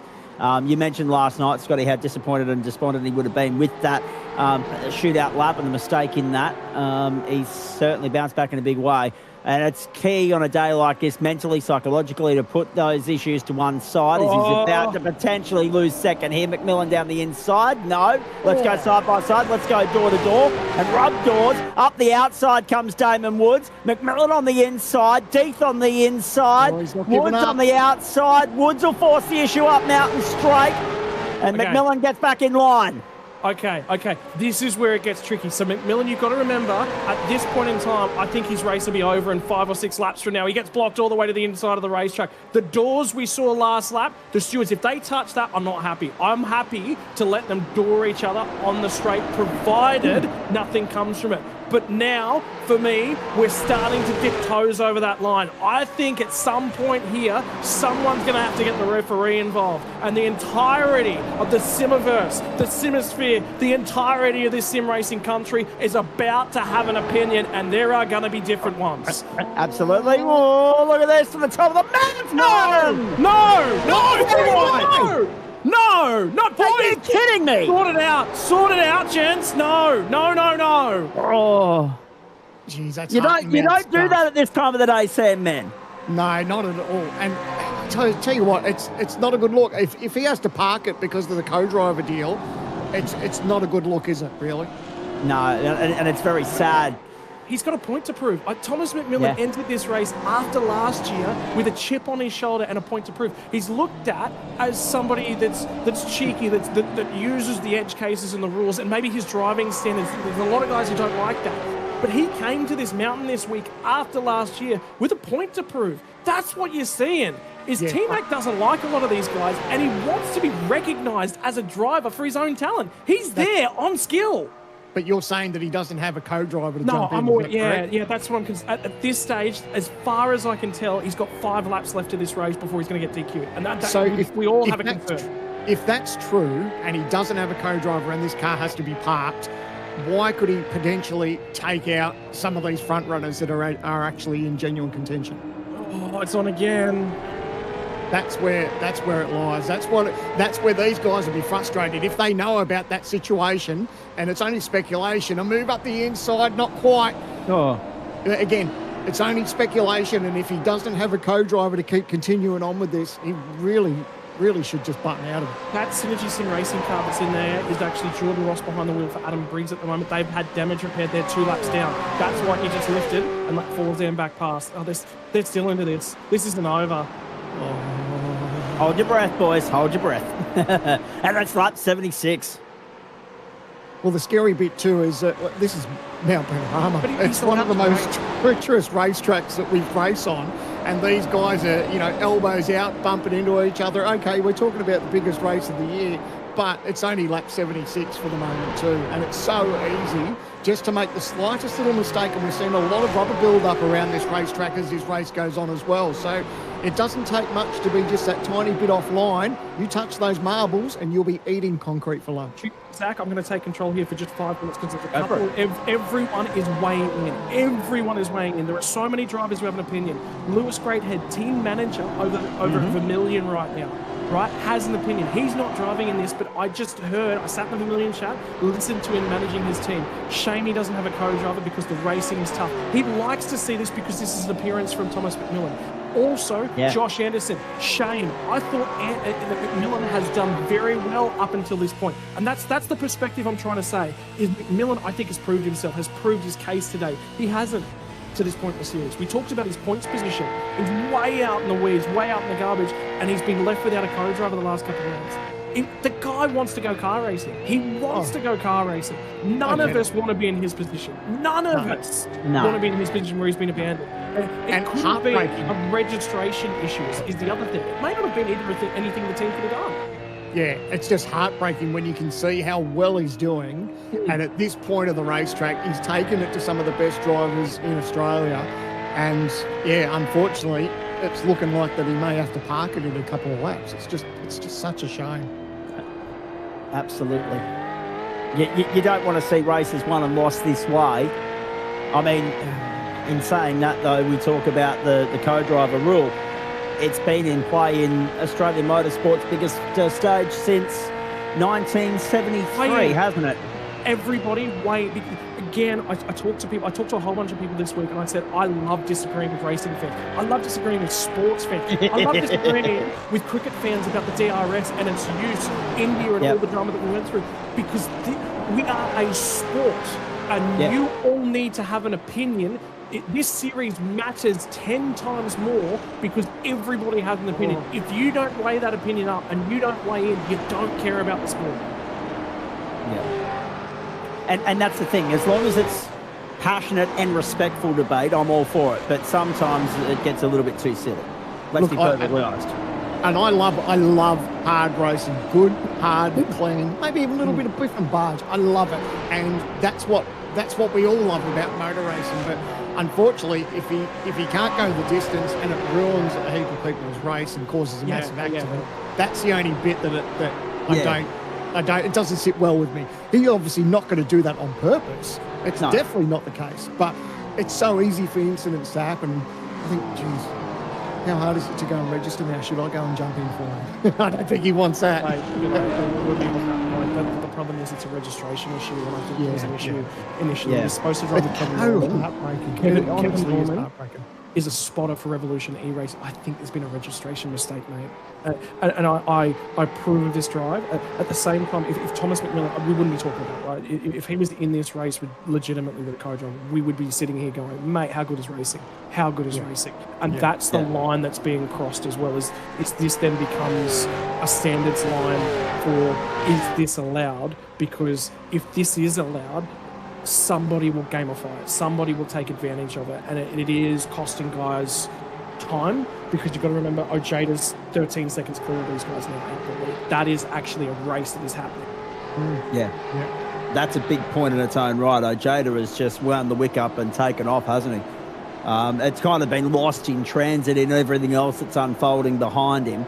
But you can see it on the totem pole there, folks. 13 seconds to the good. All right, well, we wait with bated breath for the next 5 minutes to come and go, gentlemen. Oh, boy. I've got a very uneasy feeling about this because, as you said, Scotty, everyone's got an opinion. And no one's going to feel good about this. Purely because that takes a genuine contender out of the mix and a genuine, domino in the narrative. There is an ongoing impact that has on the rest of the day. How about Russell Pepperell racing in Supercars 1000 in VR, and that headset gets hot? Have you guys ever worn one of these things?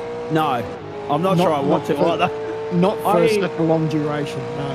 I have worn it to do Gran Turismo. I want to say Gran Turismo Sport. Some buddy of mine had it on a console controller, and they all knew I was a little bit better than them at racing games and that sort of stuff, even back on a controller days. And I went over, and at that point in time, you can only do 3 laps in a test drive with the VR on.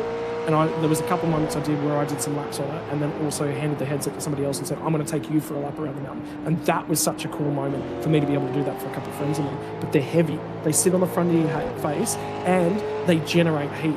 And that's being reflected basically dead on into your head. It is sweaty business to do this for an endurance race. But the benefit is visibility around the car. Yeah, you've got that. And one thing I've noticed too, that I've heard feedback from people, that it takes that little bit of getting used to. I know that some people have become, felt quite unwell after they've taken it off, just because their senses get messed with because of that VR experience. And some drivers, even real world drivers, have to have just a fan, just a little bit of air just on their face, just to make them feel that little bit better when they've got those VR goggles on. So totally different experience for everyone, but even real world drivers that use it, sometimes need just that little bit of fresh air on their face. Russell Pepperell, 35th. Just with regards to the rest of the narrative unfolding at the top of the town there, boys, you talk about Russell Pepperell there in 35th. It's a strange one, isn't it? Because how does this impact how everybody else goes about their day, knowing that there's one less contender in the mix, if it wasn't already intense enough? But for McMillan, you just feel for him because you know full well that that's going to be another agonising 12-month wait. to try and seek the redemption that he wanted to seek after last year's disappointment. So it just drags on. And this place has a habit of kicking you in the teeth, doesn't it? The horrible bit is that, yes, you wait 12 months to come back and do it again, but you may not be in this position. You may not be running as well. You may have early contact that had absolutely nothing to do with you, and then you've got another missed opportunity, and it breaks your heart. I mean, back in the old days, I had a chance at running the 1,000, and we in the later stages, we weren't going to win the race, but we had a chance at finishing in the top 5, and there was an incident that happened on the top of the mountain, and that ended our day, and never again after that did I have a better chance than that day to take out a decent result. And that's how hard it is, and that's how heartbreaking it is, that things just may not go your way even 12 months or 24 months down the road.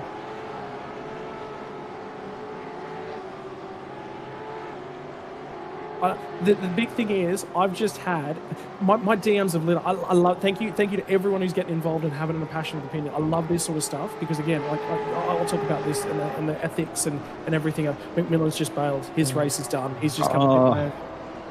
That's so great. But sure, there's a debate about the ethics and the standards. But like I said, for him and the series and the championship that he's having, and somebody said to me last year, he is actually a Bathurst wizard. I'd watch out for him in the co-driver clash, and he pulled out and shocked us all. And there was, I had again more messages and more people that cared that said, that wasn't Thomas Williams, that was somebody else, because they have access to so many more people. I think he proved all the doubters wrong today. I think he proved every single one of them wrong. And admittedly, at points in that, I was like, man, I don't know, because I haven't seen him drive before. I've never had that opportunity. I was in amongst that crowd of, I don't know what to think because I don't have the experience. I am. At the end of the day, is what he's doing with the banging doors and the pace and that sort of stuff. Well, there's a debate about that, right? There's a race car. You put a car in a tricky position. The other half of that is go out and pass, go out and get the job done. I think that's what you're trying to see from Deeth and from Damon. But he's done until if you take those last couple laps out for T-Mac, for what he just did, for 80 laps consecutively. You're talking nearly 3 hours. Nearly 3 hours he's been behind the wheel. It's a cruel blow. Racing can be like that sometimes. But I agree with everything you said, Scott, about upholding the ethical standard of the rules that are in place. No friend or foe. It's the same across the board. You can't be viewed to be playing favourites or making exceptions, because it just makes a rod for the back of race control, who arguably have a thankless and hard enough job as it is. The guy's paid his fees. At the end, the guy's paid his fees and earned his way into the room. He deserves to be there. He genuinely, absolutely. And he did nothing wrong, did he? He didn't break any rules. He was there. He gave a red hot go. By the letter of the rule, no. But by the spirit of the rules, which is where the question mark is. But the spirit of the rules isn't on paper. No, and I think only the spirit of the rules really comes into play is if he'd caused a major incident up the top of the mountain, took out 5 or 6 contenders, like real genuine contenders. But that didn't happen. So he had a red hot go, and unfortunately it just didn't get to finish the race. It's just heartbreaking. So that officially becomes retirement number 3 of the day. So McNamara and O'Shea done on lap 3, and McMillan now done on lap 80. And within all of that, boys, it's on at Hell Corner, if you don't mind, side by side. And they're still rubbing up Mountain Straight. Oh, geez, have a look at this. Tyson Broad and Lachlan Pike, no love lost there. Just going back to further down the order, there's 3 cars, Jordan Ross, Sebastian Varnell, Jake Maloney, 2 laps down, and of course Dan Hall still sitting 5 laps down at the moment. So a good chunk of this field still on the lead lap.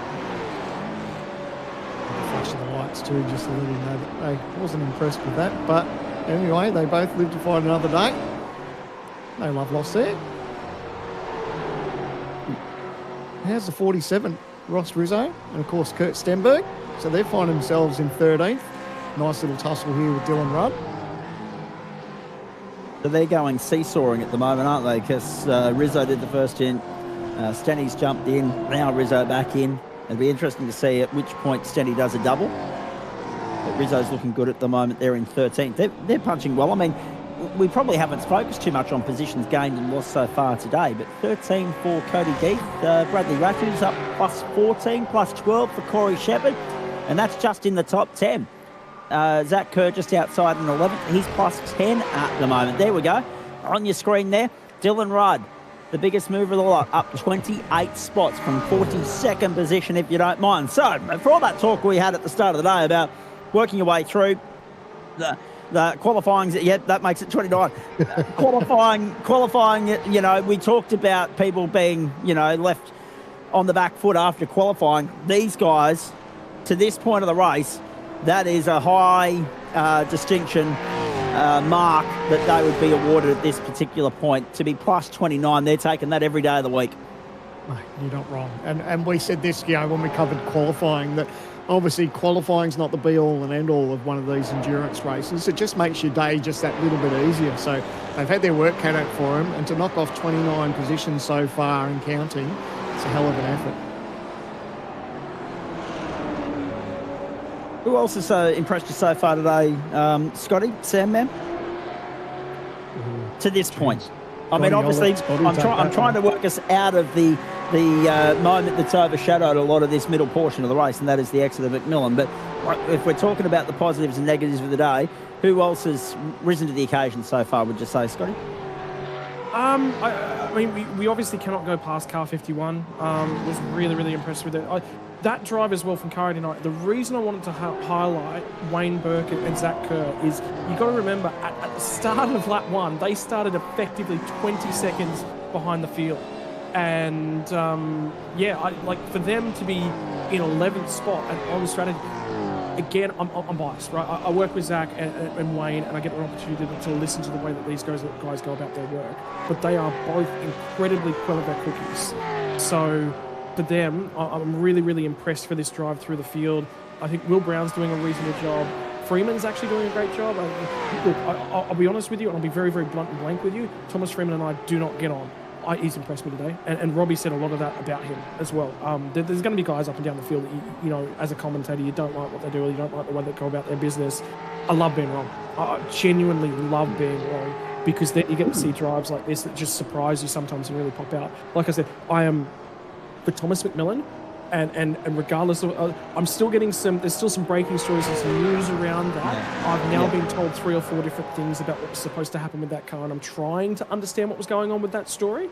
Because I said Kevin Norman was supposed to jump on that car. That actually might have ended up supposed to be Shane's seat, because Newman pulled out prior to the day and just said, it's just not going to happen.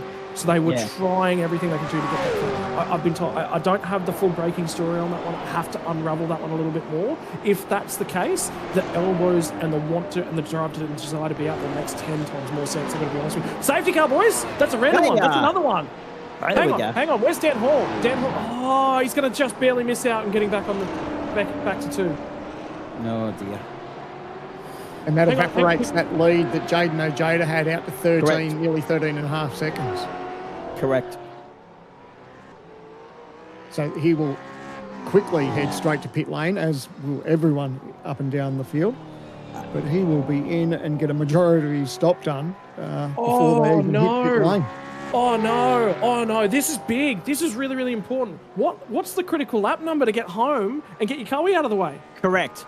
We've just passed half race distance, boys. Lap 83. The problem, so, I think there's a bunch of co-drivers at about 45, 46 laps. This is the worst possible time for a safety car. I'm not kidding. There are cars in this field that can just go yank, you're out. And they will literally, have you seen that gif of them pulling the driver out at Le Mans? They just pull him from the car. Get out. My turn. I'm going chase it. There is about 5 or 6 cars in the field that can do that right now. I think we've got 30 cars that have got to stick their co-driver back in. What do you do with fuel? You can't fuel the thing. The guy's got to do 10 laps. Yeah, this is interesting. Right. Yeah. And let's just make it known too that these random safety cars are predetermined long before the race starts. So it's not like we just wait for a certain situation and make it uncomfortable for a lot of drivers, and that's when one is thrown. It's a predetermined safety car. So everyone knows, that this is just a complete random. the fact that it does make it uncomfortable for these guys is just an added bonus for the entertainment and amusement of everybody watching on that doesn't have to stress over it at the moment. So pit lane becomes a hub of activity once more, and as rightly expected, a fair chunk of the field taking a piece of that every day of the week. Because when you look at the other critical number in this, boys, the guys that did the extra couple of laps in the opening stint without coming through and topping up in the pit lane on lap 4 or 5, they're in the window. They're good because you look at that, you break it down the middle, 26 is 52 and 26 is 78. 78 to go. So instead of running full 27 laps since, you've now got a little bit of flexibility and leverage. I'm going to dive Scott. into some spreadsheets, guys. There is a lot to unpack, and I'm going to come back with a race picture for you. All right. If he goes, Very see, good. You just can't keep him still, can you? No, but this is the thing, Sam, man, right? He loves this day because as much as he loves doing he's a bit like Crompton in this regard. He loves doing the play-by-play, but he equally loves the analytical stuff. Whereas you're a bit more of an analytical sort of commentator, and I'm a bit more of a thriving on the play-by-play side of things. So the fact that we've got the three of us here, one that prefers the role that they're in and one that can do both as well as Rankin does, it helps us out. It adds to the quality of the product for those of you tuning in at home. Half race distance has come and gone, and Will Brown finds his way to the pointy end of the field now behind the safety car. Important to note, though, he's 12 laps into the stint. The top three at the head of this field, Lee Ellis and Lachlan Pryke. So 2 TTR entries and the Rapid Theft Racing entry yet to stop. The best of those that has stopped as that safety car was deployed is right there on your screen now. His name is Cody Death, 4th place in the motor race and looking the goods. You've got to go then all the way down to Ian Zhu, the Vermilion 43 entry, I think it is. If I'm right in lining that up and my eyes aren't deceiving me. They've stopped 5 times and they're on lap 14 of their stint. And I'll just keep scrolling down the screen a little bit further here. Tom Freer's another one that didn't stop that time through. He's only 5 laps into his stint though, so he's still very much in the window. But you've got Richie Stanaway and Matty Bowler on pit lane as we speak. You've got Jordan Ross, who's 18 laps into his stint, but he's also a lap down, so we're probably putting a line through that at the moment, unless he's coming through to unlap himself at this very point. And Stanaway, of course, getting more damage fixed after being caught up in that contretemps earlier on. Help me explain to the benefit of everybody at home. By the sounds of the way Scotty Rankin was talking, Sam, man, Berkey was able to come in, because I'm only referencing this based on the penalties that I often get through no fault of my own. Actually, that's a complete and blatant lie. On the PS5 when I'm playing Formula 1, right? If you get a time penalty, you can only go in and clear them one at a time. But by the sounds of the way Rankin's talking, Berkey's come in and cleared all 20 seconds in one hit. He's just stopped and held for 20 seconds. Yeah, that's the mail that we're getting. So, look, and ideally you want to get that over and done with as quick as you can. That's a master stroke.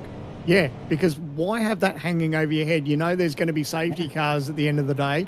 And this is something that I preach throughout the whole season, is when everyone gets a penalty, try and nip it in the bud, get rid of it. You don't know when a safety car is going to bring everything back together and really benefit you. So here we go, a little bit of strategy. So it looks like Brown is going to head into the lane.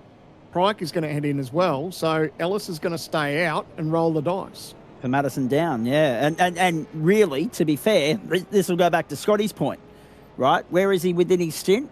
This is the end of lap number 13 of his stint, or lap number 12, one of the two. It's 13. It's just been corrected on my timing screen here, folks. So he's at the end of lap 13 of his stint. So he might be off sequence, but another safety car obviously changes that. But he might just be trying to get to that minimum number of 54. Yeah, that might be all this is. Yeah. So they'll run off sequence for a little while, Sam, man, but it'll hopefully balance out for them when we get to the pointy end of the day. It's all swings and roundabouts, isn't it? And when you look at how many laps are to go, the chances of it going green all to the way to the end, probably not likely, is it? So you would imagine that there may be another interruption here or there. But absolutely, that's what they need to do, is just get those numbers and get those laps underneath the Ellis. Oh, boys. And Harley Haber, 52 laps completed. He was too shy. I'm still doing some math on it. Car 201, Andrew Gilliam, Jaden Ojeda, 54 laps. How's that for getting your math right? Although that being said, I would argue that's one of those combinations that doesn't necessarily have to worry about that 54 lap minimum. You could throw Juice in for another stint and that wouldn't go so badly for them. But how a sigh of relief that you've got that monkey off your back, so to speak. Box ticked, one less thing to think about as the afternoon rolls on. Just while Scotty is continuing to balance the books there and make sense of it all for us, we mentioned earlier that we lived through rather an extraordinary time here, Sam, man. And it's a line in the sand type moment, right? You've got Brenton Hobson about to step back from full-time duties. You've got Bo Albert stepping back from full-time duties. Circumstances changing in their worlds. Corey Lazarus has just done the same. You've seen him racing, albeit frustratingly, without the luck that we've come to expect from him and the form that we've come to expect from him. We've seen circumstances change in his professional world, so something has had to give there. We're losing 3 big names in the sim racing circle, but again, you know, the talent pool is enormous. We're very lucky that we live in an era whereby the industry is thriving. More and more people want a piece of it, particularly here. Like the registration numbers to go pre-qualifying in this series, and I imagine it'll be the same next year in the Porsche Pro Series as well, says a lot about the healthy state of sim racing in this country. And even though there are some absolute genuine superstars taking a step back, as Hobbo quite rightly put it, albeit whilst doing his very best to sell himself short, as he so often does and does it so well too, the next crop of talent gets its opportunity to step up. That's not to say that they don't already have that, but there's now a couple of extra seats that are available for the taking. Absolutely, and as much as you touch on that people have to step away from the community because of, you know, real life commitments, there's other people that their commitments may be finishing up and they've got more time to jump in a sim. So drivers that we haven't heard of, like you said, some fresh talent, some young drivers, and even people that compete in other series. I know the depth of field that is in the vet series. You know, that field and that category has got so many drivers in it, and the driving talent in that is extraordinary. So, you know, it is exciting. It's sad at times when you see some people step away, but it's exciting that what is around the corner and what that new blood could bring into our sport. I had a very good chat with our colleague from the Porsche Pro Series, Jake Sperry, after we got off air the other night. I might come back to that during the next safety car interval because the lights are out on the safety car. Lee Ellis has control of the field. He's bringing us back to the line to see the start of lap 86. And therefore, with that 76 laps to go, ladies and gentlemen, hope you're enjoying it wherever you're tuning in, right around Australia, right around the world. Late Saturday night in the mid-central and western parts of the United States, early Sunday morning there, and in Europe, and also in Asia, and early afternoon here on the east coast of Australia. On what is an historic afternoon for a few different reasons, not least the 2026 edition of the Logitech G Pro Invitational Bathurst 1000. Lee Ellis has control of the field. Let's go racing once more. And Scotty will come back to us with some analytical data very shortly, I am sure. And we've got some intel just coming through from Brenton O'Brien, which I'll pass on in a moment as well. Let's go back to work. Lee Ellis leads us to hell corner once more. The key will be these safety car restarts, Sam, man, they've been so full on that they know that they've just got to get through the first 2 or 3 laps of hecticness, and then it starts to settle down a little bit and they can just focus on going through the motions and getting to that next round of pit stops. Yeah, absolutely. It's all about building rhythm, and like we said, we've seen some driver swaps, so we've got some fresh legs in the cars now, so everyone's just going about their business. Be nice and smart about where they are at the race. Lap 86 of 161, so it's not going to be... so there's not too much silliness, but there was just that tiny little bit of contact. It didn't result in drama, but just a little bit of, mind you, I'm coming through. Oh, there's a check-up. Ellis has been swamped at the cutting. Ellis has been swamped at the cutting. Ratsu Hides. Oh, wow. Hides was very lucky to get away with that. Damon Woods would be sitting in the booth at the moment, sitting in the cockpit watching on. heart in mouth, no doubt about that. The 56 well placed, but struggling to find a way by Lee Ollis, who's already lost out to Forzen El Nabi, fastest and highest up in the order he's been all day. Cody Deep has clear air at the head of this field for the first time this weekend. Yeah, this is people just taking a pounce on Lee Ellis. Unfortunately, he had to open up the steering wheel there, and that was just smart racing there from Lee. He knew if he turned in, he was going to get turned around big time. So he's not ideal and happy with the pace that he's got on board. So what he's doing now is just trying to cut as many laps as he can, get that requirement over and done with. But a lot of these teams and drivers know that are around him that it's a good opportunity to pounce on Lee. And unfortunately, he just got pounced on, but did the right thing and opened up the steering wheel. Ross Rizzo gobbled up there, goes back to 17th at the expense of Tyson Broad through to 16th now. Jake Burton just informing us as well, gentlemen. Now, this is pretty cool. This is right up your alley, Sam, man, and Scotty, I know you'll be loving this. Andre Heimgartner has Phil Keed engineering it. Now, Andre's race engineer in real life, who has 20 years of career engineering experience in supercars for, among other teams, the heavyweights, BJR, DJR, FPR, and also ran Jason Bright for a number of years. What a cool asset to have, and another link up between real world and sim world, and that relationship that's a very strong relationship that we've had over the last 6 or 7 years. It might not be to the extent that it was during COVID, Sam, man, and nothing ever will get us back to that point, hopefully, in terms of not being able to leave our own postcode. Marcelo Rivera having a look there on the outside. Gianni Latsu, this is for 5th and 6th. And it's hairy up towards the cutting, but Latsu gives way. They're side by side on the exit of the cutting. He'll be looking to get the run up the top of the mountain. They'll need to sort it out before they get up here, and they do just. Very nicely done. So Latsu back to 6th, the ERT entry up into 5th. But again, great to see how strong the sim racing, real world racing connection is based on the involvement of a few supercar and real world regulars today. And that works now on both sides of the fence as well as Matty Bowler heads to pit lane now. Is this off sequence? Is this unplanned? Damage repair still we're hearing.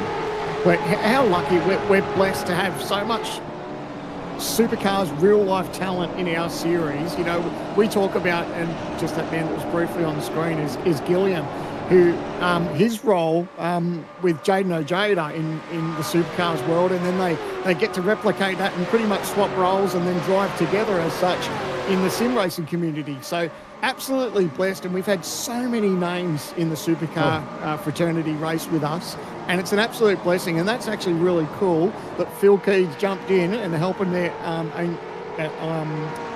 Andre Heimgartner. It's just a real treat for us and everyone watching at home. Okay, I got some numbers for you. I can tell you that there is 1, 2, 3, 4, 5, 6, 7, 8, 9, 10 cars that have cleared their co-drivers. Out of the 40 or so that we've got left, 3/4 of them have got to keep the co-driver in the car. There are some amongst that number, though, that have got that AA pairing, and I'm looking at car 51 as obviously one of those examples, but also I think car 17 today is another one of those examples with an AA pairing. Let me walk you through the numbers that have cleared it. I think quite critically, because of how they're positioned now in this race, car 201, or at least it was positioned better a few moments ago. Now it's going to get aggressive and pick off one more spot. Gilliam gets by Corey Shepherd. Ojeda has done the number perfectly. 54 laps for Juice Ojeda. He is a line through him. Gilliam will haul that thing to the end of the race. The second car that I think has done such a critical job, but the problem for them was they had to stay out of the safety car to tick it off, and then they were able to come in. Car 22, Will Brown, tick for him. 54 laps exactly. How about that for some numbers? Will Buchanan, they have talked him up over at the Chiefs Esports Club. Bucky as he's loved. He stepped into this thing to try and steer it in the main game as a wild card entry on offering. He is cleared. James Scott will steer that thing to the end of the day. I've also got Kobe Jones for Dylan Rudd. He's done for the day. Lachlan Pryke for Will Sapstead. He's done. Dan Yeaman for Lachlan Capel is done. Ian Zhu for Josh Horton is done. Ben Roberts for Ryan Jones and Tice Hodge for Jacob O'Reilly. All of those guys, 54 laps exactly. I cannot tell you how important that is. The problem, car 94, 52 laps, Harley Haber.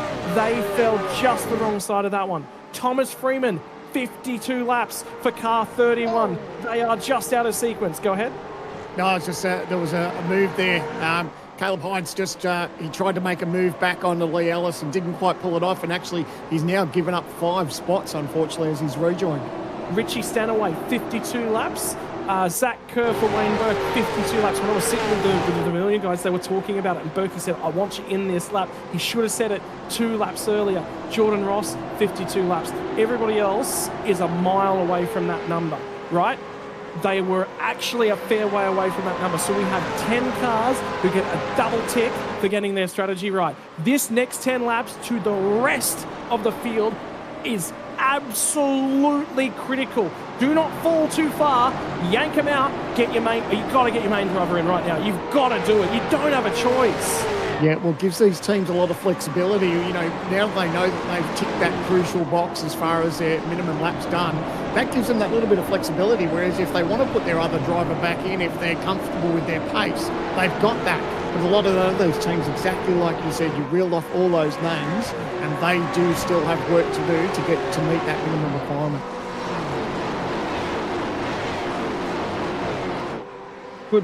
Good number crunching by you, Scotty Rankin. Very well done. Mate, even better, it comes with pretty pictures and painted colours and graphs and things if you want to look. So. I love it. But at the same time, it's a very telling point. To be one or two either side could play a role at the back end of the day. But if you've ticked that box, you're breathing a huge sigh of relief at the moment, and you're sitting back feeling quietly happy with yourself and confident that the main driver can take it from here and bring it home. Down Conrod once more, lap 89 of 161. So this will be the end of the 89th lap, leaving us with 72 to go. Look at that freight train, one of the great elements of a safety car restart, just as they sort themselves out and find clear air. Mechanical meatball come flag. on, there. Sorry to cut you You're off. right, I think you're right. one ran wide at the chase. Yeah. Oh, actually, let's analyse this as well. So there is trouble, and there is a couple of cars limping away from that one, and that's obviously resulted in some overlapping going on. Dan Yeaman getting hip and shouldered there across the start-finish line we go. And there's no love lost between... That's Lachlan Capel. Oh, sorry, Lachlan Capel. Yeah. And the reason that's critical is because car 18 has also done its co-driver stanza for the day. So he's made a dive up the inside. Oh, he's just running too hot. And they both had to run wide, unfortunately. But that's exactly what we saw from Cale Hyde before. He was making a move up the inside of Lee Ellis for P3. Now finds himself back in 9th. That's how far he slipped down the order from just making that dive and not quite pulling it off. Interesting thing here, just analysing that with regards to Capel. Yeah. Did you notice the amount of debris being kicked up? Like everywhere you look at the moment, particularly on the run into the chase and on the way out of it, dirt, debris everywhere. It hasn't been something we've focused a hell of a lot on so far, but the more rubbish that gets dragged back onto the racetrack, the more of a role that's going to be as the afternoon goes on. Sorry, I got caught out my own sentence structure there, because I remember when debris became the point of discussion about a year and a half ago when it first got introduced. We never shut up about it. We haven't focused as much on that today yet, simply because we haven't had to. We're also getting perilously close to that window, aren't we, Scotty, at which point we were talking about that 17% chance of rain. That kicks off in about 10 minutes from now. You can actually see the circuits, the cloud cover's starting to come across. There is. Look at those clouds. They're dark. There is actually a bit of darkness in the back of it. But I take you back 3.5 hours ago now. Before this motor race started. In fact, it was actually 3.5 and a bit more on top of that as well. Probably about 4 hours ago now when we were chatting to Andrew Gilliam. He said, yes, we flagged it. Yes, we expect it to be a light drizzle. We don't expect to change to wets or anything to alter that strategy. Doing some more number crunching, the thing that had to get across my mind because I was just worried about driver laps. The window to get home is lap 107. If you've got a Coe trapped in the car at the moment, they're stuck. Oh, that's an elbow at turn 1 for Harrison Lewis. And I think everyone gets away from the scene of the crime. They were 3 wide when they got down there, though. And now, again, there's some more of that hip and shoulder being shown. But the problem is, if you pit stop now, and this is the thing I didn't flag, you have to do an extra stop compared to everyone else. If you can make that time up by throwing your main driver back in the car early enough because you think there's some time loss, bonza, do it. If you don't, if your driver's close enough on pace, and half a second is close enough, by the way, a second is close enough in pace. So there is some really, really out of stint cars right now, and that's why you're seeing the aggression. They got away with it. Yeah, it's a bit of a hornet's nest back here too, isn't it? You know, there's people that know they're close enough to take that opportunity and make up a spot here or two. And Gilliam would be breathing a sigh of relief because he got that job done on Lee Ellis. Probably felt he was getting held up that little bit, so he'd be happy now that he's got Ellis behind him and make hay while the sun shines a little bit. Well, while it still shines. Based on the cloud cover we've got above at the moment. None on the radar we're hearing. No rain on the radar just yet, but they are dark clouds, so keep an eye on that. If it buckets down for like 5 minutes, but it absolutely hammers down for 5 minutes, we'll never cross over to a wet tyre. You wouldn't risk it. No. But No. The good news is I can sort of talk through the weather forecast. So that chance of rain dipped off at the end of 3:15. I can actually see that far ahead on the forecast now. It is 0% full now, but cloud cover increasing for the next at least hour and a half, and then it will start to decrease again. So not only can he do the Neil Crompton thing, not only can he do the Lee Diffie thing, but he can also do the Grant Denyer Sunrise circa 2004 to 2016, ladies and gentlemen. Scotty Rankin, the man of versatility in the commentary box. If you ever need a co-host for the radio show, Zach Caban, I'm always available. I know. Although that being said, I've taken a step back from that this year. I've just, tried to lighten the load, talking about things getting busier and whatnot. Just tried to find a way to make things less so. But when I get back into that space, I'll definitely let you know. You know that 92 of 161. Deeth El Navi, really good stint from El Navi. This Gillian third, just nipping at the heels, the pole sitter. And could we see for the second year in a row Pole go on to convert into victory here at Mount Panorama? Remember last year we didn't have either Pole sitter at Phillip Island or Sandown convert, but at Bathurst we had the same top 3 on the grid go 1, 2, 3 in that order across the start finish line at the end of 161 minutes. Having it highlighted that we're at the stage of reverse strategy as well. So anyone that's not on the same sequence, and I think Scotty was just mentioning that as well. It's interesting too, right? Because you talk about that, but you've also, Sandman, you know this, we'll talk about it in the G-Hub probably at some point this afternoon. You're also treading a very fine line, aren't you? Because I dare say, given the history of this place and what we know about it, that someone will ride their luck and hedge their bets on there being an unplanned, unscripted, someone's come unstuck and triggered a safety car moment, and they'll capitalise there and then. You're not wrong. And that's the beauty of this place, is the unknown too. The great race can turn it on and it can turn it off for you as quick as you like too. So there will be people out there that may not think at their overall speed they might not have it, and they might try and roll the dice for something different. So, and that's probably what we love about this race and endurance racing in general, is that they have those opportunities to roll the dice and maybe try out something that, people might catch a few people out. Down to Murray's corner once more. Go for it, Scotty. I was just thinking about that, and it's just been raised as well, that Lee Ellis cannot make it to lap 107. I think he's got about maybe 8 laps of fuel left if he's lucky, if he's really been managing it. That gets him to 101. That means for me, they've got to do 3 laps of fuel saving. Lee has got to, I think if Lee can get this car to 103, then Madison can save 2 laps of fuel every run to the end of the race and get home on a sniff of fuel. He will be, an oily rag is going to be more than what he has in the fuel tank at the end of that race, if that's what's required from him. But if car 77 is put in that position, Mads will rise to that. He will rise, we all know that. If you're told you are bingo fuel to the end of the race and you cannot burn a drop more than you just got to do it. If the difference is between finishing in the top 10 and finishing 30th, mate, he'll do it. He'll do it every day of the week. He will put himself to work, and that team will do that. So it boils down to how much fuel did Lee save. If Lee saved enough to get them to By my markings, I think 101's doable from here. With fuel saving, that becomes 103. That's the window. If it's any earlier than that, they've got an extra stop to do in probably 103. I'm sorry. And this is the point as well. You talk about Madison's ability to fuel save. That's because he's mastered the craft over such a long period of time. He knows the game inside and out.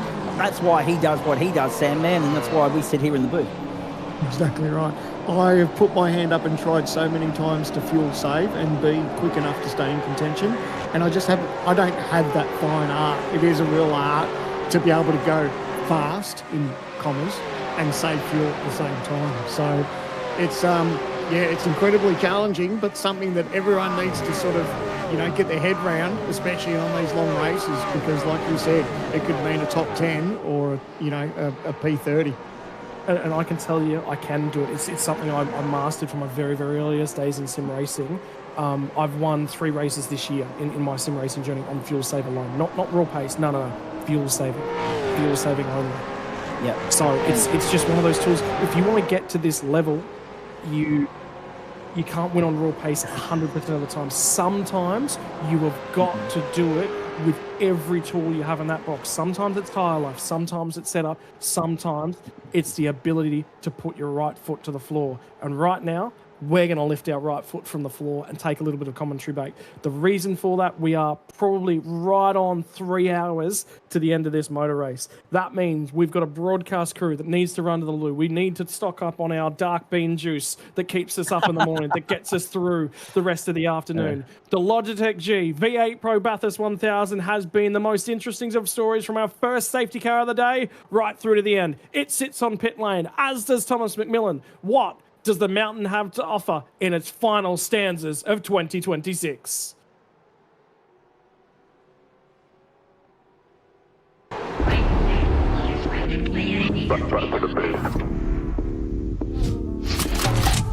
Boys in the back wearing all black, staying on track. Black shirt, show you and that's on me. Out here getting this P. If you work for the devil, better retreat. Coming too icy, come too clean. Could never move shady, ain't no fiend. Shotgun, London, what's the outcome? Hop on the front door, it's like midnight. Don't lose your grip, cause you might fall out again. Off-white whip, need for speed. I'm not switching the lane. Pick up the pace, go like that, and we're back to the base. Back to the base.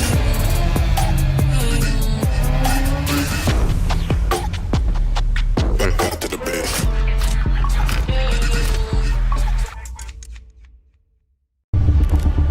You've always felt it. That spark, that pull. Watching the greats carve through history. Every turn, risk, reward. Now you don't just watch. You step inside. You take the wheel.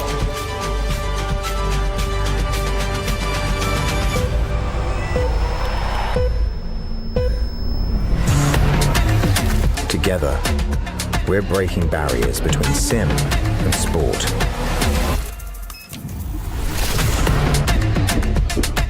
Setting a new standard for performance. So with the power in your palms, the roar in your ears, and the position of a pro, let's turn dream to drive and play to podium. Our legacy, now yours. Welcome to the grid.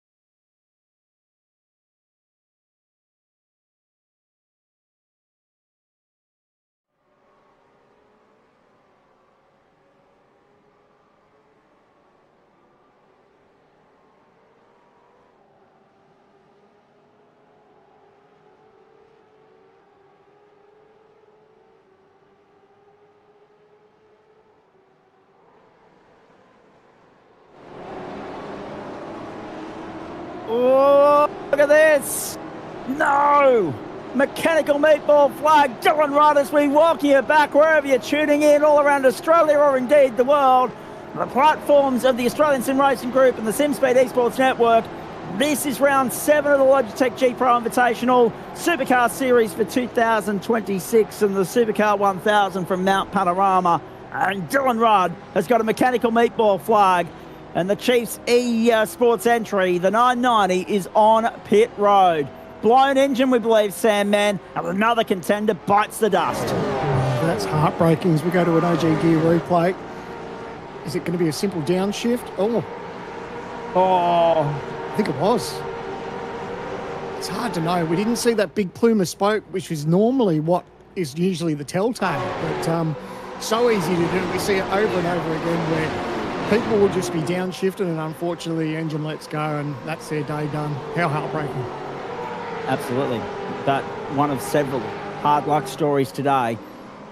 That's one thing we sign up for. We know that there's going to be trials of elation and also despair. Rudd's the car in front here, so look for that telltale. Look for this, Sam, man. Talk us through this, because if you're the car that's following on, you're thinking, uh-oh, I'm in a bit of trouble here. He's made the move, and then he's aborted. It's like he's known he's had a drama, and he's just got out of their way. But it's weird because you just don't see that telltale plume of smoke that comes from the back of the car. Very, very, very hard luck for those guys. We saw a couple of motors let go last year.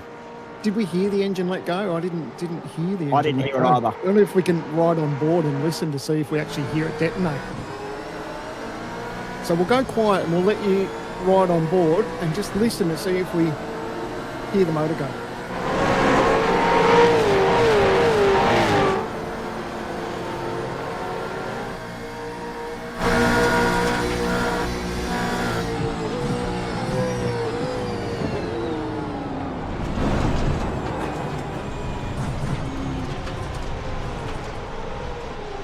Must have. You just don't hear that big explosion that we're used to. So, and I started to think, did he have a hardware failure or something? But he was able to downshift. He's just got he's got no momentum. So it's like an engine's gone. You just never got to see the result of it.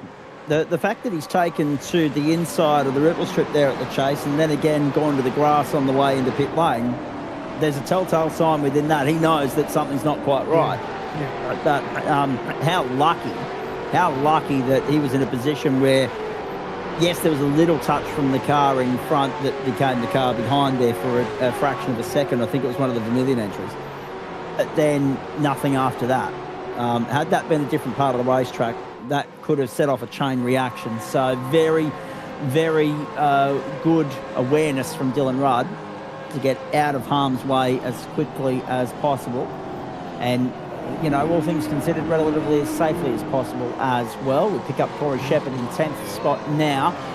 Leader of the race, Cody Deeth, up 14 spots. So basically, Sandman, he's doing what Sully did last night. Sully said, I'll go up plus 12 in the shootout. And Deeth says, well, I'll raise you, I'll go up 14 in the race. Thank you very much.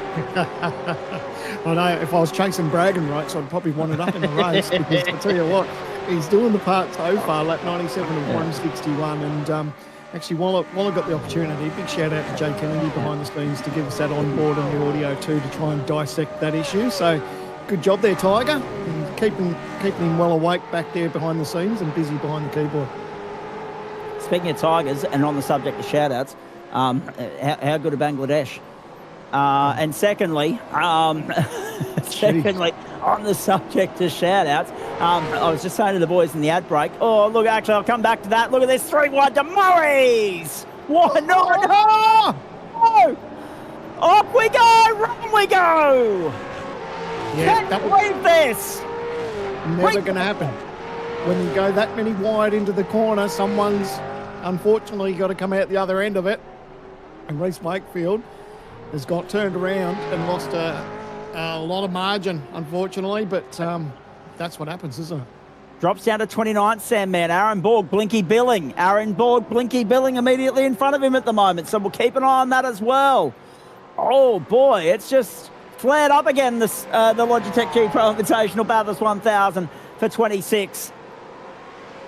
The move was on, but then they've gone side by side on the exit. There's a little bit of niggle from Wakefield, not happy with the fact that the move was made, or maybe not aware that he wasn't already clear, and that's just checked everybody up. You saw the PTR Racing entry go to the grass, then there was that hip and shoulder, although I don't think the hip and shoulder necessarily going into the corner contributed to the spin on the exit of the corner, Sam, man. It seemed to be two different things. Yeah, when you get pushed out wide there's that little bit of garbage, but, you know, it's easy to sort of go in there just that little bit too hot, lose the rear, and then you get back on the throttle to try and get going again, and unfortunately it just got away from him and around he went. But obviously didn't help, but it was a whole concertina effect. I just want to finish what I was going to say there earlier on the subject of shout-outs. The second one, my little sister. So I'm the eldest of three for mum and dad.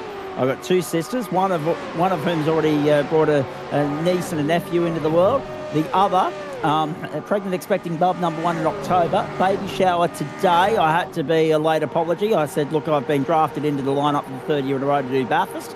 And here's the hip and shoulder and the niggle again. This time Rizzo under pressure. As up on the outside went Jacob O'Reilly. Rizzo also under pressure there from Capel getting across to the outside. He defends that on the inside, not too far behind them. Good recovery from Brenton Hobson considering they were in the wars earlier. They're up 3 spots. He and Brody Baldwin across the start-finish line we go. Capel looking for 7/8 at held corner and gets it on the inside of Rizzo. But as was so often seen throughout the course of the day, they won't mind drag racing side by side up Mountain Straight and rubbing doors as well. And here comes Hollow to the outside. No, the door closed for him. But yes, little sister, bub number 1 due in October. Baby shower today. Sorry I couldn't be there. When I can walk down from the top of the house where the bedroom is into the office, it's a far easier assignment than driving 8 hours to attend a baby shower. But I'll be down there for the birth and the arrival and all that in October and the fun and frivolity that follows that. So looking forward to it immensely. But yes, thinking very much of them at this particular moment in time. And very poignant for the family as well, because it would have been my grandfather's 93rd birthday had he still been with us today as well. On the anniversary of Elvis Presley's death, if you don't mind. That's 39 years ago today too. Jeez, look at you spitting out the stats, eh? That's not bad. Someone has to match Rankin on the stat front. I'd gladly give you that. Stats are at least accurate. Yeah, well, he just threw himself under the bus. He was hard on himself, but nevertheless, there was a lot of effort that went into last night. Unfortunately, there was a couple of errors, but we'll the get on top stats of were that. right. The problem is the stats were right. They were in the wrong columns. That's what the issue was. Yeah. Well, so easily done. There was a giggle between TTR. You had Madison down and Brock driving together, and that wasn't the case. That was Lee Jay. Ellis That felt was a little Jay, bit mate. left out. That was Jay. That one was not me. Anyway. And at the moment, at this point in time, there's a silent conversation happening because Jay's defending himself and you can't hear it at home. Lap 161. I love this day of the year. I love coming in here and chewing the fat with you blokes for 8 hours. Long may it continue. One of the great traditions in Australian sim racing, the Logitech G Pro Invitational Bathurst 1000. But very different, of course, boys, this year because there's still 5 sprint rounds to come after this one, including a new stop in St. Petersburg, Florida. I'm really excited for that one because when we get to that point being a finals round, Sam, man, as we watch Corey Shepherd here, having got to 10th, having a look up on the outside, that's Ryan Mueller ahead of him. Rian Leonard's just there behind. Still, this is extraordinary for him to still be knocking on the door, despite the incident earlier, of a top 10 berth. I'll come back to the point about St. Peter a little bit later on when time permits, Sam, man. But let's watch Rihan try and claw his way back into the 10. And this is the capability that Rehan and Emily have both got. They've got a great car underneath them. They're obviously driving really, really well. I mean, the amount of places that they've had to make up, gone backwards, forwards, and now here they are on the berth of inside the top 10. It's an amazing effort for everything that they've been through today. I just think as well, for them in the strategical position they're in, because again, 2A drivers, again, you talk about the cars that have that. Car 53 that leads the race, 2A drivers. Car 36 that sits in second, 2A drivers. Car 201 on the very right side, just of the strategy picture. When that safety car was called, there's a car that plunges down the inside of the elbow. It's going to be Ryan Mueller, who tries to get to the inside of car number 06. Sorry, that is Ryan Mueller. He gets to the outside of Corey Shepherd, and now we were talking about car 51. Rehan Leonage has arrived on scene. There's a car on the grass on the Conrad Straight.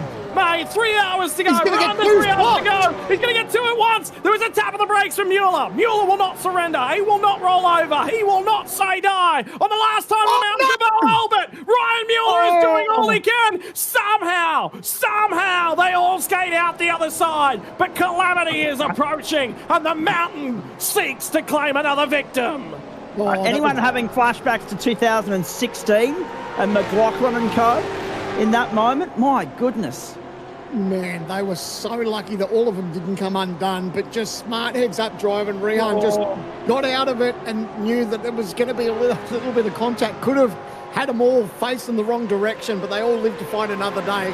And that's exactly what he needs to do. He's got a good racing head on his shoulders. I can't speak highly enough of him. No one can, as far as how Rehan Leon goes about his racing. And now he just needs to get himself back into that rhythm and have another crack at it. Oh, wow. What a tense moment. Heart in mouth for some. I mean, how would you feel? How's the heart rate? How's the blood pressure for anyone watching on with invested interest in this gaggle of cars right now? Oh, you're not wrong. And I just felt like we just did the biggest commentator's curse because we were pumping up with tyres and then it was all going to turn to custard. So, mate, lucky I'm already bald because I've been pulling my hair out. We are all guilty of the commentator's curse at one point or another in our careers, and some on multiple occasions. I think I tripped two people up on that very night the other night on the platforms of the Gentleman Sim Racing Club. Well, actually, I reckon I struck a commentator's curse in here on Wednesday night as well when Bathurst Week got underway. What a great addiction. Yeah. Oh, yeah, I knew. No, I don't think it was you specifically, Scott, but it was someone in the field. But yes, what a great way that was. What a greght way that was to start Bathurst Week with the Porsches, and then of course the vets last night. Sam, and of course enjoyed being out there and part of that. And obviously the co-driver clash has been a nice addition to this week as well. It just goes on and on and on. The fact that we've done it in August means that, yes, it's come and gone very quickly. 9-month turnaround from the last time we did this, which just means that the wait and the countdown for the next instalment of Australia's Great Sim Race is just a little bit longer, but always well and truly worth the wait as well. Move there, Capel on the inside, got by Kerr, Rizzo in behind. Hobson has just fallen off that battle pack for now. Not going to lie, Bathurst this time of year has messed with my spidey senses a little bit, but it definitely does make it interesting. Like you said, where we head to a couple of races. So we've got two more races after Mount Panorama, where we head to the Bend and then Winton Motor Raceway. But then we head to St. Pete, and it's going to be such an unknown, isn't it, for a lot of these teams and drivers, as it's a relatively new racetrack to the iRacing calendar.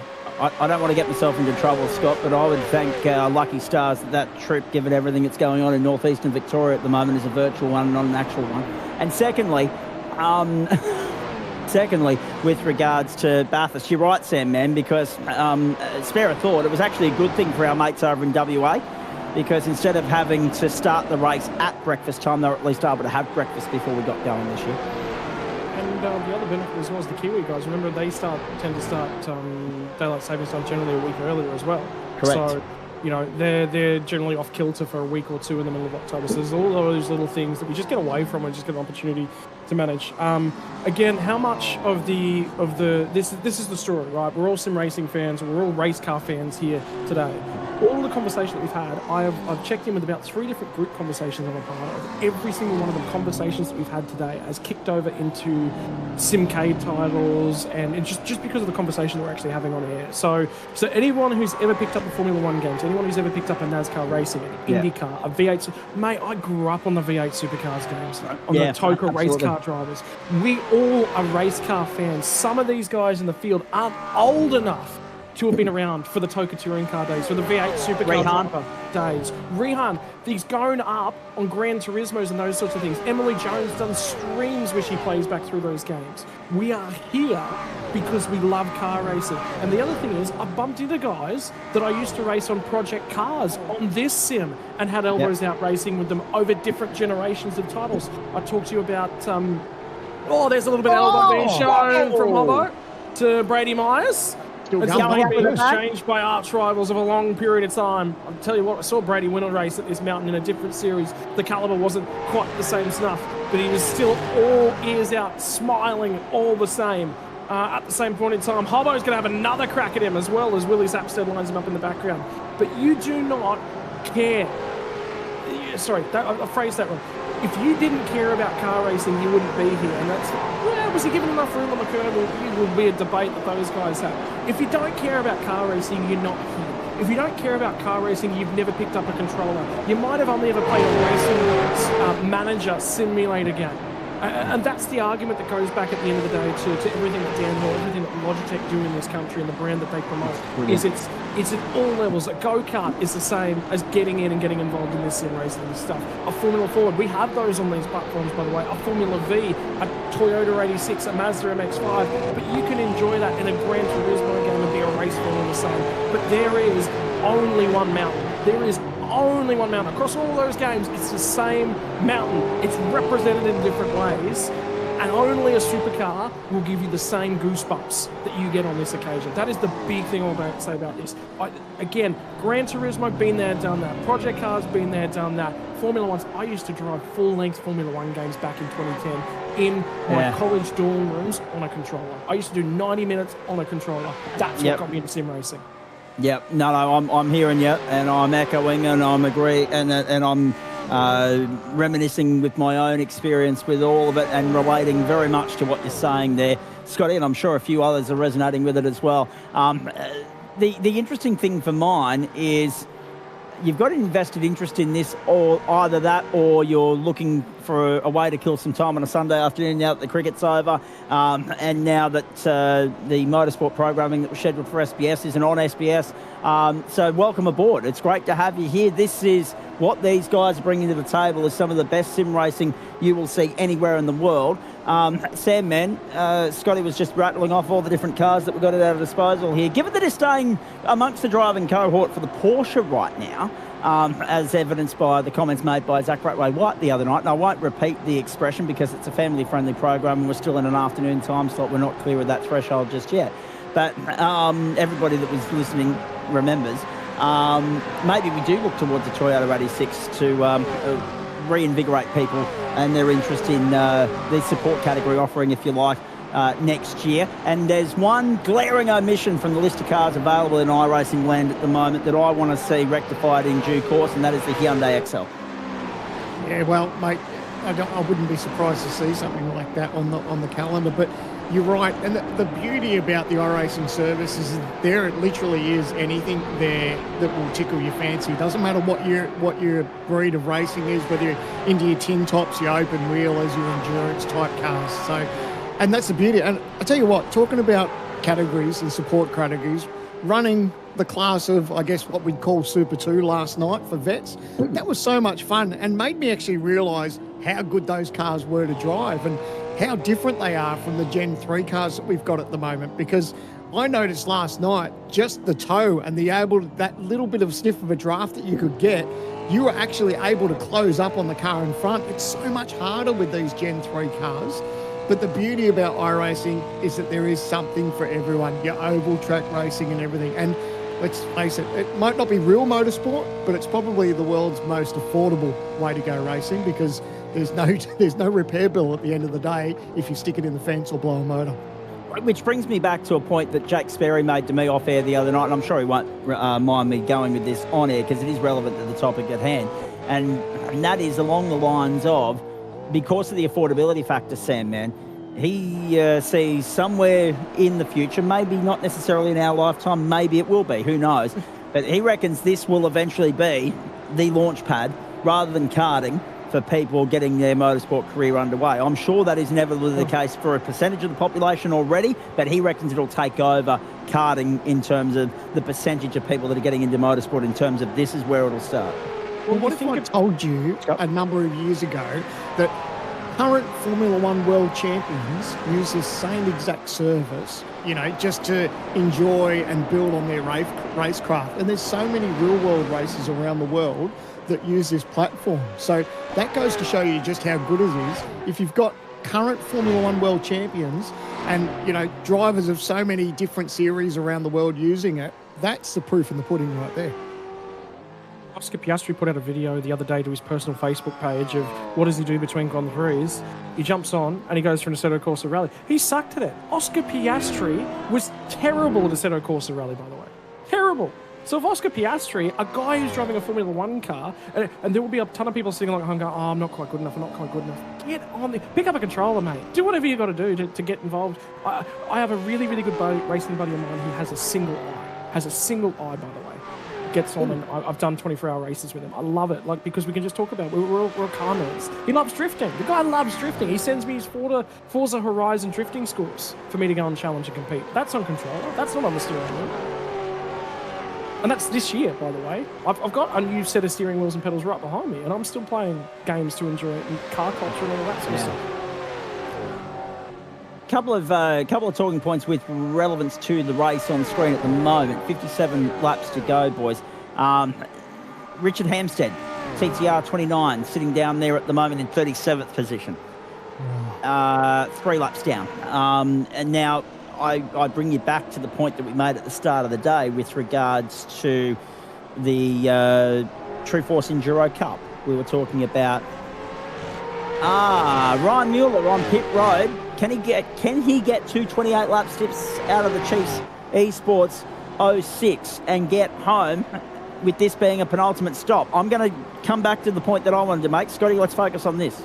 Yeah, remember the first end of the race, we saw 29 lap steps done. There was a little bit of safety car intervention to make that home there. But 27 to 28 is absolutely doable in terms of fuel save. It's going to require some clutching and some utilisation of the clutch pedal. This is actually probably one of the only cars.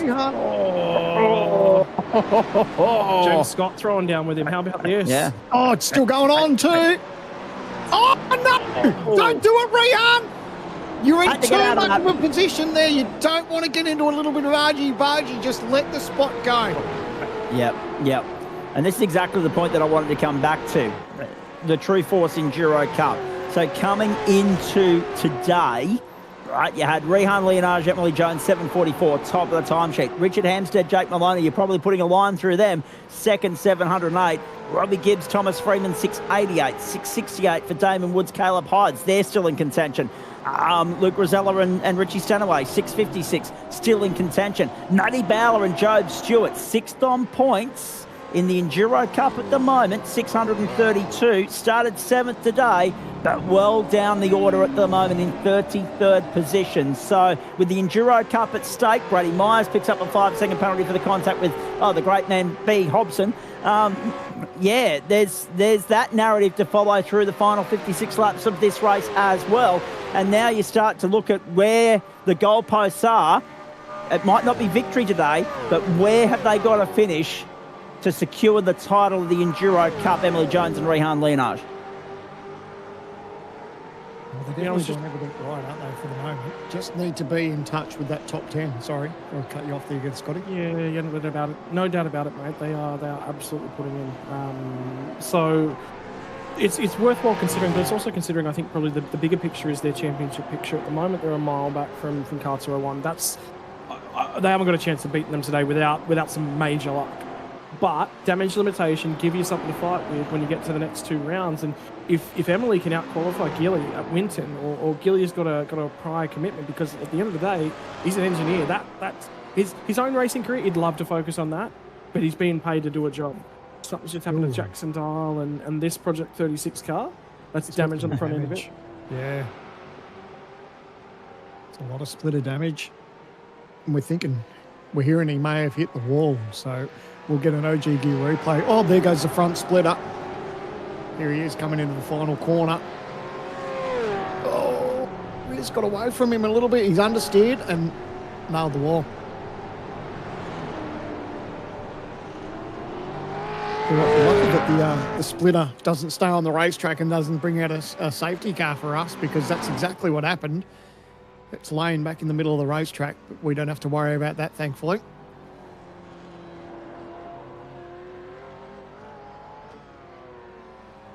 So Daniel Poulton on screen, who's serving a 15-second penalty, getting that over and done with 55 laps to go. And that's the last thing you need. You want anyone who's got penalties really needs to get that over and done with, because you don't want that biting you in the last stages of the race, especially if your safety car doesn't come out. You're going to be a long way off the board.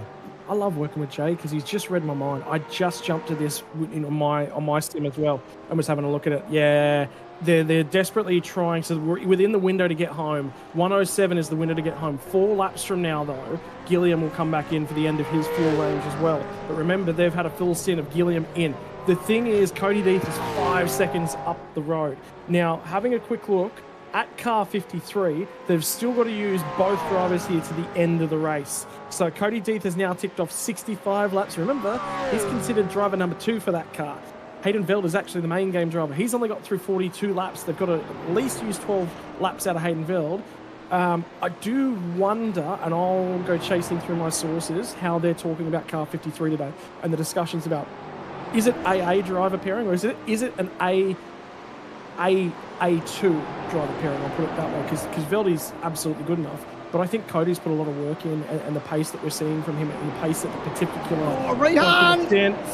Oh, mate. Oh, Rian. I think if I was TTR, I'd probably want him to give that position back.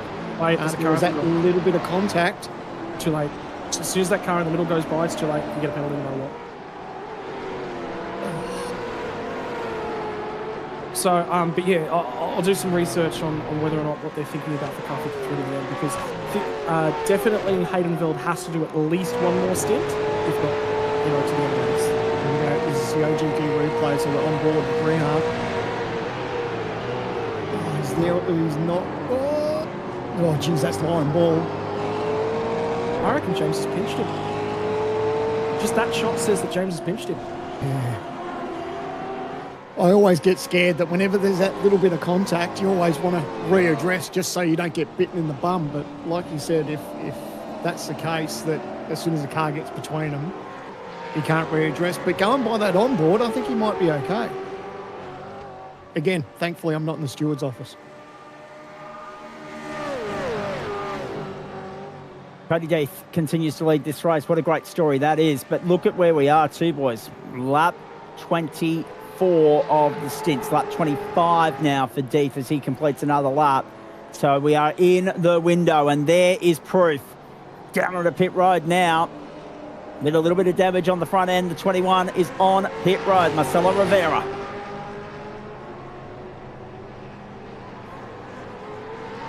So I can tell you, I know the strategy sheet for car 53. I've been handed that, but and actually, that's what I'm sitting on. That's what I'm sitting on. They've got 2 drivers there that they can tinker with, and they've also given me a little bit more. So just as a broadcaster, as a commentator, and as a driver in my own right, and Sam, man, no offense to your driving talents, but TT, I think, will be quite comfortable handing you the kitchen sink and not being worried about you.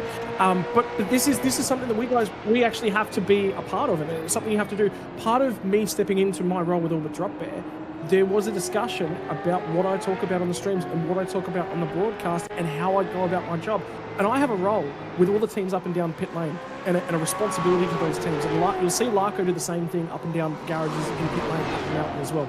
There is an element of stuff that we are allowed to give away and an element of stuff that has to be kept behind the wall. You see, whenever you go to a car in a garage and they've got the wheels off, there's covers. You're not allowed to photograph anything up and underneath those uprights, because that is one of the few areas on these cars in the real world they're allowed to tinker with and they're allowed to work with, and places they're allowed to do things with.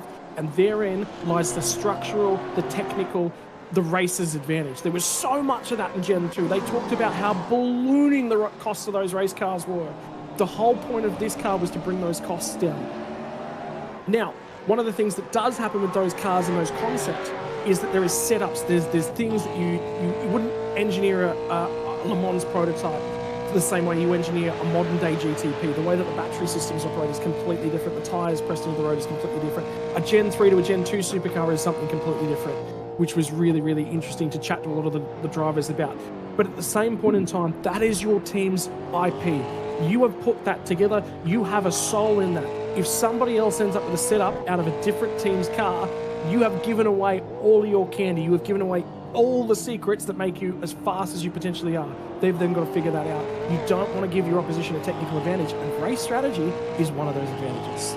Absolutely. And going off that fact that you said, obviously, people know that my little ties with TTR. I've been with that team ever since I joined iRacing, and there are times where I've been privy to information and certain things that get said within the group, and that stays within my chest because it's got nothing to do with anything with the broadcast. And obviously I don't want to show their hand as far as if they've got strategy and something like that, because it's just not fair. And you being in that realm is part of the promise that you make to that team, is that whatever is said behind closed doors is kept behind closed doors. Unless they come to me and say, I've got a scoop for you, this is your info. Oh, that's We've plenty of also got a script show the to last put couple on. of weeks.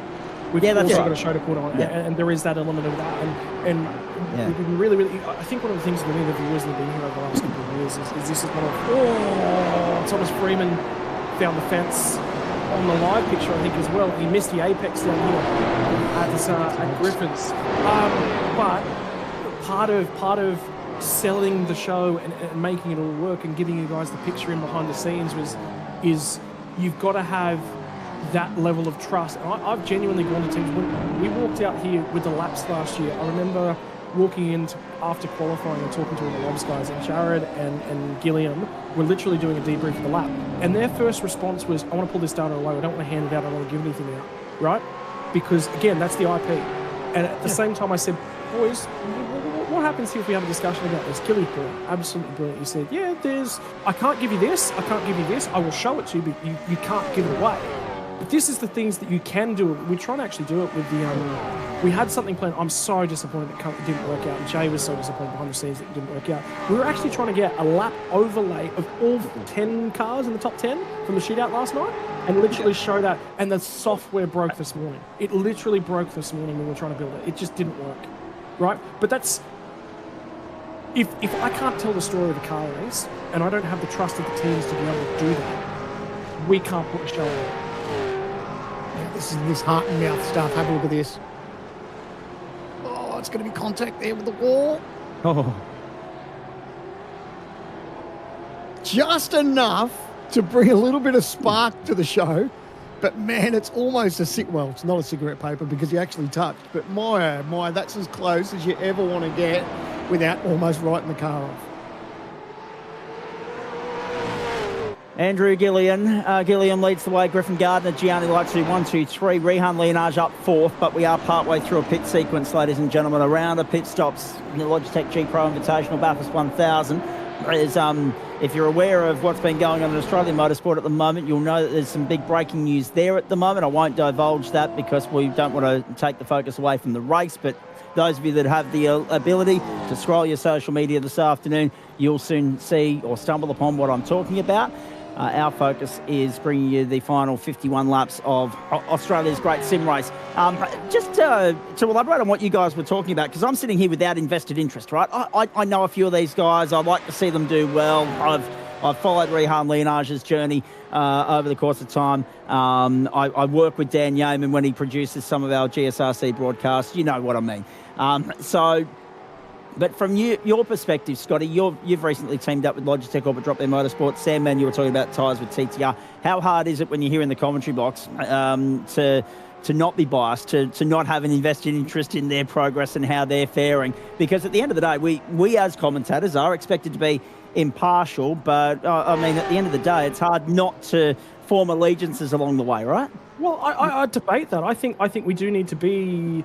We have a story to tell, and we need to show all sides to that story, right? That is part of being in media and being legitimate in media. You can jump in media and be as biased as you want. You won't get very far because you just won't have the trust. Although that's a changing metric in today's age. But in terms of broadcasting, specifically, you have to be as impartial as you possibly can. I counter that point, and there's a debate that I have with one particular team, and they're welcome to their viewpoint, and I'm welcome to my viewpoint as well, where we just sit on different sides of the same argument. And at the end of the day, I think one of the big things that was a discussion point with this series when I first joined was I was given permission by the series to we want you because you offer a viewpoint, you offer an opinion, and Sam, and you've offered a lot of opinions over the years as well, and I think it's if we sat here and said, nope, the series is right 100% of the time, we'd lose our credibility very, very, very quickly. And the drivers would lose credibility with us. But also, if we there's a lot of people who disagree with what I said about T-Mac today, and that's fine. I like that. Awesome. I'm so glad that so many people got fired up over that and we got some opinions, because that's the heart of racing. But sitting here and just agreeing with everybody for the sake of agreeing with everybody is also wrong. So there are definitely guys, the guys that I'm with and I talk to all the time, I have so much more insight to their psychology, and I can talk to their decision-making process, and that's the element that we can give. Yeah, and I've said it in the past, just because of my ties with TTR, if, I've seen them do different things with strategy, and I'm thinking, oh, no, guys, you shouldn't have done that. Like, I think you should have done this and that. And whether I'm right or wrong, it doesn't matter. I still put my opinion and, we'll call it as I see it. And Rehan's moved before too. I was like, oh, dude, you probably should give that back. You might get a penalty. It's just like, I'm saying that straight away. I didn't say, oh, no, he doesn't deserve a penalty. He's TTR. He should just go on with it. I actually thought genuinely he might get a penalty out of it. So it's heart and mouth stuff. And, you obviously got the ties with the teams, but you push on with the job that you got. The other point I'd make as well is Ewan Baker's been a coach over here for a number of periods of time, and I disagree with the way he goes about his motorsport, but he also challenged me on that. He actually come and challenged me on that and said, no, I think you're wrong. And then he proved me wrong. There we go. Oh, damn. So I was just saying about that. No. Whether it was a penalty, and that's what he's got. So a 5-second penalty. I called it, but there you go. Unfortunately, he's got himself a 5-second penalty. So I'll give you some insight into that one, because I've sat in the steward's chair and done a fair bit more of that and had some strength and capacity. I've discussed this with the stewards at different points in times and different stewards throughout the ages in this series as well, because also that stewarding, we're different to supercars. JT and Craig Baird have done that stuff in supercars for a long period of time as a successful partnership working together, but they've also done that internationally. Greg Favel's our head steward, Korolev and Simon Black are involved. I don't quote me on the roles that they all have in there, but and John Van Ree are the key personnel in there. But the big thing I know from this series and everything that goes on is as soon as another car passes that car, you have to issue a penalty. That's just been their line ball standing. Nose to tail contact. I got some skin in the game in that one. Wow, how lucky that didn't get a lot worse than it turned out to be. But that'll be a 5-second penalty. See the other car that got involved and passed in the middle? It's exactly the same situation. Well, I say that, but then you look at that replay, we just cut away right at the end. It looked like he was already rolling out of the throttle to get the spot back, so I wonder if that's something that they would It'll still be 5 seconds. No, it's still 5 seconds. So the thing is, if it's one car on one car and they swap positions and then redress, yep, sweet, play on. Right? And we actually heard a redress call earlier on in the race. I said there was one I was listening into and we went and found it. As soon as another car slots itself in the middle, just head down. Forget it. You get 5 seconds. You're always getting 5 seconds in that situation. I guarantee you will get 5 seconds even though we redress there. Winning margin was less than a second last year, boys. Right? So with that, I ask you this. When you look back on that 5 seconds at the end of the day, is that the kiss of death to Rehan's charge towards potential victory in this race? And if it is, what's the best he can hope for? What's the best outcome? Top 3, top 5? Or outside? Doesn't always mean death. If he's got himself in a position where he may have 5 seconds over the car behind him at some stage, he serves that penalty and then there's a safety car, he may only lose one spot out of that. The field bunches up again and then he's right to play on. So just depends on how the cards play out. Serving the penalty right now on pit lane. And this is the best thing they could do. Get it over and done with. And is that a driver change as well, Scott? Emily hopping in for the balance of the day? Yep. Yes, it is. And Griffin Gardner's just messaged. Actually, you know what? I'll grab Griff. I'll be right back because I want him to come and have a chat with us. Because the other thing is, I want this captured on audio so it can be submitted to iRacing as well. But I'll go grab him right now. All right, copy that. There's obviously something going on there that's pricked Scott's ears up. More so than usual. It's not often he says, I want this on the record. And we were and it's ironic, isn't it? Because we were just talking about what we can and can't put on the record based on our relationships and our communication with teams on any given week. Now, down the inside. Here's the move. So we've talked about the 47 throughout the course of the afternoon. Going okay at the moment. Fair bit of movement going on out here on this racetrack right now, with so many cars coming and going from pit lane. Up Mountain Straight we go. Scotty Rankin's here, Griffin Gardner's here. We'll get to them very shortly. Emily Jones comes back out just behind Burrow Albert, ahead of Ryan Jones. Leo Duncan's in there as well. Oh, there's all sorts of stuff going on here in the Logitech G Pro Invitational. Bathurst 1000. Jacob O'Reilly, Leo Duncan. I'm just trying to get a relative there with regards to the totem pole on the left-hand side of your screen. The margin, first to second, 4.1 at the moment, and I do apologise because I've lost the thread of where we were, the 47, where that was in the grand scheme of things. Kurt Stenberg, 26th at the moment. So just goes to show you, I was wondering why I couldn't see it. It was actually on the second page on my timing screen. My apologies. The interesting thing here is that goes to show you how hard fought it is right throughout the course of this field. 40 cars deep, and still every position is being fiercely fought for. Sandman, I'll come back to you in a moment. Scotty, you've got Griffin. Yeah, I wanted to grab Griff just in because he messaged me, and again, he privileged me with the details on this one, and I feel like we'll be pretty free to share this on the air. But Griff, mate, for you guys, there's a bug that's happening. We noticed you guys had a significantly longer pit stop much earlier in the day. It's continued, unfortunately, for car 17. Do you want to just walk me through what's going on there? Yeah, so obviously the first stop was a short stint, and Zach stayed in the car and he made a ARB change from, I think it was 10 degrees to 0 in the first stop, and we had no issues. And every time I've gotten in the car, we've had no issues. But now, every time Zach gets back in the car, it's glitching as if we have made another bar change or something, which, to be honest, it still doesn't make much sense because it's meant to happen in the stop. But it's holding us for 25 seconds after the stop's finished when Zach gets in the car. So we basically lost 50 seconds the last two times Zach's got in the car, and yeah, it's obviously killed our race pretty much. So we need a big safety car. Mate, the reason I wanted to grab you in that one is obviously I think that one needs to go away to the developers and be raised with them. But at the same time, you guys have put together a huge whack this year.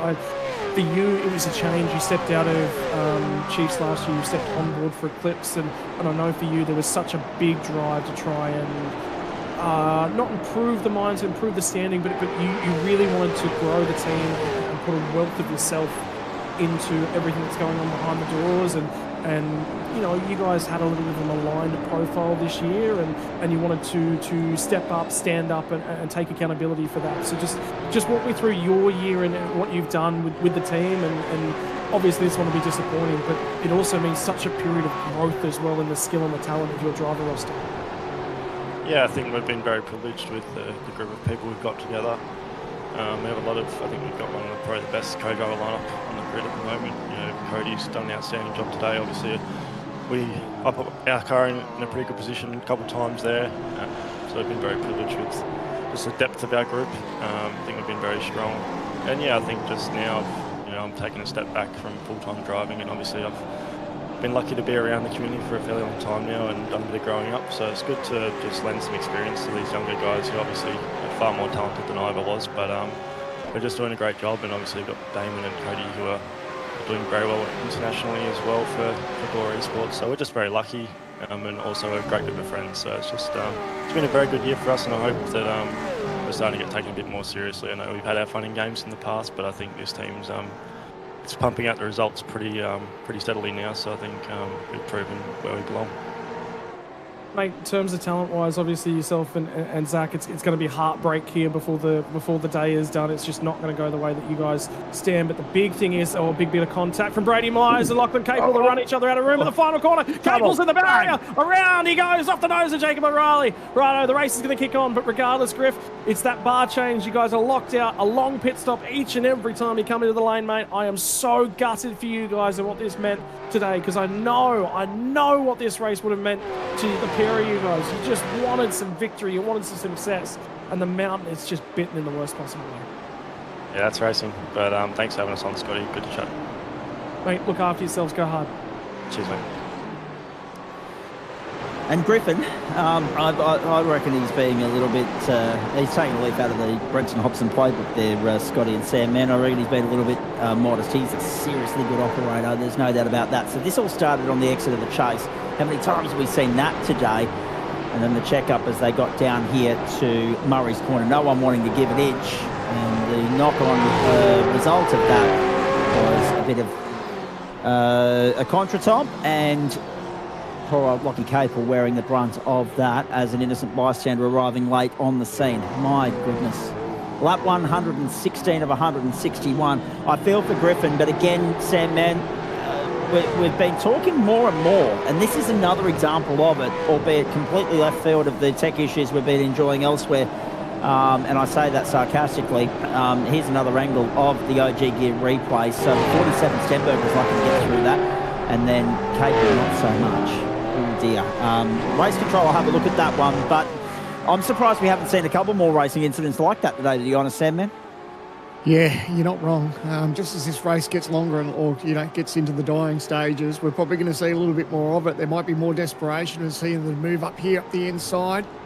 17 gets the job done on Andre Heimgartner. So Heimgartner was trying to get his way back inside the top 20. And how cool is it? We touched on it earlier, how Phil Keed is engineering this car for this great race. And yeah, Andre will just hopefully try and peg a couple of those more spots back and get himself inside the top 20. And the tech issues, I want to come back and have a chat about that. We're seeing tech issues creep in more and more and more. I was making comment with my colleague over on the platforms of the GSRC, Joe Baldwin, the other night, former president of the club. Whoa, substantial damage there. And that was the Jacob O'Reilly car. That was the one that was caught up in the incident with Lockie Capel last time through. And that's another contender biting the dust as we see a move up here at Griffin's Bend. That's the TTR 47 entry, Stenberg. Brady Myers just ahead, Chastanov just behind. Back to the leaders we go.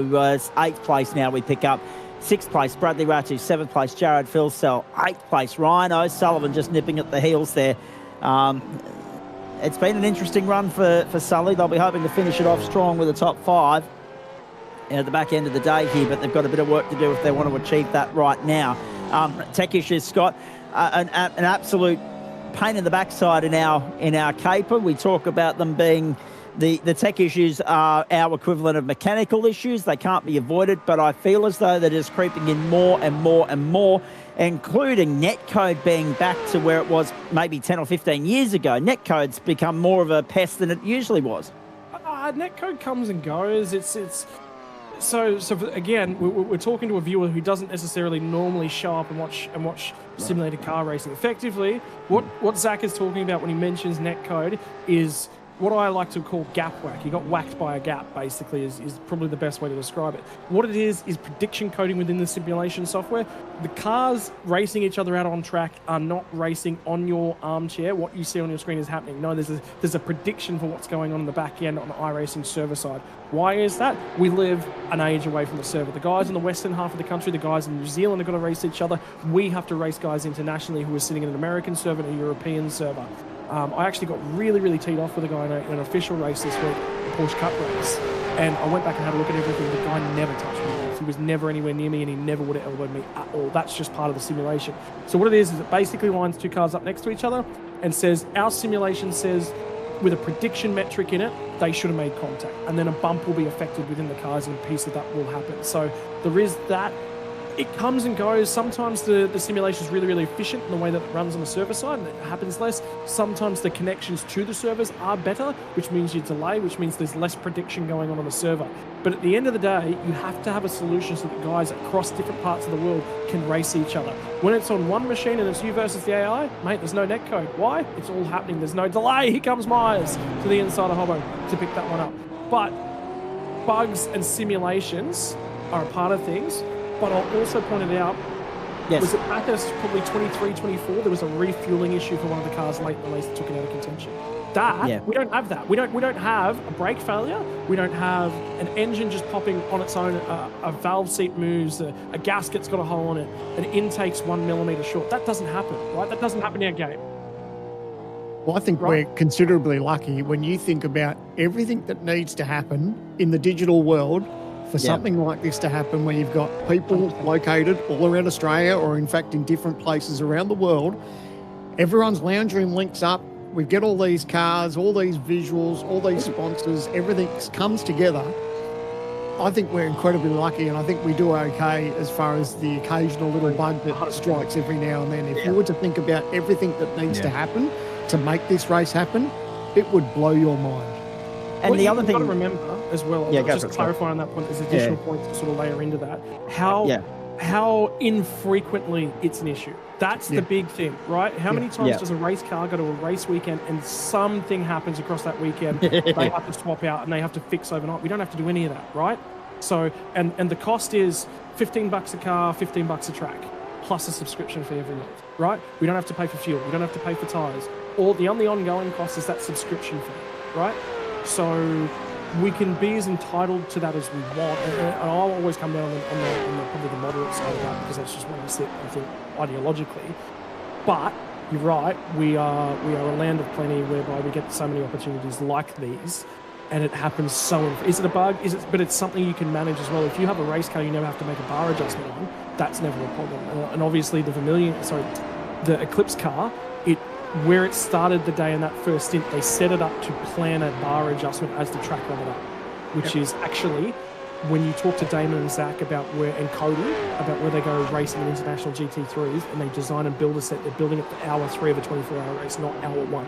Because at that point, the track rubbers in, the grip level is going to be quite consistent across the rest of the day. You want a car that's tweakable and adjustable, and unfortunately, the bug just exists in that section of the coding. In that saying too, you, as much as heartbreaking as it is, you actually want that little bit of unknown where the car can fail. And if that happens to be a technical gremlin, then so be it. Because everyone knows that when they head to the real world Bathurst 1000, you're not going to have the perfect weekend. You know, there's a couple of drivers that might, where they don't have to make any changes and nothing goes wrong with their car. But you're going to have those things that go wrong. And I think in an ideal sim world, you do want the occasional faux pas. Yeah, it breaks your heart, but that's part of racing. Yeah, and a fair point too. And that brings me back to one other point that I wanted to tidy up from earlier, Scott. Again, so much has happened today that I feel as though we've got a couple of pieces of the puzzle to still stick together from earlier in the piece as we go back and have a look. Bradley Rather under pressure from Rhino Sullivan in the battle for 7th at the moment. Keep an eye on that, folks. But there was an incident earlier in the day at Forest Elbow. You called netcode, and you were right to do so. You could see the gap. You could have driven a couple of push bikes through there. But I feel as though we should clarify for the audience at home that Race Control does have the ability to view those incidents and determine whether or not the incident would have occurred with or without the netcode. Yeah, 100%. So again, anyone that hasn't sat behind, anyone that gets in a simulated space and thinks they know the rules, I challenge you to get behind Race Control, because you will be tested in no word of every metric that you possibly can be. As Robbie Gibbs is going to try and hold off an old friend, an old rival, Ethan Grigol. These two were in similar colours last time around this circuit. But yes, if the cars at all times would have, and then there's a degree of error in that because it's an assessment, it's a judgment by the stewards. If it's very blatantly obvious to me as a steward and I'm ruling on an incident that they got hit from a wheel width away or a half a foot or 5 centimetres away, but they never physically made contact within the sim, but the trends and the speeds and the metrics was, and you can watch this back from so many different angles. We can, if Jay wants to, for 5 seconds, we can go and show an angle that's just not available. We can follow a car around the racetrack. It breaks the immersion, but that's available to the stewards. It's available to these guys to look at things in detail that they cannot look at in the real world. We have the ability to get nitty-gritty with all of these incidents. And yes, a steward will have a look at an incident and said, those two cars, even though they never physically made contact in the sim, the netcode was right to have predicted those cars would have made contact. We estimate the punishment would have been about the same with the car getting rotated. We'll issue another penalty. This is a shot. This shot's, you can't do this. You can't get a drone doing 280 kilometers an hour down a straight to fly that far off consistently the front of Robbie Gibbs' car. That breaks the simulation, that breaks the immersion, but that is something we can do with the simulation that you cannot do with real world drones. Maybe if you get a rocket drone.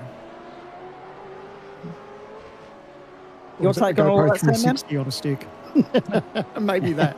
But anyway, but we know exactly what you're saying. We do have those tools at our hands. But Here we go. Let me check this battle out. Looks like, is that Heimgartner thinking about a move up the inside? Not quite. Looks like he has just lost position there with Brady Myers, we're hearing. So, just seeing how this race is playing out, boys. Lap 121, Hayden Veld over Andrew Gilliam. Josh Anderson, P3. Madison Down, P4. And Damon Woods, P5. Sorry, Zach. You make a good point, right? You make a very good point.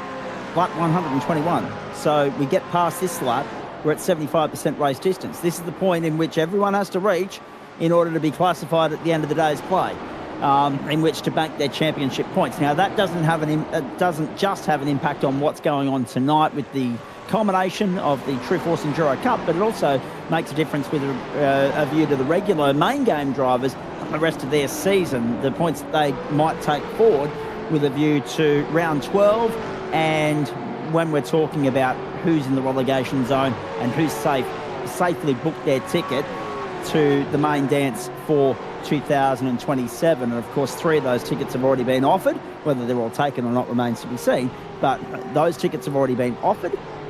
And now we get a look at what's going to go on with a view to who's going to make the cut, who's going to miss out when we look towards the qualifying series at the start of 2027 as well. So all those little things, you might have had a shocker of a day, but if you can take some points here, that might just be the difference.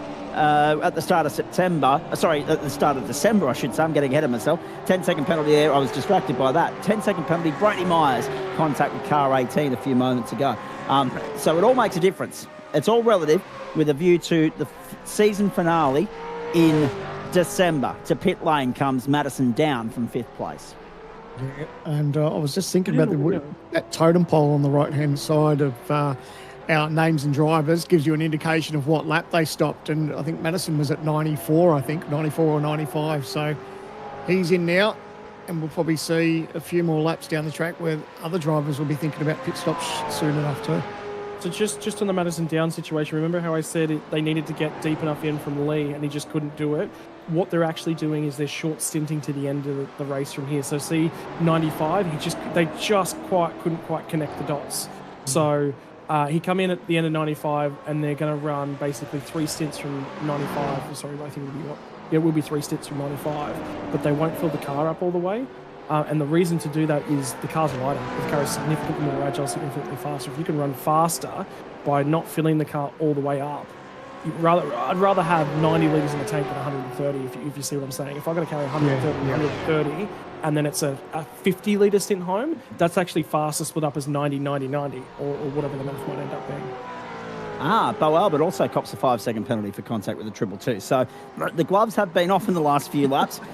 Those dark clouds have returned as well, gentlemen. Those dark clouds have returned. Have a look at that at the top of the mountain. It looks gloomy. Yeah, a little bit overcast, and that'll obviously help temperatures. It's getting later in the day. Like we touched on before, there's really no threat of rain now, but these overcast conditions will help these drivers. We'll go to the OG Gear replay and see what happens here. Looks like Zach Retro White makes a look up the inside of Bo Albert. Oh, and there's contact, and round he goes. Oh, lucky to pull on the brake there and not roll back into the traffic. So I reckon Zach Retro White might have himself a penalty there. So the stewards are still going to be busy. That angle gives us a terrible look at that car and where it was sitting. The problem is we're hidden to determining who got far enough up the inside. So there's a requirement to be demanded in every racing. You've got to be far enough up the inside to be eligible for racing room. I don't think he's there. I think he's too far back. That will be a penalty for my book. Yeah. I think you broke Jay's heart when you said that wasn't a very good angle. I could hear his heart break in the background. He's like, oh, come on, mate.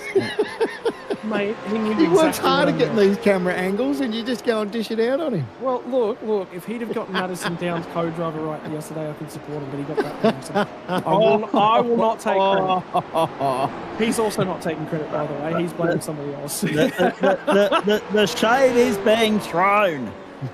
6.5 hours in the booth later, and you can tell that everybody's looking forward to the end of this one, so they can have a break from all of us, ladies and gentlemen. Mate, very arms good. folded, dummy spat. Yep. Oh. Rankin, you be careful because Jay can just mute you pretty quickly. True. To be fair, Jay said there was nothing that he finds one of the cricket commentators from this week really, really annoying. And I said to him, mate, I was gonna bother him by saying, spend the rest of the stream saying, without a doubt, mate. Without a doubt, this is one of the best races we've ever had. And Jay is cringing in the background.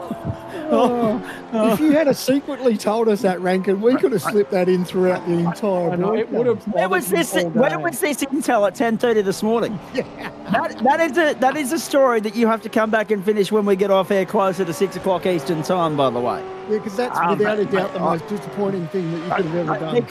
Because I must say, as a cricket enthusiast, and those that know me personally know that cricket's my escape from motorsport at the end of the year, so it feels really weird having it on in August. Down the inside, side by side at the chase on lap 124, if you don't mind, ladies and gentlemen, and Ryan Bettis finds himself into the top 10. Let's focus on some motor racing, shall we?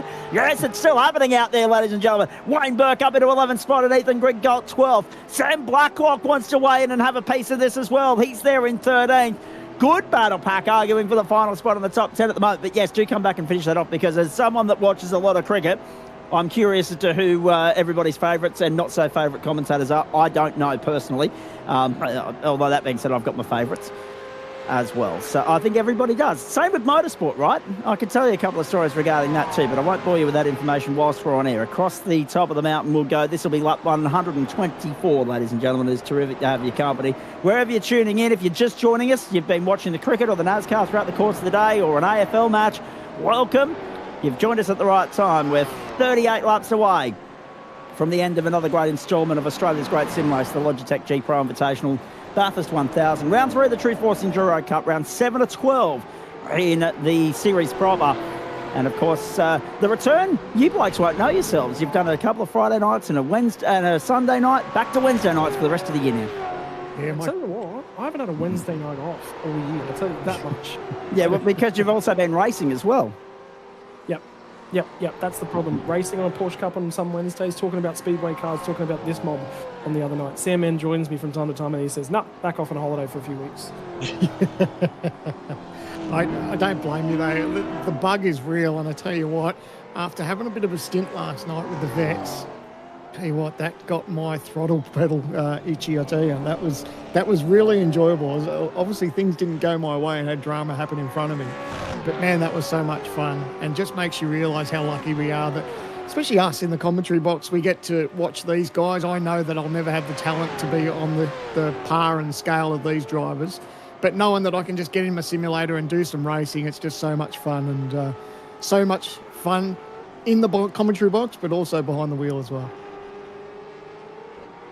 Just to answer me that one, Sam, man, because I talk to guys on the platforms of the GSRC all the time. We have 2 races on most nights of the week, as most of our audience know. And, of course, Scotty being a member of the club and a few others within this race today, they know all too well how we operate over there. And often you'll see guys on double duty. They'll jump in one, have a steer, quickly jump across to the other. They adapt very well. They're very versatile to be able to jump from one car to another, from one track to another. One can be an open wheel, one can be a tin top, and then you've got completely different race cars, completely different requirements in terms of how to drive them and drive them fast. From your standpoint, how challenging was last night to go commentator mode, racer mode, and then back into commentary mode? Or did you enjoy that, keeping on the go, on the hop, skip and jump, being run off your feet sort of element to the night? I enjoyed it. I knew, to be honest, that I was never going to be a threat as far as an outright win. I missed qualifying as far as with commentator duties, but that never mattered. I was never... Nope, I just saw something in the background. No, my apologies. No, keep going. No? Okay. So, yeah, look, I knew I wasn't going to be a contender, but I thoroughly enjoyed it, and just made me realise just how much fun it is just to get back behind the wheel and turn some laps, and that's probably something that we could look at as far as, support races for next year and see what else is on offer, because it was so much fun. I'm hoping that everyone else back at home, wherever they watched around Australia, around the world, actually enjoyed it, because it's been a big week for us for the broadcast. Like I said, to have Wednesday, Friday, Saturday, and then the big one today, it's been a huge effort from everyone in the commentary team, and and the broadcast booth and Jay behind the scenes. But it makes this week really special, and to be able to jump in and do a support race was something that I'm forever grateful for. So, critical lap will be lap 134, the end of that. That'll give us 27 to go, Scotty. Question is there another random, unplanned by us, but certainly by race control, is there another competition caution in the mix between now and the end of the day? I'll talk to the fans watching along at home. What is a random safety car? Random safety car is one of those ones that's there to cover off things like an echidna, like a tyre rolling off a barrier somewhere's come loose. It's one of those things to cover off those circumstances that happen at a real-world racetrack. But also it's a little bit of an opportunity to get the field back together. What happens is for the major events, for the endurance races, a number is rolled. It's somewhere for Bathurst 1000 between 0 and 4. At maximum, we can have ourselves 4 randomised safety cars as they become to know, or we can have absolutely none at all. If a safety car would fall because of an incident, say the one we had all the way back on lap 3, to trigger a safety car within a 5 to 10 minute window of a safety car that was randomly assigned to be planned, that will negate. So if there was supposed to be 3 random safety cars today and one of them was supposed to fall 5 minutes in, we would have cleaned one of those out effectively with that safety car all the way back. There is lap counts that they cannot happen after, and we're rapidly approaching into that one. The other side of that coin, by the way, those safety cars are actually not done by lap count, randomised lap count, they're actually done by randomised time count.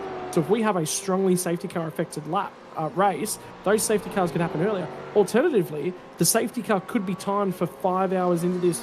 Okay, that's a bad number. 7 hours into this race is what happens and pops up on the timer. Well, that's beyond the end of the race. That'll never happen. So there is some randomosity element of that, and those numbers are very, very strictly guarded and held. There is one person who knows those numbers. One person who knows those numbers all weekend. And there is a very, very good reason for that, because if it's more than one person that knows that numbers, again, we talk about gamified elements earlier on where teams are trying to scrap an advantage. If I knew a safety car was coming on lap 88, I'm structuring my entire day around lap 88. Yeah. And I'm glad that you brought that point up, because I think there's maybe some people at home that might think that we're actually privy to that sort of information, and we're not. We're just as surprised as you are at home whenever there's a safety car. So whether it's an on-track accident or whether it's one of those determined safety cars, we don't know, and we prefer it that way. Just seeing Sean McNamara out in the background, and I hope he'll wander on by for a quick chat if Blake's available too, just because I'd love a chat to him, because Sean is first and foremost a guy that is universally loved throughout the sim racing. Oh my god, no! This is okay. In terms of annoying people, this is why I should never ever have annoyed Jay. This is my most embarrassing sim racing moment. No! He's done well, actually, in his defence, at least he was into the race. But it's very similar. Yeah, that's right too. This is very like Scotty McLaughlin on the Formation Lab a couple of years ago. What happened, Scotty Rankin? I was fuel burning so in Indy cars, fuel weight, because basically an Indy car compared to a V8 supercar, ton of downforce, weight is very, very sensitive, high horsepower to power to weight ratios. You can improve that slightly by burning the fuel off. I still had the thing pinned when I let the clutch out from fuel burning. If that was tennis, Sandman, Jay's just broken Scott's serve. Right? Yeah. Literally. I'm mentally done for the One rest of the day. love. Can I just say how much How that good. I love and enjoy Jay Kennedy's company, and I think he's a great one. By the way, there was a period where I tried to compete internationally in the IndyCars, and there was only a couple of people able to do that. That car meant so much to me at that point in time, because that was one of the few things I stood up and I actually was quite good at, and I'd never won a race on a SimSpeed broadcast before. I'd never won an AOG race before, and I was moments away from doing it. All I had to do was get that restart right and survive the first lap, and the race was mine. That's it. That's all I had to do. I had that thing sewn up, and that haunts me to this day. And now all of Australia has just relived it with you. And oh, Tyson dear. Broad just sent me a message and said, "Tell Jay I love him," because Tyson Broad loves bringing it up. Oh, dear. Hey, have a look at this. Have a look at this. Hayden Veld and Andrew Gilliam. So they're on near identical strategies. Gilliam's a couple of laps out compared to Veld, but they're both in the window, I believe I'm right in saying. Yes. Gilliam's just got to get another 9 laps out. Where are we? Lap 120 out of 161. That'll get him to 137. And Veld's got a little bit of leverage to work with there. Yeah, look at the time underneath. You can see that it's just been slowly picking away at him, just edging us that little bit closer. So the pace that Gilliam's got on board, going by that figure, you would imagine that Veld might be in a bit of strife and Gilliam might be leading this shortly.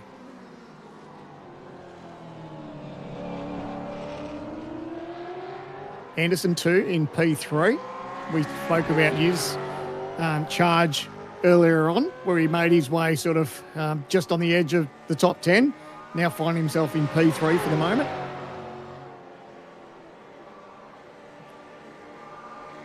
Jay's cracked me. Jay's absolutely cracked me. And by the way, there's an offer coming from our broadcast chat room from Dan Yeaman to say that he can help with that as well. He was the one that sent the link. So don't just thank Jay, thank Dan for that ultimate stitch up. Fantastic. Oh, dear. Oh, boys, we're getting close up front. Have a look at this. There will be a get square at some point, I'm sure of it. In the meantime, have a look at it. You're right. But I'm wondering, Sam, man, if Gilliam's just happy to sit there and play the patient game, play the long game, and beat him on strategy, because at the moment, there's no urgency required. There's 33 laps to go. You don't need to take the risk now. You can just sit and put the pressure on, either wait for him to slip up or get him on strategy once we go through the final round of pit stops. Yeah, and the one thing that I like what he's doing is just harassing the back bumper of Veld. So whether he's actually thinking about making a move or not, what he wants to do is harass him and just make Veld know that he's there and keep looking in his mirror. And the easiest way to get a position done on him is if he makes a mistake in front of him. So if he puts that pressure on him, Veld just has a little bit of a whoopsie, he'll be gifted a spot there for Gilliam. Okay. Up over the top of the mountain. As you can see, we're still fighting our way through.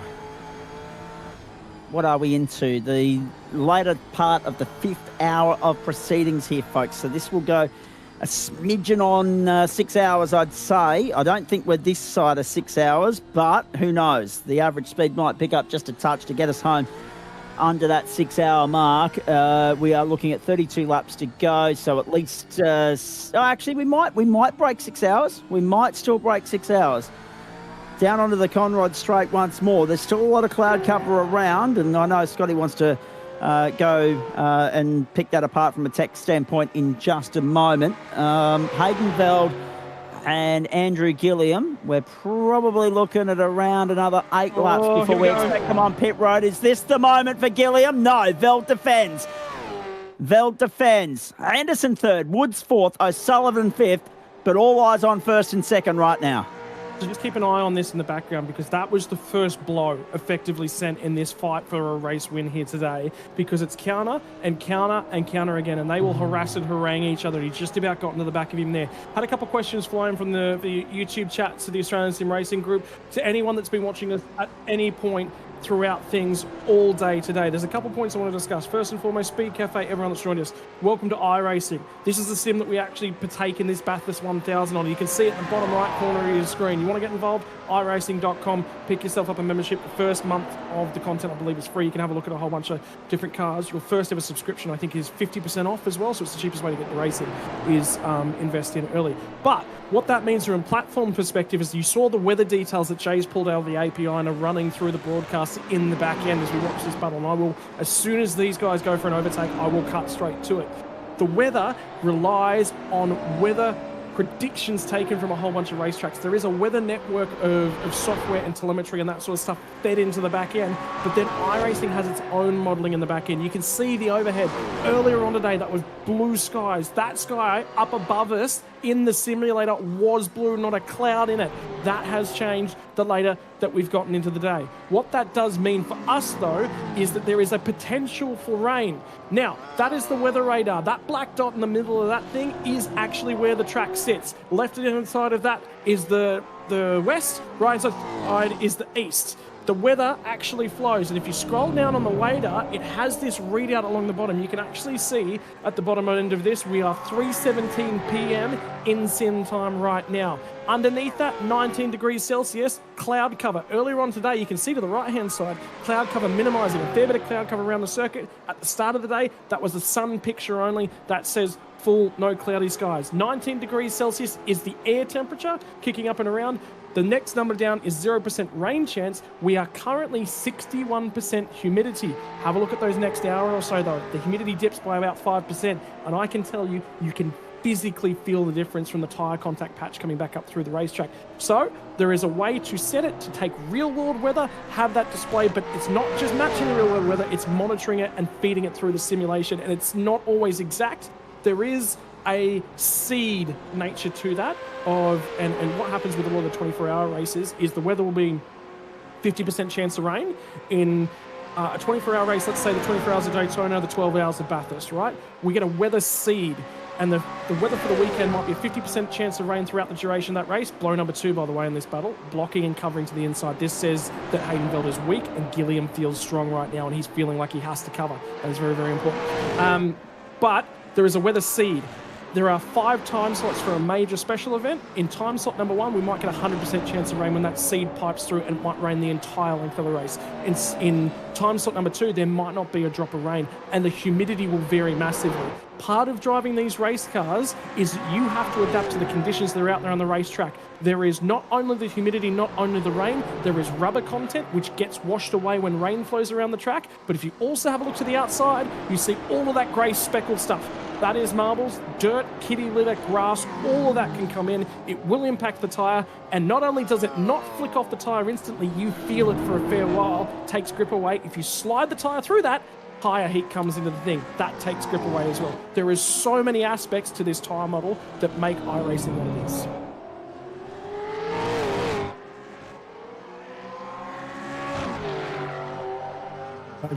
Scotty, so much to unpack as far as what these drivers and teams need to deal with. And I tell you what, the battle here between Veld and Gilliam, I love what Gilliam's doing because he's living rent-free in the mind of Hayden Veld because he's blocking and he's covering. Look at him. He's not running the ideal line in most parts of the racetrack because he knows how strong that Gilliam is. And that's what I said before. It's so important that even if Gilliam isn't going to make the move, just move the car around to make him think. So Veld thinks that he might actually stick it up the inside. Oh, a little bit sideways there. So you can see he's not quite comfortable with that car, and Gilliam's got pace. Will he think about a dive up the inside? Here he goes. He's going to get a job done. No, not quite. They're going to go door to door. Angled in at the apex. They'll squeeze each other and lean out the other side. After nearly 5 hours, we are 4 hours and 55 minutes into this motor race. We have completed 131 laps. And Andrew Gilliam says, I'm not going to win this one on the outside of Griffin's Bend. I'm going to have to earn it elsewhere around this racetrack. But the other thing is, he cracked the throttle. I think he's been fuel saving just a little bit, but he's recognised that Josh Anderson in behind is only 3 seconds back in the rearview mirror, and it's time to go forward. I reckon he'll jump him at the stop. I reckon the final pit stop for car 201 might be a touch shorter. That is the reason to fuel save. Something we talk about too is when we get close to pit stops, that if these guys hanging out sideways there for Veld, if you've got that little bit of rubber left over, you may as well use it up. And if that means putting the pressure on or possibly getting a job done before you hit the pit lane and making up a position, that's going to work in your favour. But the other thing is, and another part of this tyre model, and this is the part that you guys not necessarily understand, sitting underneath somebody's rear wing for a while, your car doesn't perform as well. It needs air moving over it. But the other thing that it does is it hurries the guy up ahead of you. And that is Hayden Veld hanging it out. He is getting hustled by Gilliam, and Gilliam's using more. I think Damon Woods has actually just done a shortcut at the S's. Ooh. There was a slowdown penalty for Damon Woods right now. Yeah, he shortcut the S's. And that's a rare slip up for him today. No doubt about that. Definitely need to look at that because that was actually a huge moment. That nearly got thrown away. Which is his command. I'm just going to put it out there. Oh, that was massive. Yep. So even the best can trip up here. That's the beauty of the place. However, that's a minor moment compared to some that we've seen today. And by the way, ladies and gentlemen, we have been on air for 5 3/4 hours. And that is the first time I've heard the word huge come out of Scott Rankin's mouth. So if you had that on your bingo card, because it's one of his favourites, like Darryl Eastlake, the late great legend, you can tick that one off your bingo card right now too. I nearly said probably about 15 minutes ago. I don't think we've heard Sandman say buy a ticket in the end. I think they've all done it today. Correct. Hayden Veld leads, but for how long? Gilliam just nipping at the heels. There's not long left. There's about an hour to go, ladies and gentlemen. There's not long before they'll be on the lane for what they hope will be the final time. We haven't seen the safety car since pre-lap 100. Close. 85. I checked 85. Lap 85, thank you. Yeah. So it has been a while. 50 laps, coming up on 50 laps. Look at that last lap gain from Josh Anderson. Just over 7/10 that he's made up on this battle, and that's because Veld and Gilliam, they're racing each other. Anderson, nice clear air, and he's able to just close that margin a little bit. So that's exactly what he wants to see. He wants to see these guys tripping over each other, maybe coming up on a little bit of traffic. I think it'll get out of the way before it will impact these two. But Anderson really wants these two to scrabble. Hayden Veld will be handing over to Cody Dees. He last pit at the end of lap 107, start of 108. Joshua Anderson pit at the end of 106, start of 107. I believe he rolled off a pit lane from 107. So to me, Ando's a lap short on fuel. I think he's just undercut it just a little bit, but he's asking himself to save. I did check in with that car a couple of times throughout the stint, and I saw them not maximising velocity in a straight line as well. I think he has actually genuinely been lifting off, but they just needed to get Ando back in that car, which means they will have a full pit stop to do.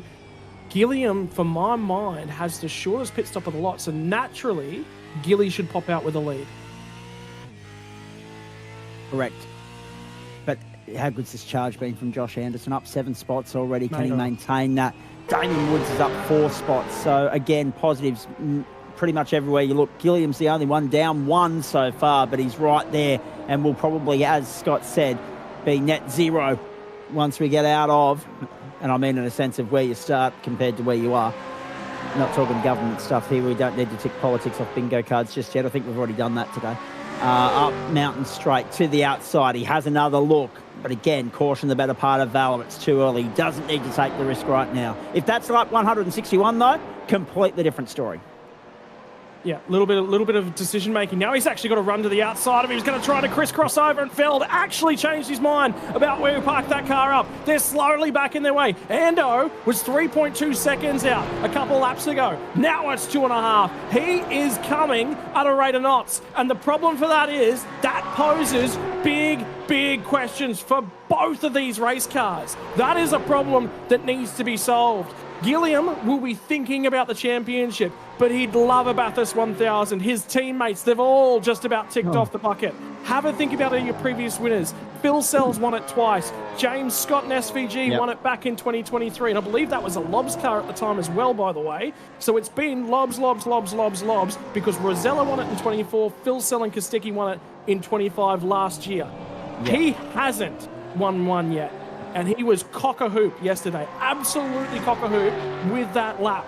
And he's a man, I guarantee you, every time we talked to him yesterday, think about what he said at the end of that lap. I had to manage myself. I had to bring my heart rate down. I had to manage my adrenaline. He is doing that with the steering wheel right now, boys.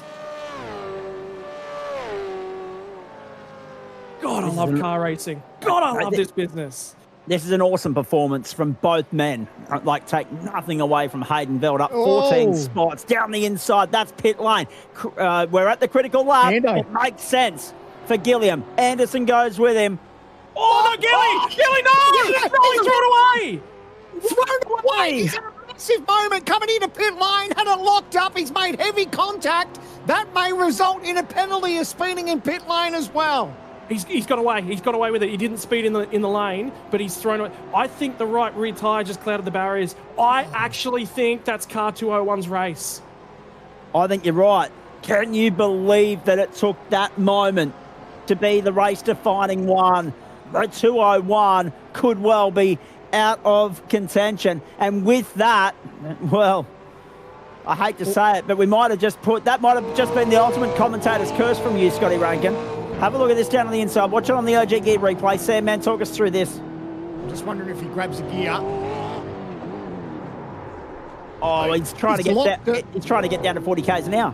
Yeah, he's grabbed a gear, he's jumped on the brakes, and that thing's got sideways. Let's go to the onboard of Josh Anderson, because boy, oh boy, he would have had a heart and mouth moment seeing that unfold in front of him.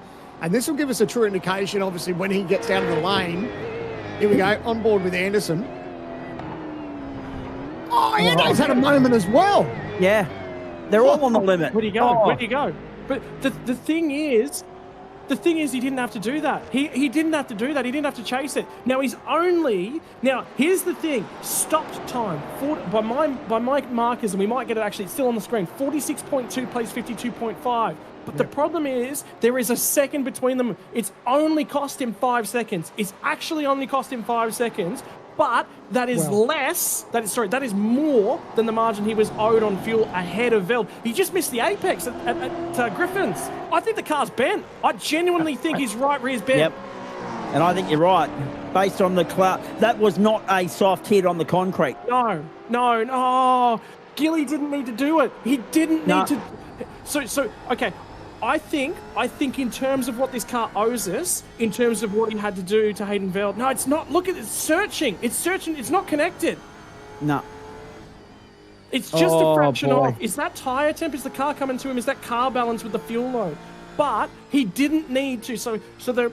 Okay. In car racing, there's times where you need to drive the wheels off the thing and you need to maximise it. And for my miking, he was on the rear bumper of Hayden Veld. He has a fuel advantage on him. He didn't have to charge that pit lane entry. I think he had about 3 seconds of coverage on Hayden Veld. Had about 3 seconds on coverage. He didn't. He could have given up 2 seconds on the pit lane entry and still had him covered by a second.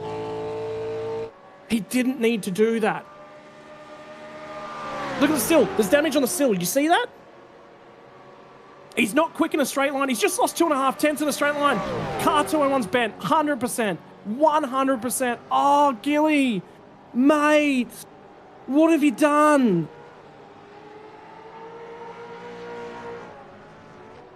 Unbelievable. He's got to scrap. So his job now is give up the win, get this thing home. He's just got to let it go. As hard as that is to do when you're 26 laps from the checkered flag and you've been chipping away at it all day, it was a beautiful lap in the shootout last night to set himself up in the best possible position. But with that, I think that's also... out 4 seconds of margin. Deep just come in. Yep. That might also be, by the way, Scotty, the ultimate commentator's curse on your part, because we're just talking about, and I was about to make the point and compare it to BMW and the Bathurst 6 Hour, right? In the real world, we're talking the Easter Classic at Mount Panorama. The way in which Lobs have just owned this stage and owned this day. That's at a real risk of being brought undone right here and now. What a storyline. What a moment. I've never seen that before. In all my time commentating sim racing, I've seen aggressive pit lane entries. I've watched a lot of NASCAR, and you fly into a NASCAR pit lane a lot more aggressively than that.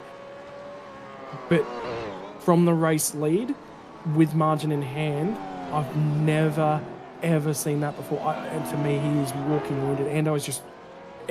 Ando's gone from not really... I mean, he's been quick and there and thereabouts, but not really punchy enough to track him down without the assistance of Hayden Veld to... He's on him. Oh, Gilly. Yeah, it's heartbreaking, isn't it? When you think about everything that was on offer. And it's so easy to do in that pit lane entry. And unfortunately, it's just... it's got away from him. Unbelievable. Heartbreak for them.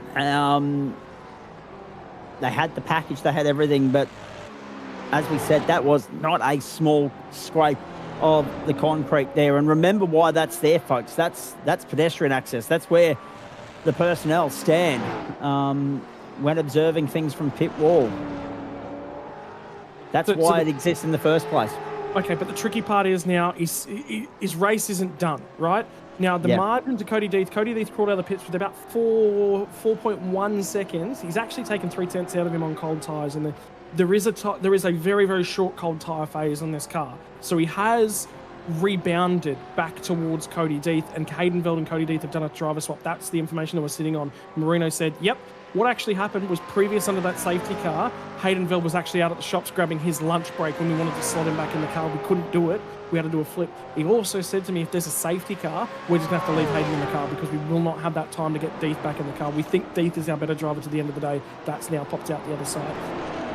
So Gilly's got to assess this car and assess its capability to this point in time. I think it's slow in a straight line. I think that right sill damage is actually giving him a car that's not quick in a straight line. But it looks like I'm sick. I am sick to the stomach watching that. It's got damage in the front. Just imagine how they feel. Yeah, I think the one thing that they had going for them is they hadn't made their stop yet, so they were able to fix a little bit of that damage. Speaking of damage, that 38 looks like it's got a fair bit of damage to that left front, and it does too. So, yeah, when that incident happened, he was able to do that pit stop and fix some of it under the pit stop. So the car's obviously not perfect, and he's struggling a little bit, but man, what a game changer. And Ando is now all over him. He's just put 5/10 on him across the top. Woods and Sullivan. Woods and O'Sullivan on pit road, boys. So their final stop, they're on the run home. 24 to go. The critical laps of the Logitech G Pro 1000. On an enormous day. And have a think about too, boys. Oh, he goes! Oh, no, Gilly! No, Gilly! Ando just got him! Ando just tagged him at the chase! Oh, big one! Ando will prop up. Ride. He'll prop up. Ando's waiting. He's waiting. Yeah. Oh, jeez. Oh. It looks unhappy. Just so unhappy. That race we car now. Haven't seen the incident. Oh, here we go to the OGG replay. And this is Anderson. He knows he's got pace on him. He's going to see what's happened. Oh. It's like Gilly's tried to cover a little bit. Ando went to the outside and he knew there was contact straight away, so he's jumped on the brakes. He hasn't given the spot back, though. No. That surprises me. It's cost Gilly net to O'Sullivan's just popped out ahead of him now as well, so it's too late. Ando's just got to disappear down the road. Now, I don't know. If I was him, I would have jumped on the brake straight away. As soon as on exit of that corner, underneath the bridge, I would have rolled straight out of it just to get him past. Unfortunately, it doesn't happen. Yeah. But the problem is, again, roll back to what he talked psychologically about yesterday, is that there is an element. Once your heart rate's up, and his heart rate would have come up, and he's in panic mode as soon as he gets into his pit stop. He had to settle himself and manage this situation. That's what I was talking about. Is the fight with Anderson worth throwing away another massively successful day in the championship for him? I think the Endurance Cup was gone. It just, for me, as much as his heart says fight, that's a half cover, and that's a little bit, to me, he's got to cover it more, and Ando's got to be more aggressive. Ando doesn't expect him to half cover it. He expects him to fully cover it. If he fully covers it, he respects it. He doesn't go that deep in there.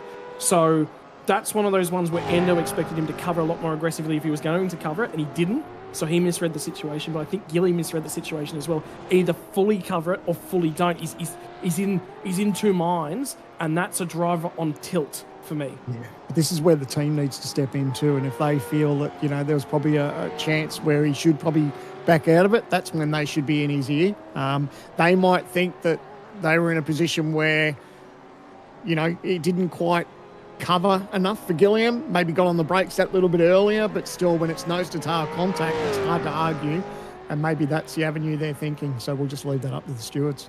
Put yourself in Juice's shoes. Put yourself in Jada's shoes. He's the guy that is normally having somebody watching and on the radio talking to him going, mate, think about the championship here. Should he have, the inexperience of him being in this scenario in a sim racing sense, it's Gilly's car. what would be going through his situation, because he's done this in GT World Challenge, by the way. Juice has stepped into other people's car and been able to do his job as a driver. But at some point in time, you've also got to step up and offer an instruction and say, hey, mate, think big picture here. And I think there's anyone in that team could have said those words. They're not going to back Lobs. You think about Kostecki, you think about Van Gisbergen, you think about Phil Sell, you think about Thomas McMillan from earlier today, you think about all those guys. None of those guys. Brad Newman is probably one of the most aggressive sim racers you're ever likely to see. His argument and the way that they go about things is stand up for yourself, protect yourself, be aggressive. And so that's one of those markers where you've got to go, where's the line in that? And I'll put to you Kostecki at Wanneroo just recently with Payne, who's in the right with the defence and that sort of stuff. And it's one of those lines. Again, you're a passionate race car fan. This is something you'll have an opinion on.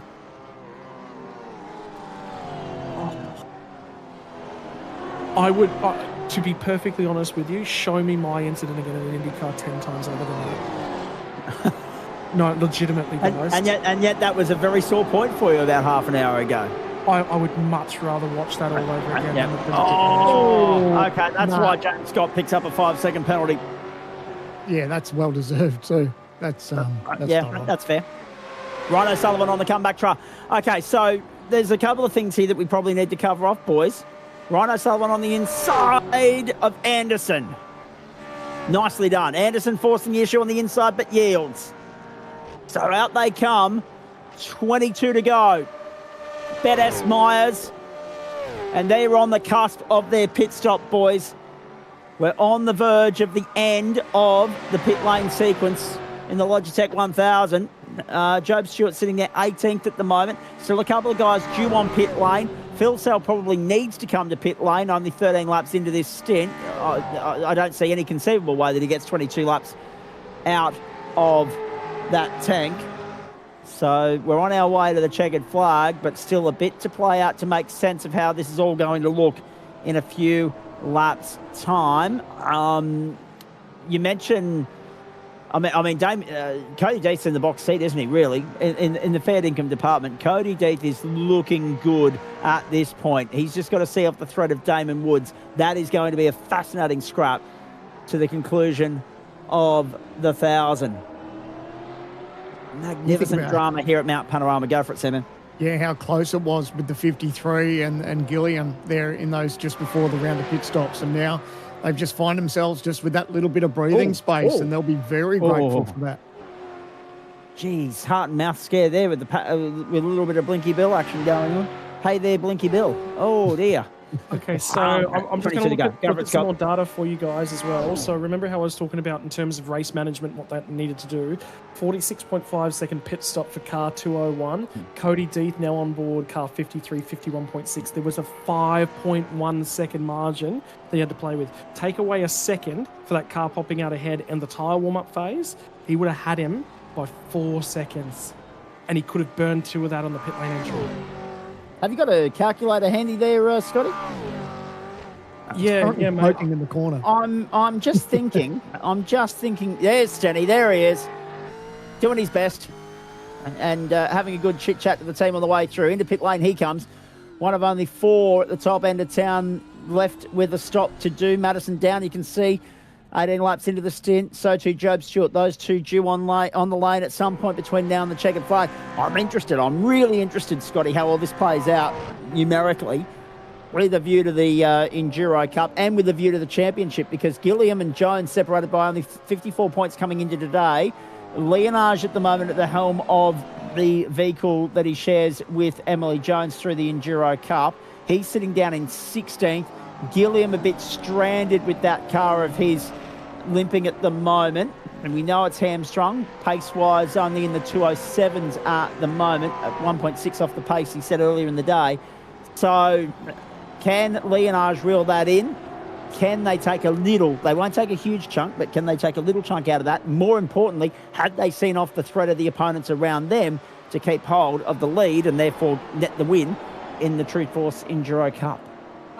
their threat car was car 29, and car 29's had a torrid day at the office as well Yeah. in terms of things. So I think Yeah. the Endurance Cup, like it is quite a hefty margin that they had advantage coming in here today. But remember, Ooh. double points round in the Endurance Cup as well is also worthwhile pointing out. So don't necessarily throw that one away just yet. Is worthwhile thinking about in terms of championship standings. Oi, Yeah, Josh I knew that. Anderson. Yeah, I figured that might have been the case. Unfortunately, Josh Anderson now has got himself that 10-second penalty when we saw that coming together that he had. Ah, mate, and you just think, wish they'd got on the radio and just got him to give that position back, but that wasn't the case. Car 56 is actually a shot of taking the Endurance Cup standings. I kid you not.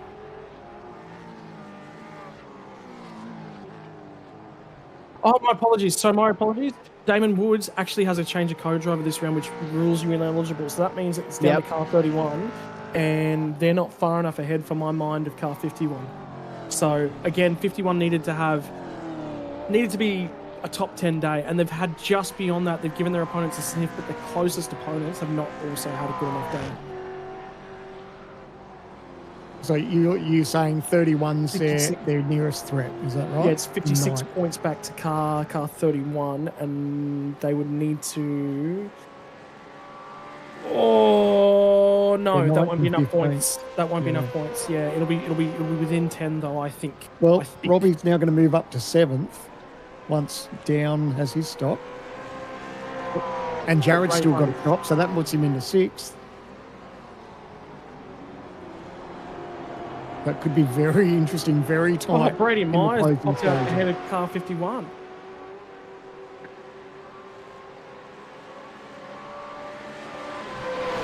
So that's net where that car popped out. I think Phil Cell's going to pop out about 10 seconds behind them, which will be ahead of Ethan Griggold, the 17th.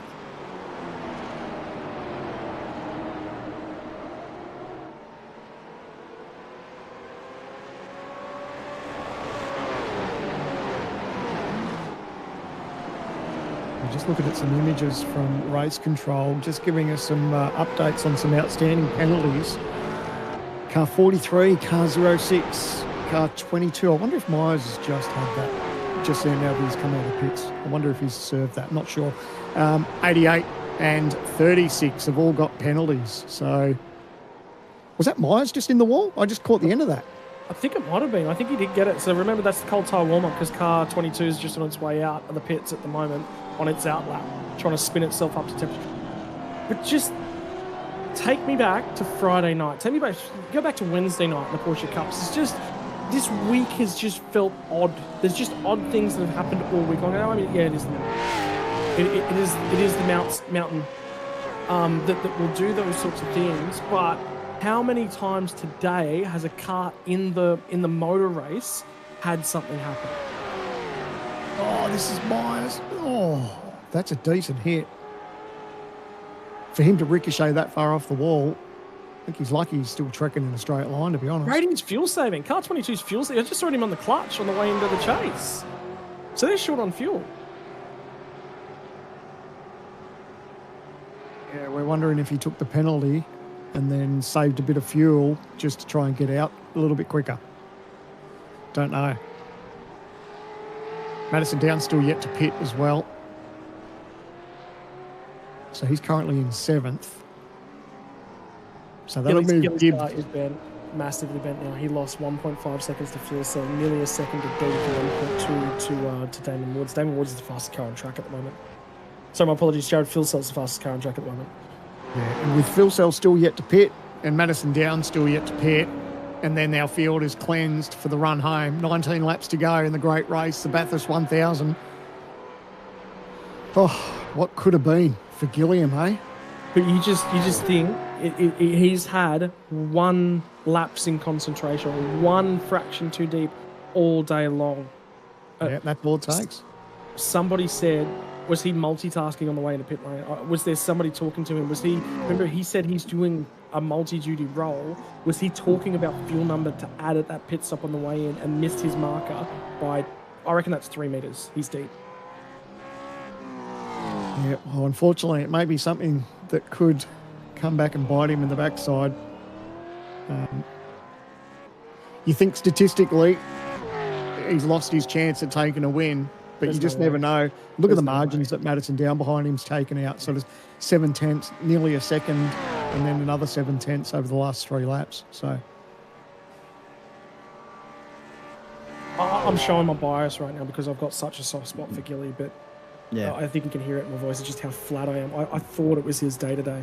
I think everyone thought it was his day today. Jared Filsell, sitting 8th in the championship coming into this round. He's on pit road. He's last stop of the day. Madison down. What a story this is. But we do know that he has to stop again. So he's enjoying his run in the top 10 at the moment. A late race safety car would fall beautifully into his lap, but we haven't seen a big crash that's required a tow for a very long time in this race. Lap 3, lap 4. The last time we were talking about anyone needing to be on the tow rope, which goes to show how relatively, even though there have been a lot of penalties handed out and race control's been busy all day long, goes to show how genuinely clean and straightforward this race has been, with a view to the attrition rate and with and how precision-like the driving has been. Like, take your hat off and smash your hands together for these guys, ladies and gentlemen, because it has been a phenomenal performance from all and sundry just to get to this point of the day, let alone to go and finish the job off.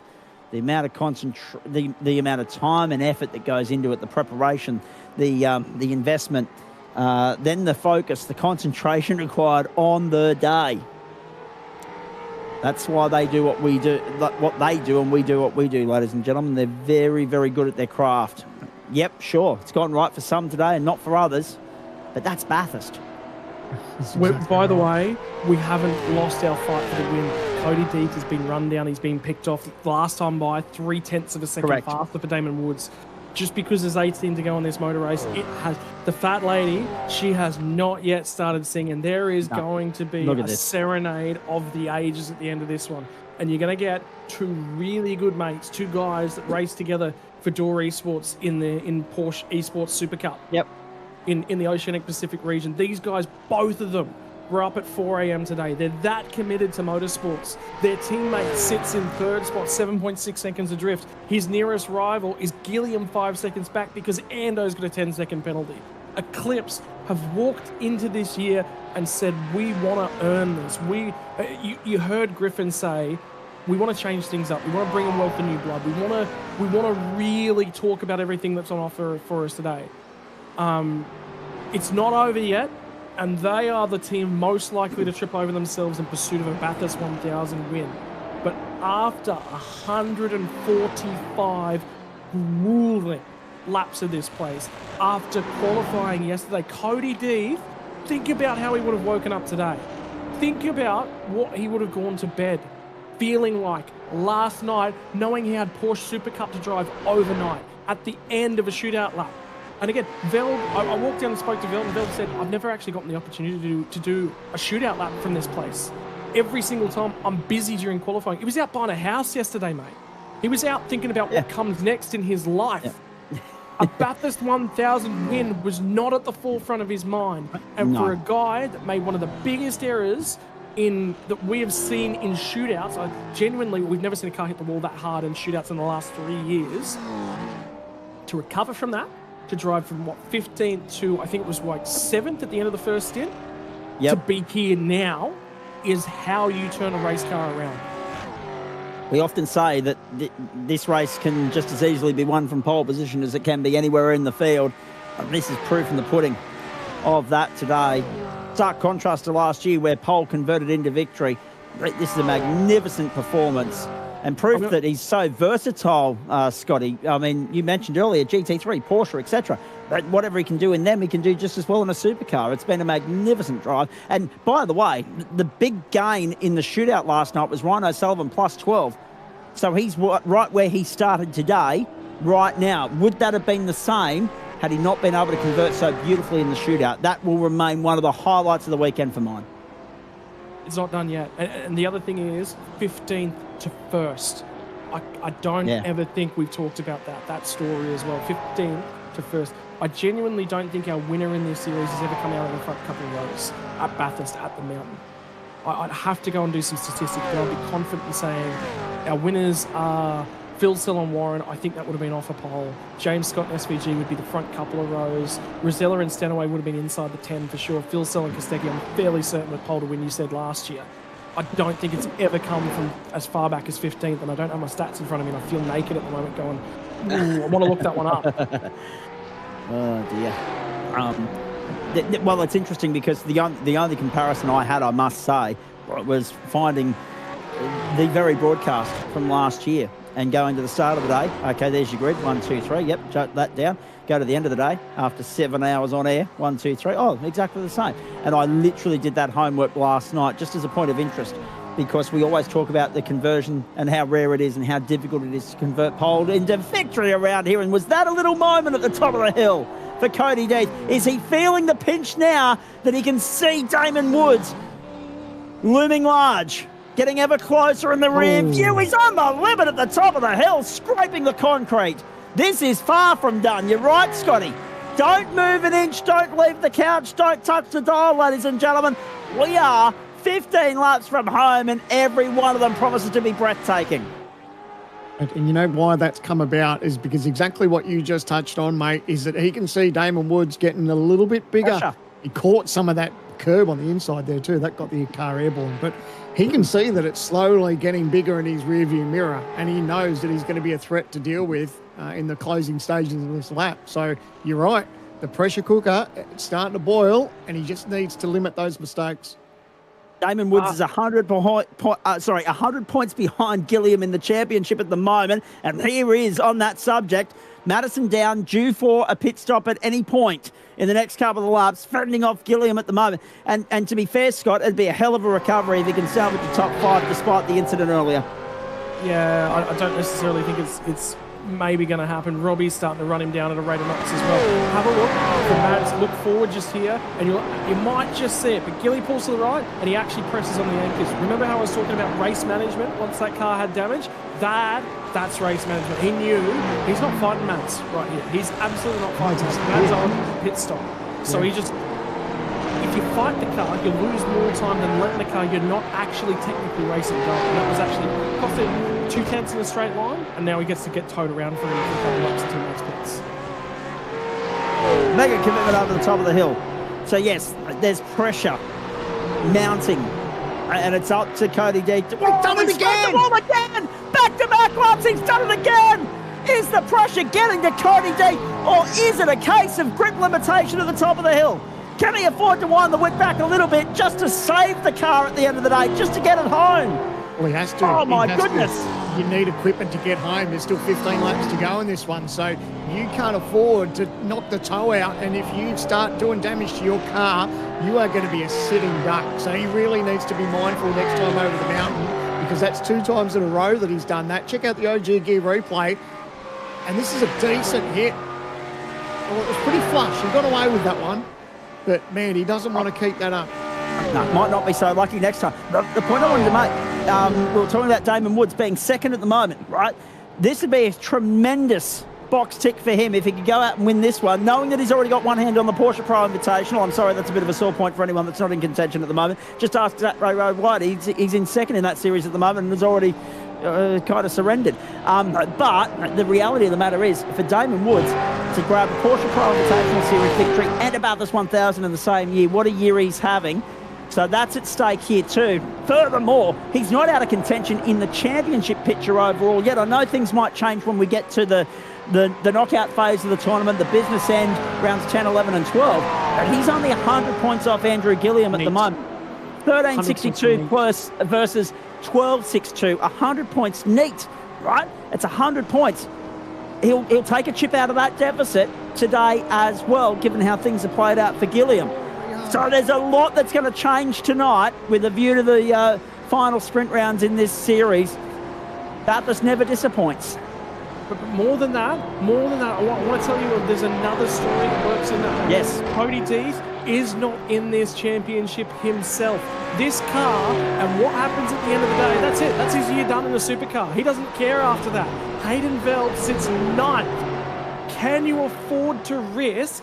Now, Hayden will be sitting there and going, no, I know the championship points. It might actually, but there's 1,000 on the line. There is 1,000 kilometres of Mount Panorama in the most difficult cars to drive on the goddamn sim. And these things are not easy to drive. Sandman's car that he drove last night, Gen 2 chassis, a ton more downforce. They're actually net quicker around this place because of the grip that they generate. You'll never ever see a Super 2 lap time compared to a Supercars lap time. Who's that around? Stenny? Burton's around. But I'll put that in the back of your mind. Whatever decision Cody Deeth makes, and I don't think he's going to get out of the way. I think he's going to fight tooth and nail for it. But remember, Veld wears the consequences. Correct. So there's a lot at stake here. Have a look at it. Yeah, there was Argy. There was hip and shoulder. He finished him off. Yeah, he certainly did. Would you like to go on a date, sir? It's only going to last 3 seconds. That was a very small dance. Yes. Let's do the tango. That's 14 laps to go, in which Cody Deeth has to try and hold on. But how is the question? This has just fallen into the lap beautifully at Damon Woods, who was up +6 on where he started. So it's been a good charge through from him as well. Jordan Mazzaroli gets out of the road.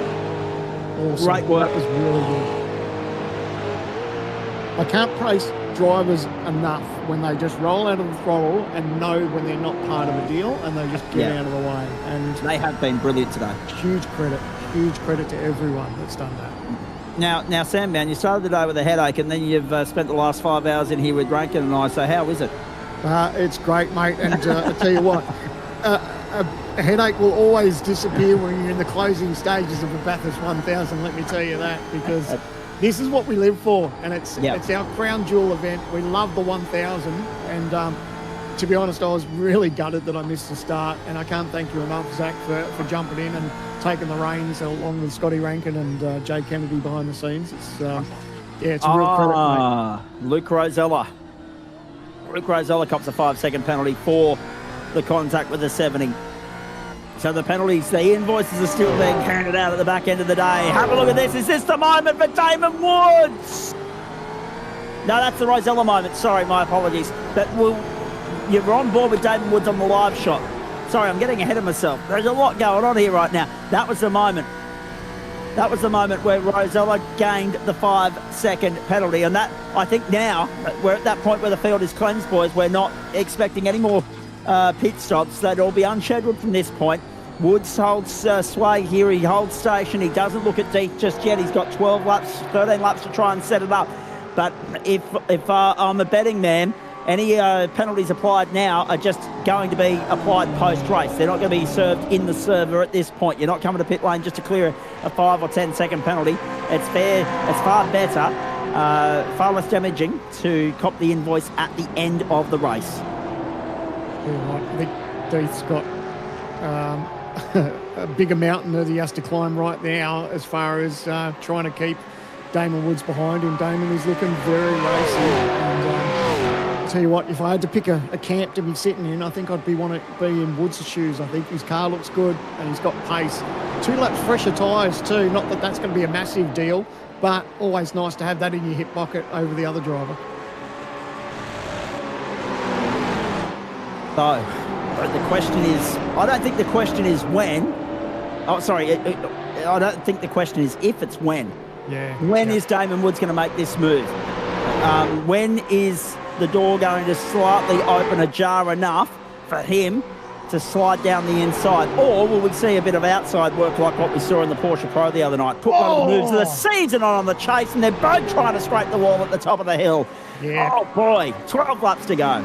And just because Woods is going to make that move doesn't mean he's going to pull it off. He might make a mistake as he tries to get up the inside around Cody Deeth or whatever the case may be. So just because he's going to have a sniff doesn't mean it's going to go all to plan. So they're hoping, both of them, that nothing turns to custard, but they're just trying to have a red-hot go, and you saw how close Damon Woods actually made a little bit of contact with that concrete, and that's been something that Cody Deeth has been doing lap after lap. So they both want to tidy that up and battle it to the end. They know they've got no pressure from behind. 10 seconds back to Ryan O'Sullivan. So it's just these two battling it out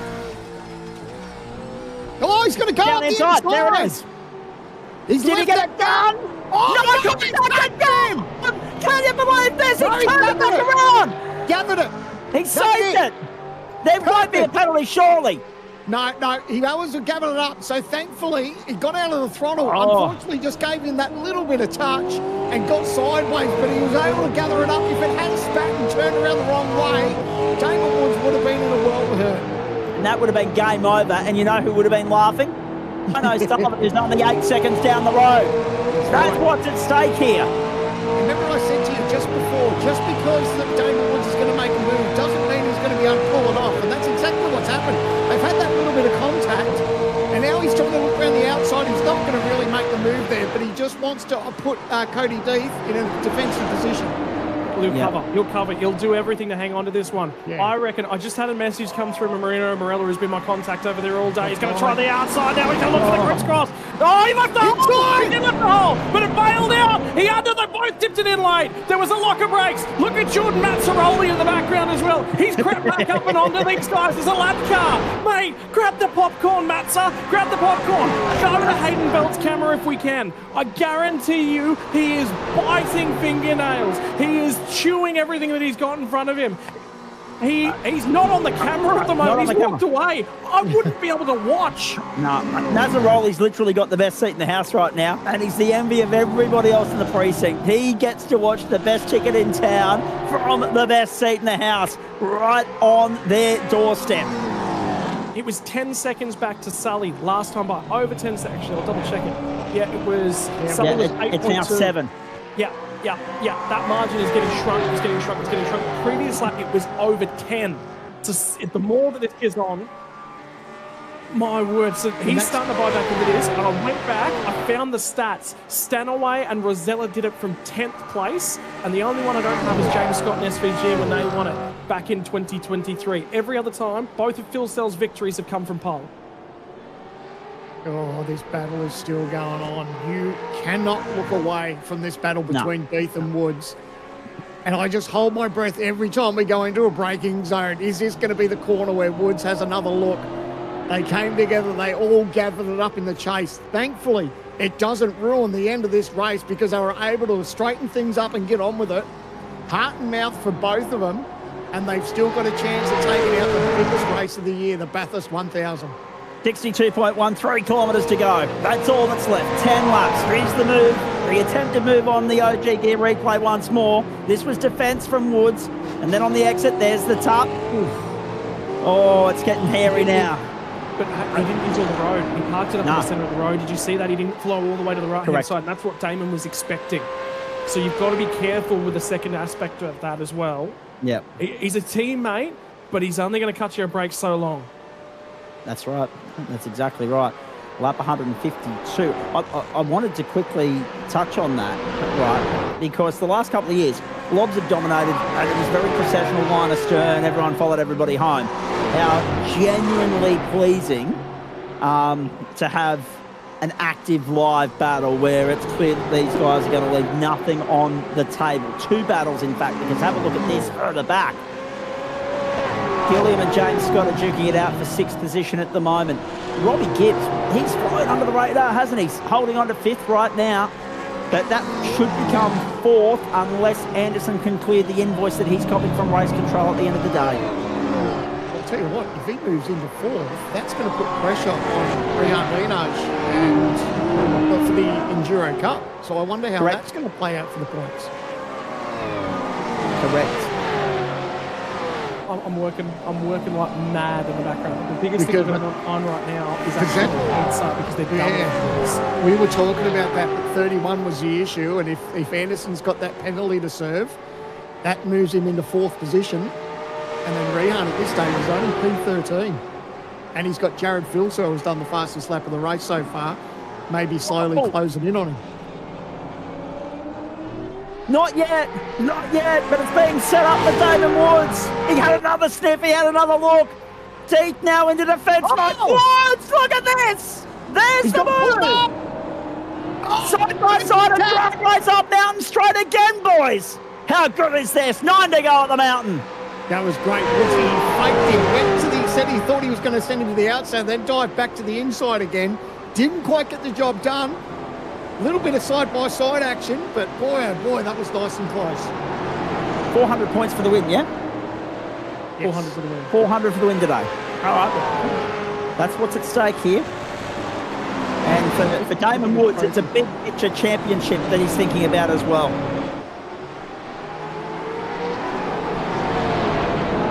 To the top of the mountain. Deeth can't afford to cough.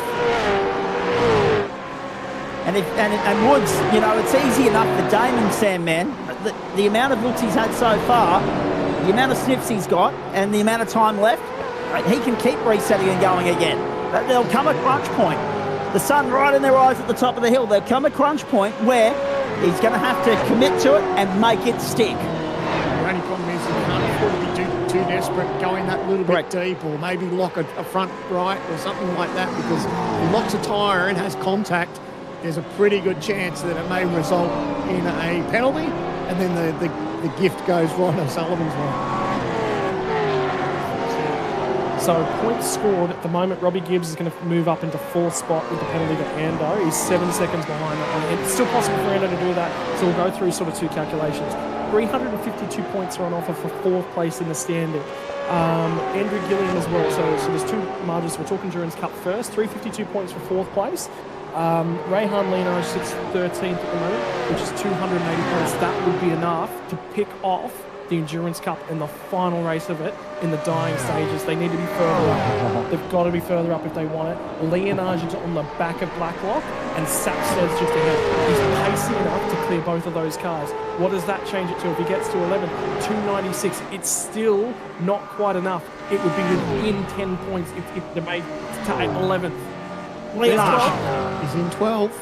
So where does he need to be? Does he need to be in 10th, does he? He's got another teammate in there that might assist. You never know. They're in 10th place. Matt's still out. Jury's still out. Interesting. It is hanging on the edge, on a knife's edge, ladies and gentlemen, and you can cut the tension with one of those right now. So much going on. 8 to go. 7.5 as they head to the top of the mountain. Hope you've enjoyed it wherever you've been tuning in right throughout the course of the day. 18 minutes after 5, checkered flag due at about 5:35 local time. Eastern Standard Time for those of you watching from further afield. What a beautiful time to be alive. Ooh. What a day this has been, and it's not over yet. It has held our breath, it's held our attention, it captivated our imagination from first until last. And either Cody Deeth or Damon Woods is going to be the hero here. I tell you what, I said it was going to be single-digit numbers. It's going to be less than single-digit numbers. Yep. If car 51 gets to 11th spot, is less than 2.5 seconds down the road, it's a dead heat. It is a dead heat with car 31. The Endurance Cup standings. You are kidding. But that is why we love our motor racing. Damon Woods, have a think about him. 380 points for P2, 420 points difference for the win of this motor race. What does that mean in championship standings? Gilly, at the moment, we got to think about Gilly and what this day has done to him. Sixth place at 336 points. It would be 60 he'd eat out of that. I reckon Damon would move to second and there'd be nothing in it. With a win. I think you're right. Oh, look at this. Now, here's the next question, right? What? He's sliding on the main straight. Here's the moment for Damon Woods. Now, the stewards might look at that because Woods had a bumper, or his nose right onto the bumper of Cody Deeth. Does he yield?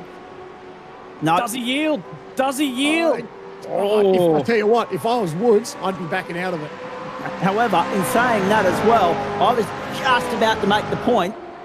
At what point do race control start to frown upon the ultra defence mode that Cody Deeth was mounting? Because there comes a point where you ask the question, at what point is it acceptable? How late in the race is it acceptable to start defending as relentlessly as that? Are we at that point?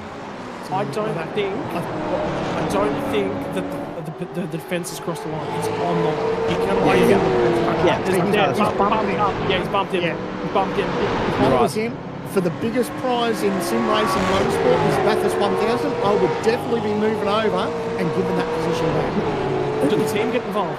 Because these guys, So again, Cody Death and Damon Woods are the best of friends. You cannot separate these two guys. They love going racing with each other. Porsche Super Cup, they shared a GT3 together at the start of the year. They won the OSR Bathurst 12 Hour together as teammates in the same car. This time, the car is slightly different. The colour is slightly different. The number on the windscreen is slightly different. And the team will have a chat. They'll think about it. They'll communicate. Mate, I've got to go have a look at their Discord channel right now because Damon Woods, muted. He is locked up. He is locked in. Cody Death, muted. They have no communication with the team right now. Yeah. I don't know. That's a great idea. You always want an engineer in your ear just to help you out. But for you consider what the prize is that's on the line, and if that could cost him, he will regret that forever. I just think a simple rollout, I would be doing it. I'd reach over and pull the radio. If somebody asked me to give it up now, I'd pull the radio. I'd pull it. Even if you made contact with the car in front. Mate, I'd just pull it. Let me do my job. Hey, boys, look at the top of the screen. Sully's shrunk that deficit to 4 seconds. So this is far from over. Have a look at third charging home. Clear air, not being compromised by having to defend or attack in any way, shape or form. Sully is mounting a late run. 4.5 seconds. Can he clear that in 6 laps? Well, if they keep going the way they are at the moment, Damon Woods and Cody Death, you would argue that he could very well do so. Last time around for O'Sullivan, a 6.7. Yes, I just went there. I'm sorry. 206.7.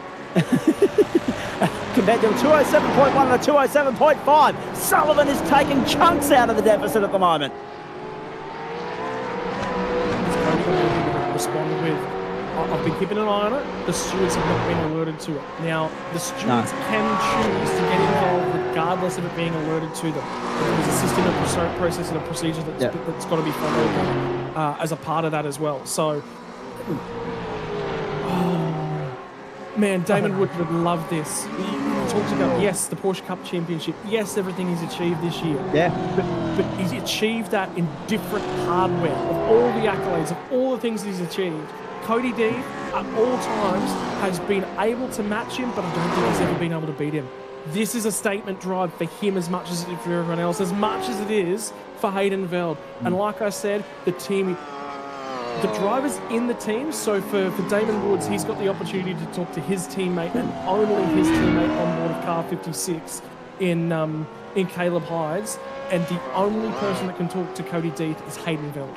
They can press a button in the sim that says talk to teammate. I wouldn't be game as Caleb Hydes to talk to him. I wouldn't press that button to talk to him and tell him to address it. And again, like I said, if somebody said that to me on the radio, I'd just pull it. Forget it. I'm not talking to you. Leave me. Talk to me after the flag.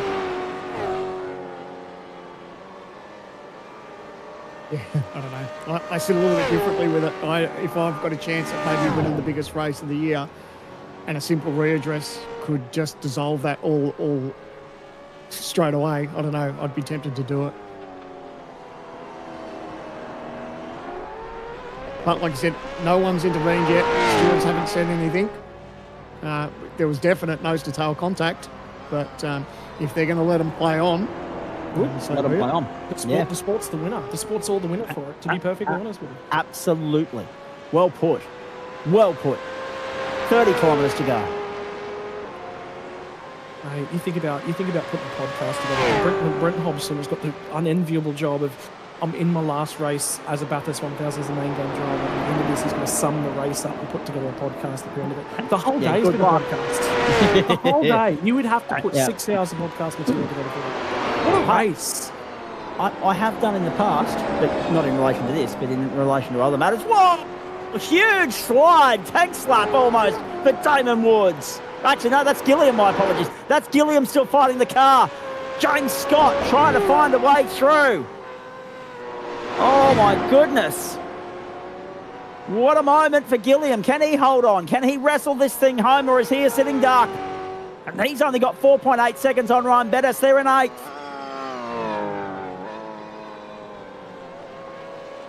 Four and a half to go.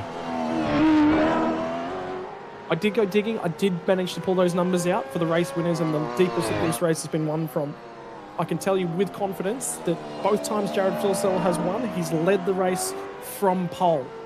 So that is in 2022 with Dane Warren and 2025. Last year with Brody Kostecki. You picked up on that one and how important it was to lead it away from the race win, from the front row. Last year, Luke Rosella and Richie Stenaway from P10 on... last year, 2024. That's how long ago it was. Yeah. From P10.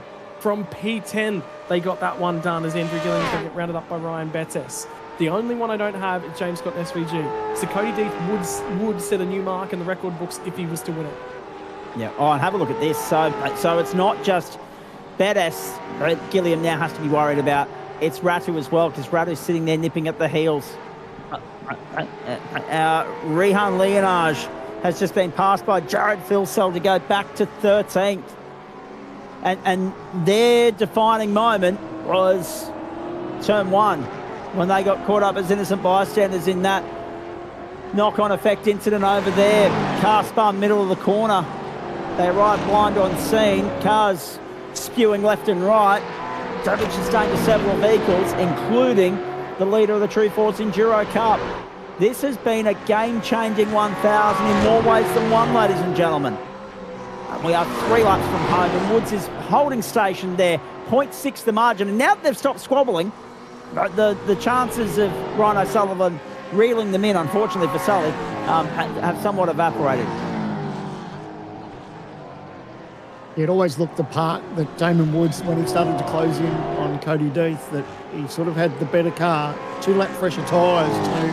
I don't know how much that's going to work out to, as far as they got pretty racy, so I imagine the tyre wear would be fairly even. You can see it moving around a little bit on exit for Woods, but looks like he's quite comfortable with his car, and you would imagine if there's no little mistakes, although he's trying his absolute best to break the draft, if there's no mistakes and there's no steward intervening, looks like he may be our winner of the Bathurst 1000. And what an accolade it would be. What a way it would set up his run home in this championship as well. The 56.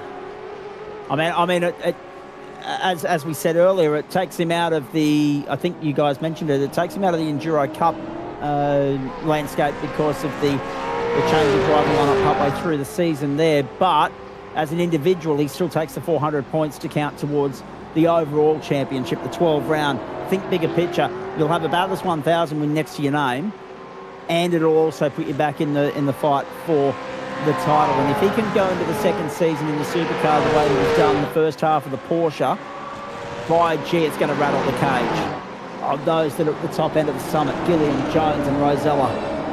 As we pick up, by the way, Jared Filsell, fastest lap of the race. That's only been clocked in the last short while.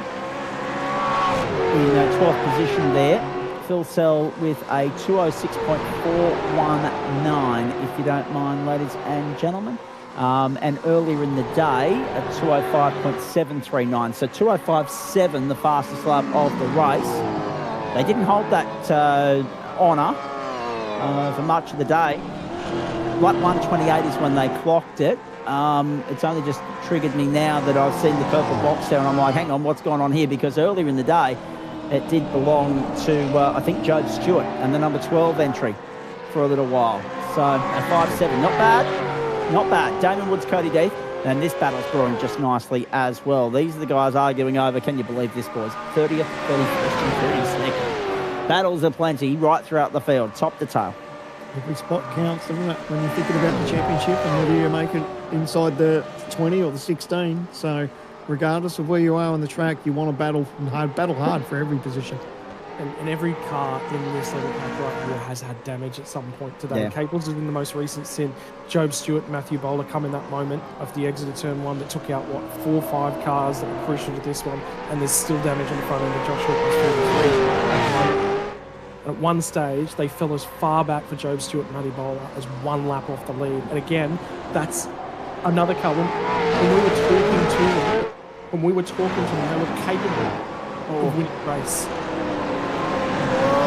There's your motor race. There's your motor race.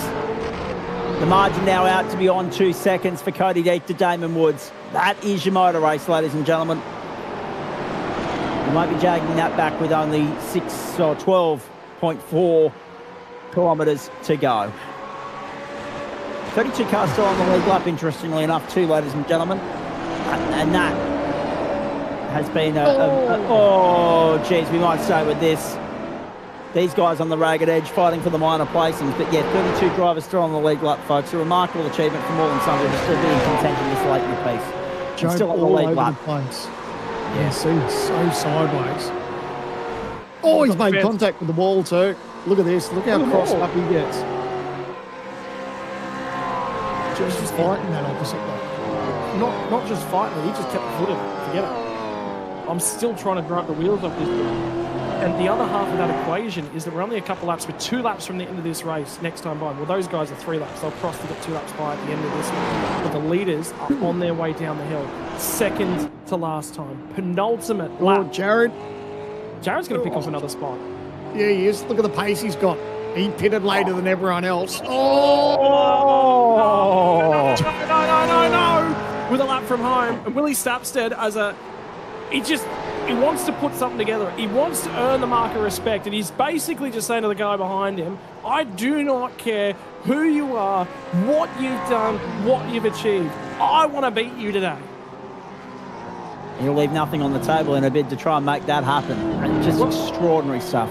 If he stays ahead, Brady Myers has got a 10-second penalty we're not confident was necessarily cleared at the last pit stop. That would be a top 10 effort for car 81. That, for that team, the size of their outfit and everything they've done, would be a mammoth effort. The white flag is going to fly for car 56. He'll come out of the last corner and he will claim it. There is one more circuit of 6.2 kilometres for these guys. There's a battle and there's elbows out down Conrad Straight as they go to the fastest corner in Australian motorsport. A position inside the top 10 begs. It asks the question. Sapstead will have to back out of that one. For Damon Woods, he has waited for this moment. He has stepped closer.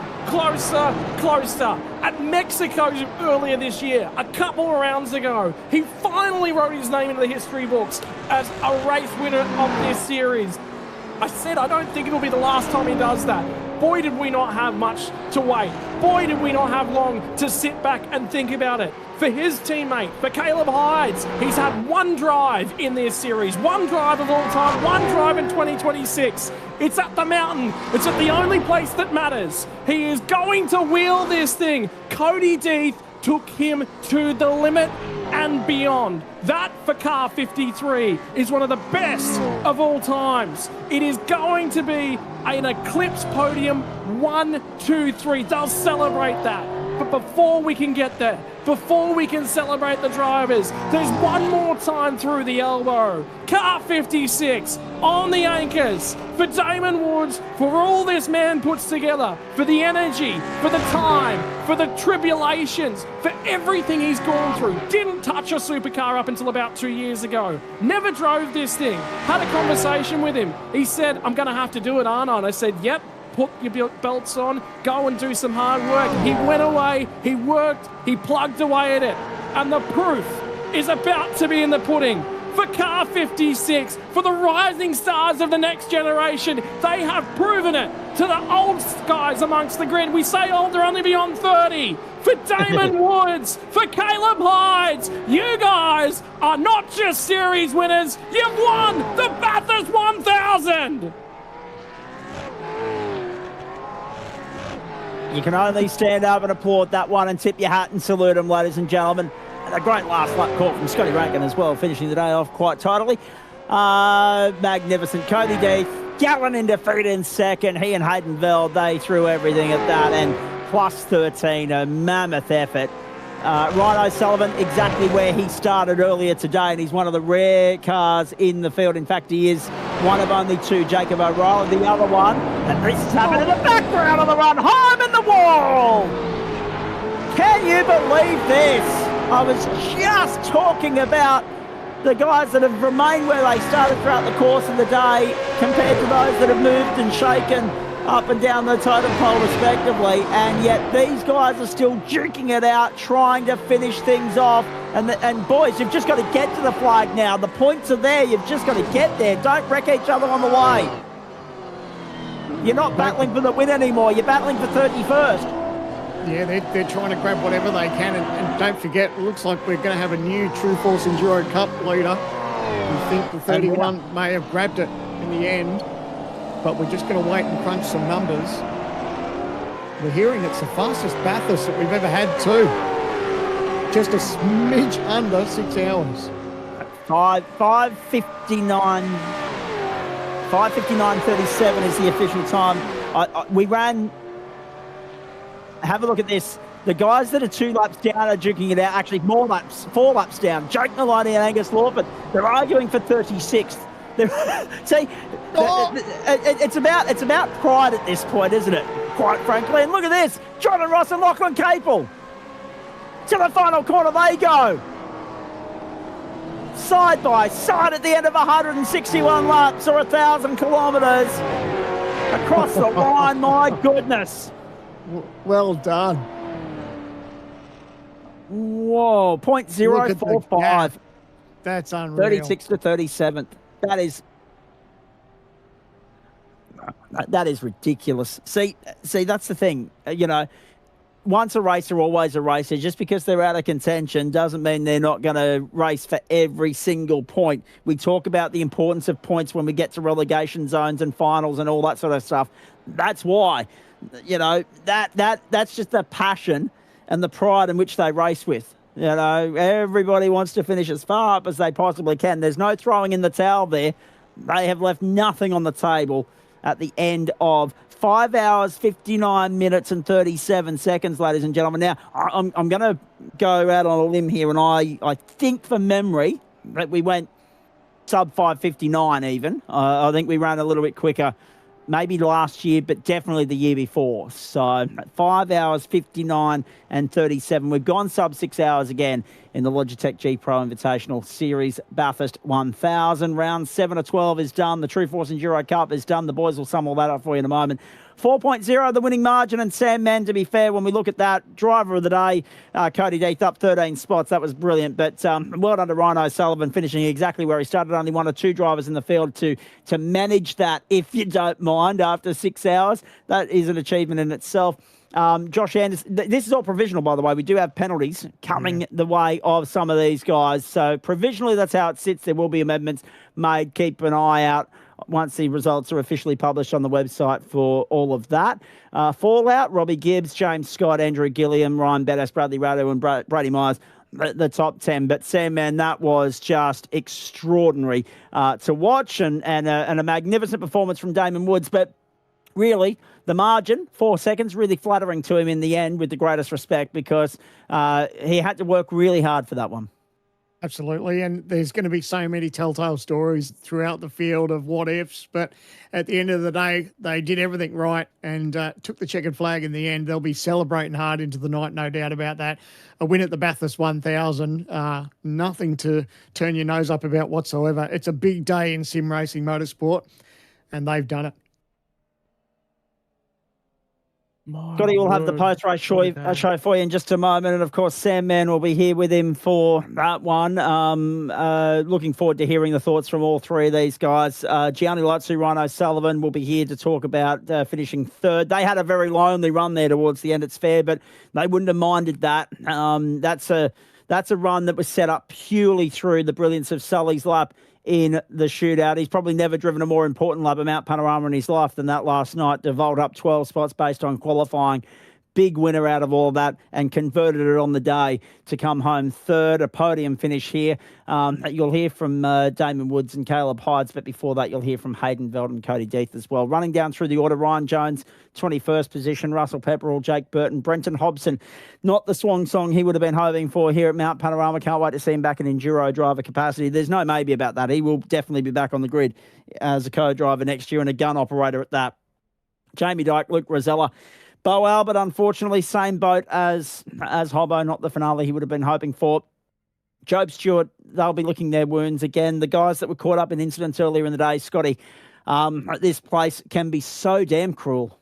Yeah, but also think about car 51 and what they got caught up in as well. There's so many cars that are in that one. Car 29's another one of those. Jake Maloney. Car 222, I've seen it get touched and get penalties. Cars get penalties for touching it about 5 times today. Such was their day. They never had an opportunity. They got neck coated from Phil, so remember, down at the elbow a couple of times. Dylan Rudd pulls out a long, long way from home. You know, there's a lot of stories up and down the field. Jordan, we go back outside the 40s, and it's the guys that finish behind the safety car. Dylan O'Shea and Sean McNamara. Man, they got knocked out early on. And the hindsight of that one as well at the end of the day is also Dan Hall and Angus Lawford. They finished 4 laps down, but they never gave up getting that car back out there.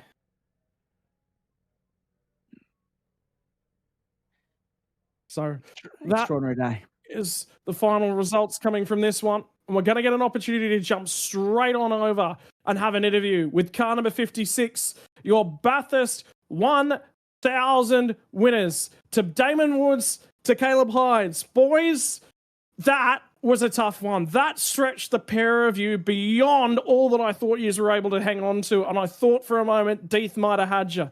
But just a moment, getting into the back of him, shuffling him around the racetrack. It is a physical thing, this supercar. Yeah, I mean, Deeth was doing a really good job defending there, and yeah, I was like, well, it's supercar racing, a little bit of bump and grind isn't going to kill anybody, so yeah, I figured I'd give it a slight tap just heading into the last corner, and it was just enough to unsettle him, and yeah, I didn't want to do anything too egregious. Obviously, we did come together a little bit before that as well, but yeah, I'm glad we got the switch back, and yeah, he kept me honest for a little bit there, and I think he made a mistake and kind of realised that he wasn't going to be able to get it back, so thankfully the last couple of laps was pretty cruisy for me, but yeah, I was still on a nice edge and pushing the whole way. Mate, I've talked to you. I just said it on the comms about, what is it, 2.5 years ago. You and I sat down and had a chat, and I said to you at that point, mate, I think you're going to have to learn the supercar. If you want to earn the respect, walk me back through time about all of the effort that you've had to put in. We know that you're a talent. Everybody knows that you're capable of it. But this thing just does not drive the way other cars do, and it requires picking apart every little bit about your driving style to get the most out of it.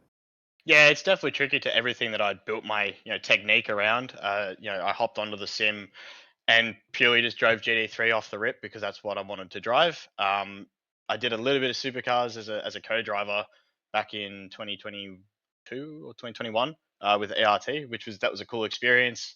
Opened the eyes a little bit to it, but I wasn't too invested in it. So I went the Europe route, which is pretty standard if you want to try and compete at the highest level internationally.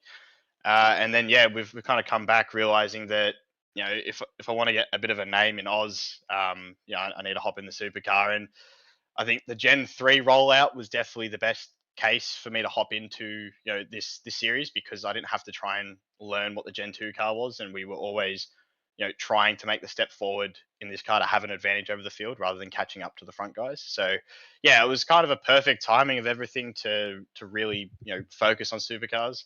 Obviously I'm still focused quite heavily on Porsche Cup and then also GT3 as well, but yeah, there's been a lot of hours put into this thing, and yeah, it's really good to see it pay off.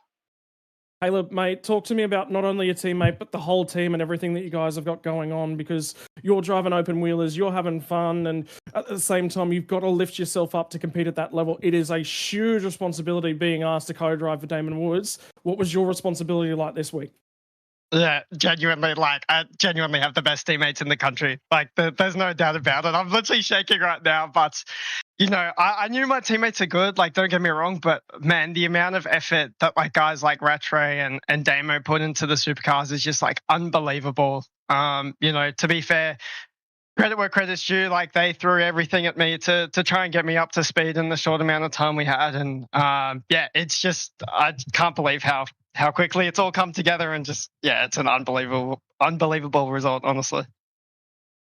If I'd have told you that you were going to win a race in this series at the start of the year, Damon, obviously Bathurst probably would have been the first bet, but do you think that you guys were capable of stitching this together, given there was a margin, there was a gap, there was some engineering that needed to go on behind the scene? Were you guys confident that you could overhaul it in the time frame that you guys have to this point?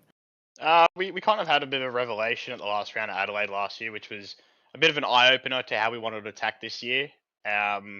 And to be honest, we had a little bit of a rocky start with Sebring. I don't think we quite got the car in the window that it should have been, which, I mean, for me, I had a pretty poor result. I think it finished 19th or something like that. So, yeah, it was definitely a shaky start, but I knew that we had the pace in terms of, drivers. It was just a matter of putting the setup together at the right time on the right track, and that showed at Mexico. We had a really, really strong car there, and Road Atlanta as well. I think we did have one of the strongest cars. I think just didn't put it together, and I made a mistake, which unfortunately took Ando out of the race. But yeah, since then we've really honed in on making sure the car's strong in a racing sense, and that showed tonight. We had really, really good pace, especially deep in the stint, and yeah, I think that was a real testament to Zach's work. He definitely did a lot more work on this thing than I did. I've been very heavily focused on the Cup car, so yeah, it's pretty cool. And yeah, to be honest, I didn't really expect to be winning Bathurst. I thought maybe I'd win a sprint round or a super sprint, but yeah, to come away with the 1,000 win is pretty gnarly. Boys, there's going to be some celebrations. I know there's been some celebrations to this point in time as well, because obviously it's been such a successful year for you guys regardless. But what I will say is the floor is all yours. There is about to be a tirade of thank yous and celebrations. Caleb, I know you're shaking, mate. You get one stab in this car, and you had probably the biggest responsibility to make today. And boy, did you make it count. Damon, I'll lead off with you. Well, first I've got to thank the door guys. They've been unbelievably supportive, and obviously they're on the car. So huge thanks to them and all their sponsors. NGK, NTK, Falcon Tires as well for our other commitments as well. And then I got to really thank Zach. He's the reason we have a car that is at the point where we can win these races. So without him and his tireless hours, just smashing laps and trying different things on the setup, these results wouldn't be possible. And also a huge thanks to all the other teammates as well, Johnny, Bud, Cody, Sully, who else am I missing? Griff as well. They all put in heaps of hours to really, fine tune the car and give the feedback that we needed. So yeah, it's unbelievable. And yeah, obviously huge thanks to Caleb for stepping up and making my life a little bit stressful at times. But yeah, it's all good. To you, Caleb, I think you're retiring after this race. One race in this series, one win, the only driver ever with a 100% win record. Yeah, I think we pack it up here. But I mean, yeah, I just echo everything that Damon said. Like, first of all, just like a massive thank you to Zach as well. I've been in G61 every single night comparing my time to him and just trying to find every single bit possible. So, yeah, I feel really bad for those guys, and they put an insane amount of effort in. And again, just like a massive thank you to all the Eclipse boys. It's a whole, friend group environment, and, it just shows when we deliver results like this. So massive thanks to Eddie, Griff, Job, Gianni, Sully, Bud, Cody, even Marino Morella as well up in the stand, just keeps us calm and collected throughout the whole race and helps us with the calls. So yeah, just an unbelievable effort from everyone. And of course, the main driver of the lineup, Damon, it's just, there's a reason why it's the best, honestly. Like, yeah, so I just can't believe it. Let the celebrations commence. Your Bathurst 1000 winner, the Chevrolet Fedora Esports by ASX, Damon Woods and Caleb Hides. Thank you very much, boys. Cheers, boys. Thank you. Ta. We're going to hand off on over to Stephen Sandman Clark, who will take one step down the roster, and he's going to be talking to second place Cody Deeth and Hayden Veld. Well, boys, we'll start off with you, Cody. So close to claiming a Bathurst 1000, and what a recovery considering your starting position after the top 15 shootout. Although you're probably a little bit disappointed, you must be pretty happy with today's result, though. Yeah, no, definitely. Obviously, you wanted to win pretty bad there, but it's my own fault for driving the rears off the car. So, is what it is. Had a good battle with Damon. So, clips 1, 2, 3. Can't complain. And tell us about your day, mate. Obviously, like we touched on, it wasn't the best of qualifying, but you're able to bounce back, put that behind you. And we say so many times throughout this broadcast, it doesn't matter where you start in the 1000. It's how you progress throughout the day. And you guys did everything right. And to be there battling in the end, it's such an achievement and so much to be proud of. Yeah, that's it. We knew we had car pace the whole week, sort of leading up to it. Obviously, didn't get it right in the shootout. That's my fault there, but obviously had the car pace, had the speed to get back to the front. So yeah, I mean, it just goes to show how much effort that the boys boys behind the screens, put in. So happy with P2. And Hayden, to you, obviously a major part in the puzzle as well. That's endurance racing, and to share the car with Cody, you guys did a stellar job, and to be there right in the end is something to be very proud of. And I know it must still hurt a little bit being so close and missing out on the big one. Yeah, look, it's always a good day when you can rely on your co-driver to carry you to the front. So it's good to not really have to do all the laps, but I mean, you can't not be happy with second at the end of the day. For the championship. I think after Phillip Island, we had a bit of a shocker, and it sort of fell back a long way. So I think now we're looking not too bad to make it into the finals. A win would have been nice, especially after Sandown and all the stuff that happened there. But very, very happy with second. And how does it feel now? Obviously, it'll settle in a little bit and you'll think about everything you've achieved. But at what point throughout the day for both of you guys did you think that you were in with a real chance? Because obviously, like we said, you still had to come back and battle through different chances. But to be in contention at the end, when did you think that you knew you were a real shot? Probably the part where Gilly had it off in the pit on his own. Yep. That was probably the part we knew we were in a real good shot there. Well, you guys would have been thinking he'd been almost gifted it, because I think we were shocked in the commentary box that it happened, and then it gave yourself just that little bit of margin and that breathing room.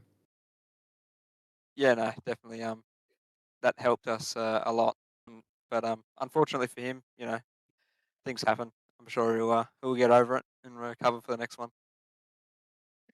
All right, guys, we'll let you go. But before we do, is there anyone you want to give a shout out? Cody, we'll let you go start first. And anyone you want to thank?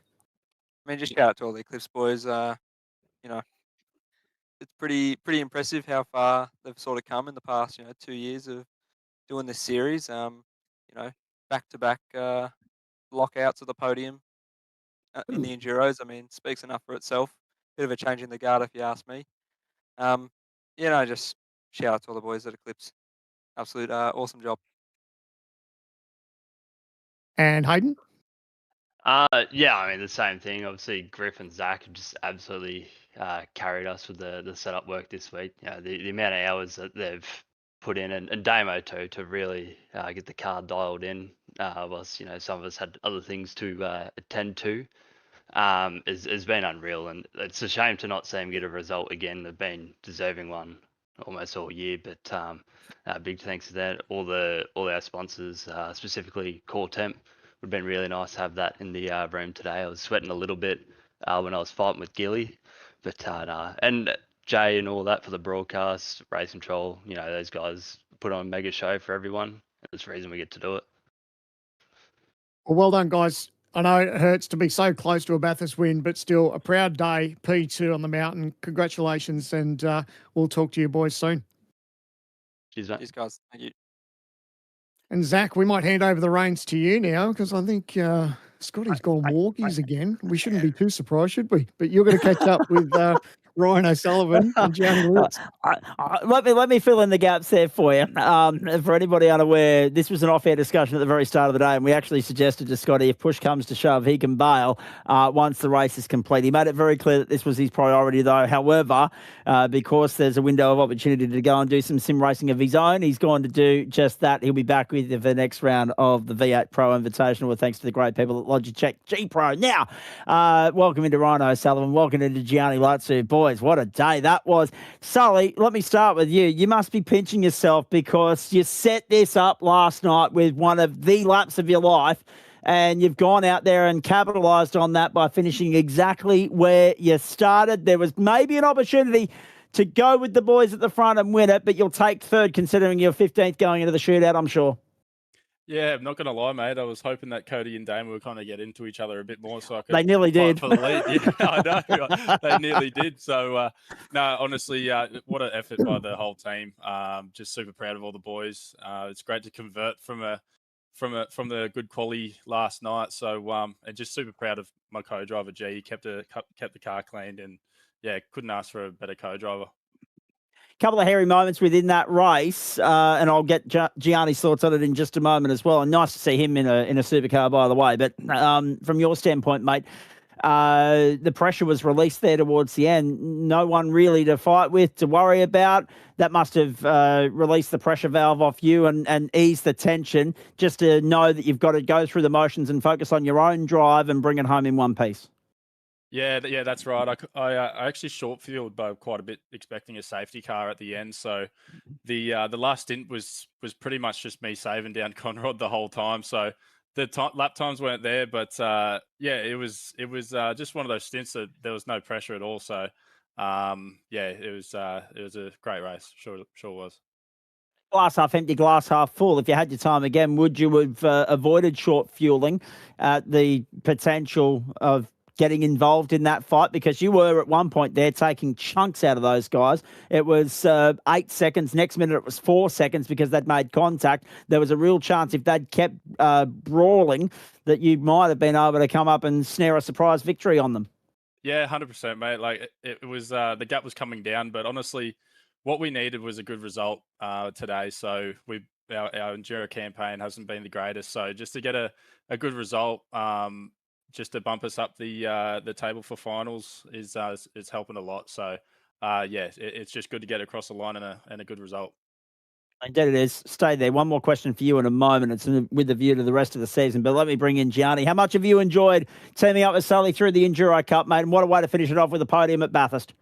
Yeah, absolutely, mate. It's been amazing. Obviously, last year I did it with Damo in the Eclipse Fold, but this season with Sully's been an absolute blast. It's definitely been, I think, not the full enduro campaign we were really looking for. I think that first race at Phillip Island we had, I think we had a little bit more in the tank. I think it was looking like a really good race, but yeah, unfortunately, just strategy kind of caught us out there. Obviously, last time out at Sandown, we had a bit of unluckiness with the damage, but otherwise would have been a really good result. So I was really hoping that Sully and myself could get a good result here this weekend, because yeah, we've been really strong as a partnership, and I've really enjoyed working with him. But yeah, today was really good. I mean, obviously from my side, that first stint wasn't exactly the way I wanted it to begin. I think just kind of worked that tire a little bit too hard at the beginning, and didn't exactly get, I guess, the answer that I wanted. But yeah, got out the car, had a little bit of a reset, and came back in for that second full stint there, and yeah, was able to hang with Caleb for that entire stint there, which was obviously fantastic. And yeah, obviously did a really good a good stint there to put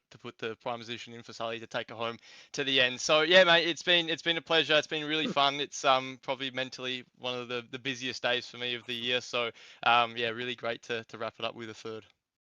A couple of other things before I let you guys go. Time's going to get the better of me here, but we need to give you your due credit. So, Gianni, to you, I mean, you're being a bit harsh on yourself. There were a couple of guys there that didn't make it through the first stint, mate, so it could have been a lot worse than what it was. You brought it home in one piece, and that is a box ticked around this place. But does it fuel the fire to give it a bit more of a dabble and maybe, apply to be a full-time competitor here somewhere down the track in the Logitech Pro?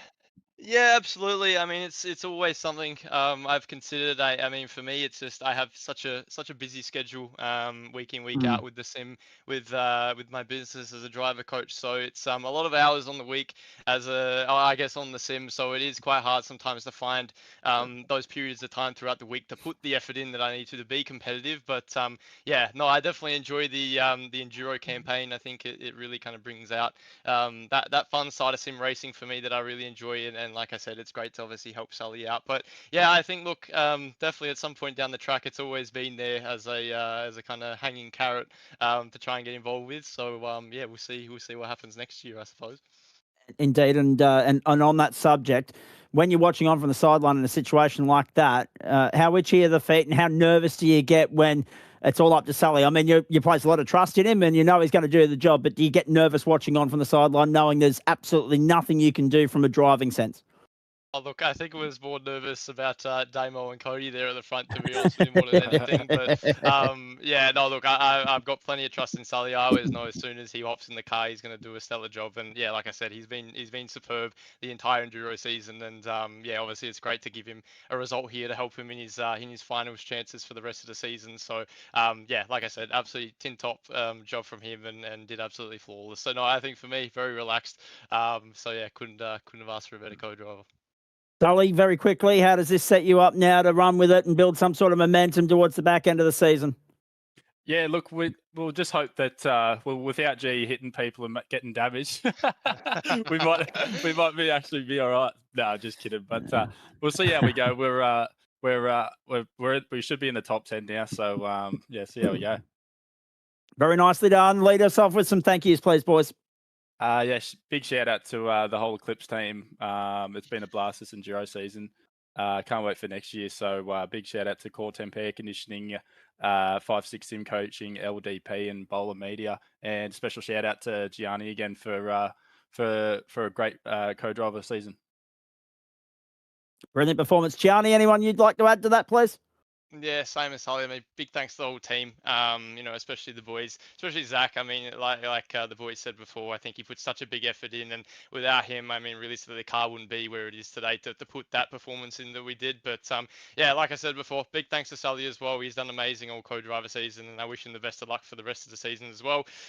Big thanks to our sponsors, Core Temp, for obviously Lutzer Drive Performance 5-6 and Bowler Media, and yeah, like I said, really happy with the way that we ended it off there, and yeah, glad to get on the podium. So yeah, thanks to all the boys, thanks to you guys as well for putting on a great show. It's always a pleasure to go back and watch it. So yeah, we'll see you next year and see where we'll be sitting. Absolutely, you will. We're looking forward to it once again. Boys, well done. Thanks for your time post-race. We know it's been a long day. Go and celebrate. Go and enjoy the break. Go and enjoy the rest of the night. Put the feet up. Relax. You've earned it. Thanks, Thank you guys. Cheers. Big and busy road ahead on the platforms of the Australian Sim Racing Group. If you're a Speedway fan, Eldora Wednesday night. Check socials for broadcast times on the day. Then we're back with the Porsche Pro Invitational from Phillip Island, 7:45 Eastern Time on Wednesday, the 26th of August. Your next assignment, Sam Man, the start of the run to the finals. Only 2 regular season rounds to go, and the bend will be critical for those that are on the bubble of being in or out of the contest. Wednesday, September 2 at 7:45 Eastern Standard Time. Thoughts on that and some final thoughts on today? Today hasn't disappointed. That's Bathurst in a nutshell for you, really, isn't it? And then, like you said, we head to the bend and then Winton Motor Raceway before we head into our final series. So 2 totally different racetracks, and I don't know if I'd want to be on the cusp if I was heading to Winton to battle myself around that closed ring, because at the end of the day, that is going to be a war in itself, and it's going to be really tight to make that top 16. Oh, it's been a phenomenal week. Thank you for your efforts again today, mate. Phenomenal work, and thanks for letting me hijack the booth and sharing the fun with you guys. I wouldn't be anywhere else on Bathurst Sunday for the ASRG. It's always a yearly highlight for us. No, appreciate it, Zach, and for stepping in for me this morning. I dropped a cylinder, and so all your work behind the scenes and everything that you did on the comms, Scotty, Jay in the background, everyone that helps put this broadcast together. It's a mammoth effort for the entire week, and it all kicked off on Wednesday, and now we wrap up and we can put our feet up and celebrate a Bathurst 1000 winner. You thanked the on-air side of things. I want to thank all of the crew behind the scenes that put it together, from the Australian Sim Racing Group, Brenton O'Brien and the entire crew, our crew and race control who have worked overtime this week. What a week it has been. We hope you've enjoyed our coverage from wherever you are tuning in, however you are tuning in all over the world, be it on Speed Cafe, the SimSpeed Esports Network, or the Australian Sim Racing Group platforms. We sincerely hope that you've enjoyed it, and you'll be back for more. 5 rounds left. Remember, the first round of the finals is the category's first trip to St. Petersburg, Florida. Talk about throwing a spanner in the mix there. The finals on the line on a brand new playground. That's a recipe for excitement and intrigue. And of course, there's still a round to be confirmed, the venue thereof for November 11 as well. The championship now heads towards South Australia, which tops and tails the back end of the campaign. Wednesday, September 2 for round 8. Wednesday, December 2 for round 12. The finale on the streets of Adelaide. A big thanks to the crew from Logitech G Pro. Great to catch up with Dan Hall throughout the course of the day. Without them, none of this is possible. Big thanks to also OG Gear and all the other great supporting partners of this series that make it the best thing in town. This is the home of Australian sim racing on that competitive level across the Speedway, the Porsches and the Supercars. This was the showpiece event. Christmas came early for motor racing fans this year, and for Damon Woods, it was a long overdue triumph on the mountain in the Supercar. 2 new names on the ASRG Bathurst 1000 Honour Roll. From all the crew here, for Scott Rankin, Jake Kennedy, Sam Mann, Stephen Clark and our crew, enjoy the rest of your evening, ladies and gentlemen, and we look forward to your company when the series continues on Wednesday, September 2. Until then, I'm Zach Caban. Bye for now.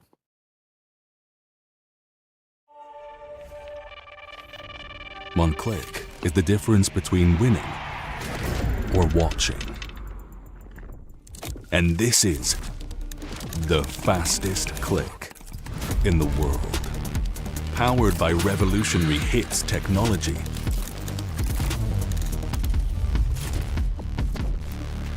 With custom actuation, rapid trigger reset, and click intensity.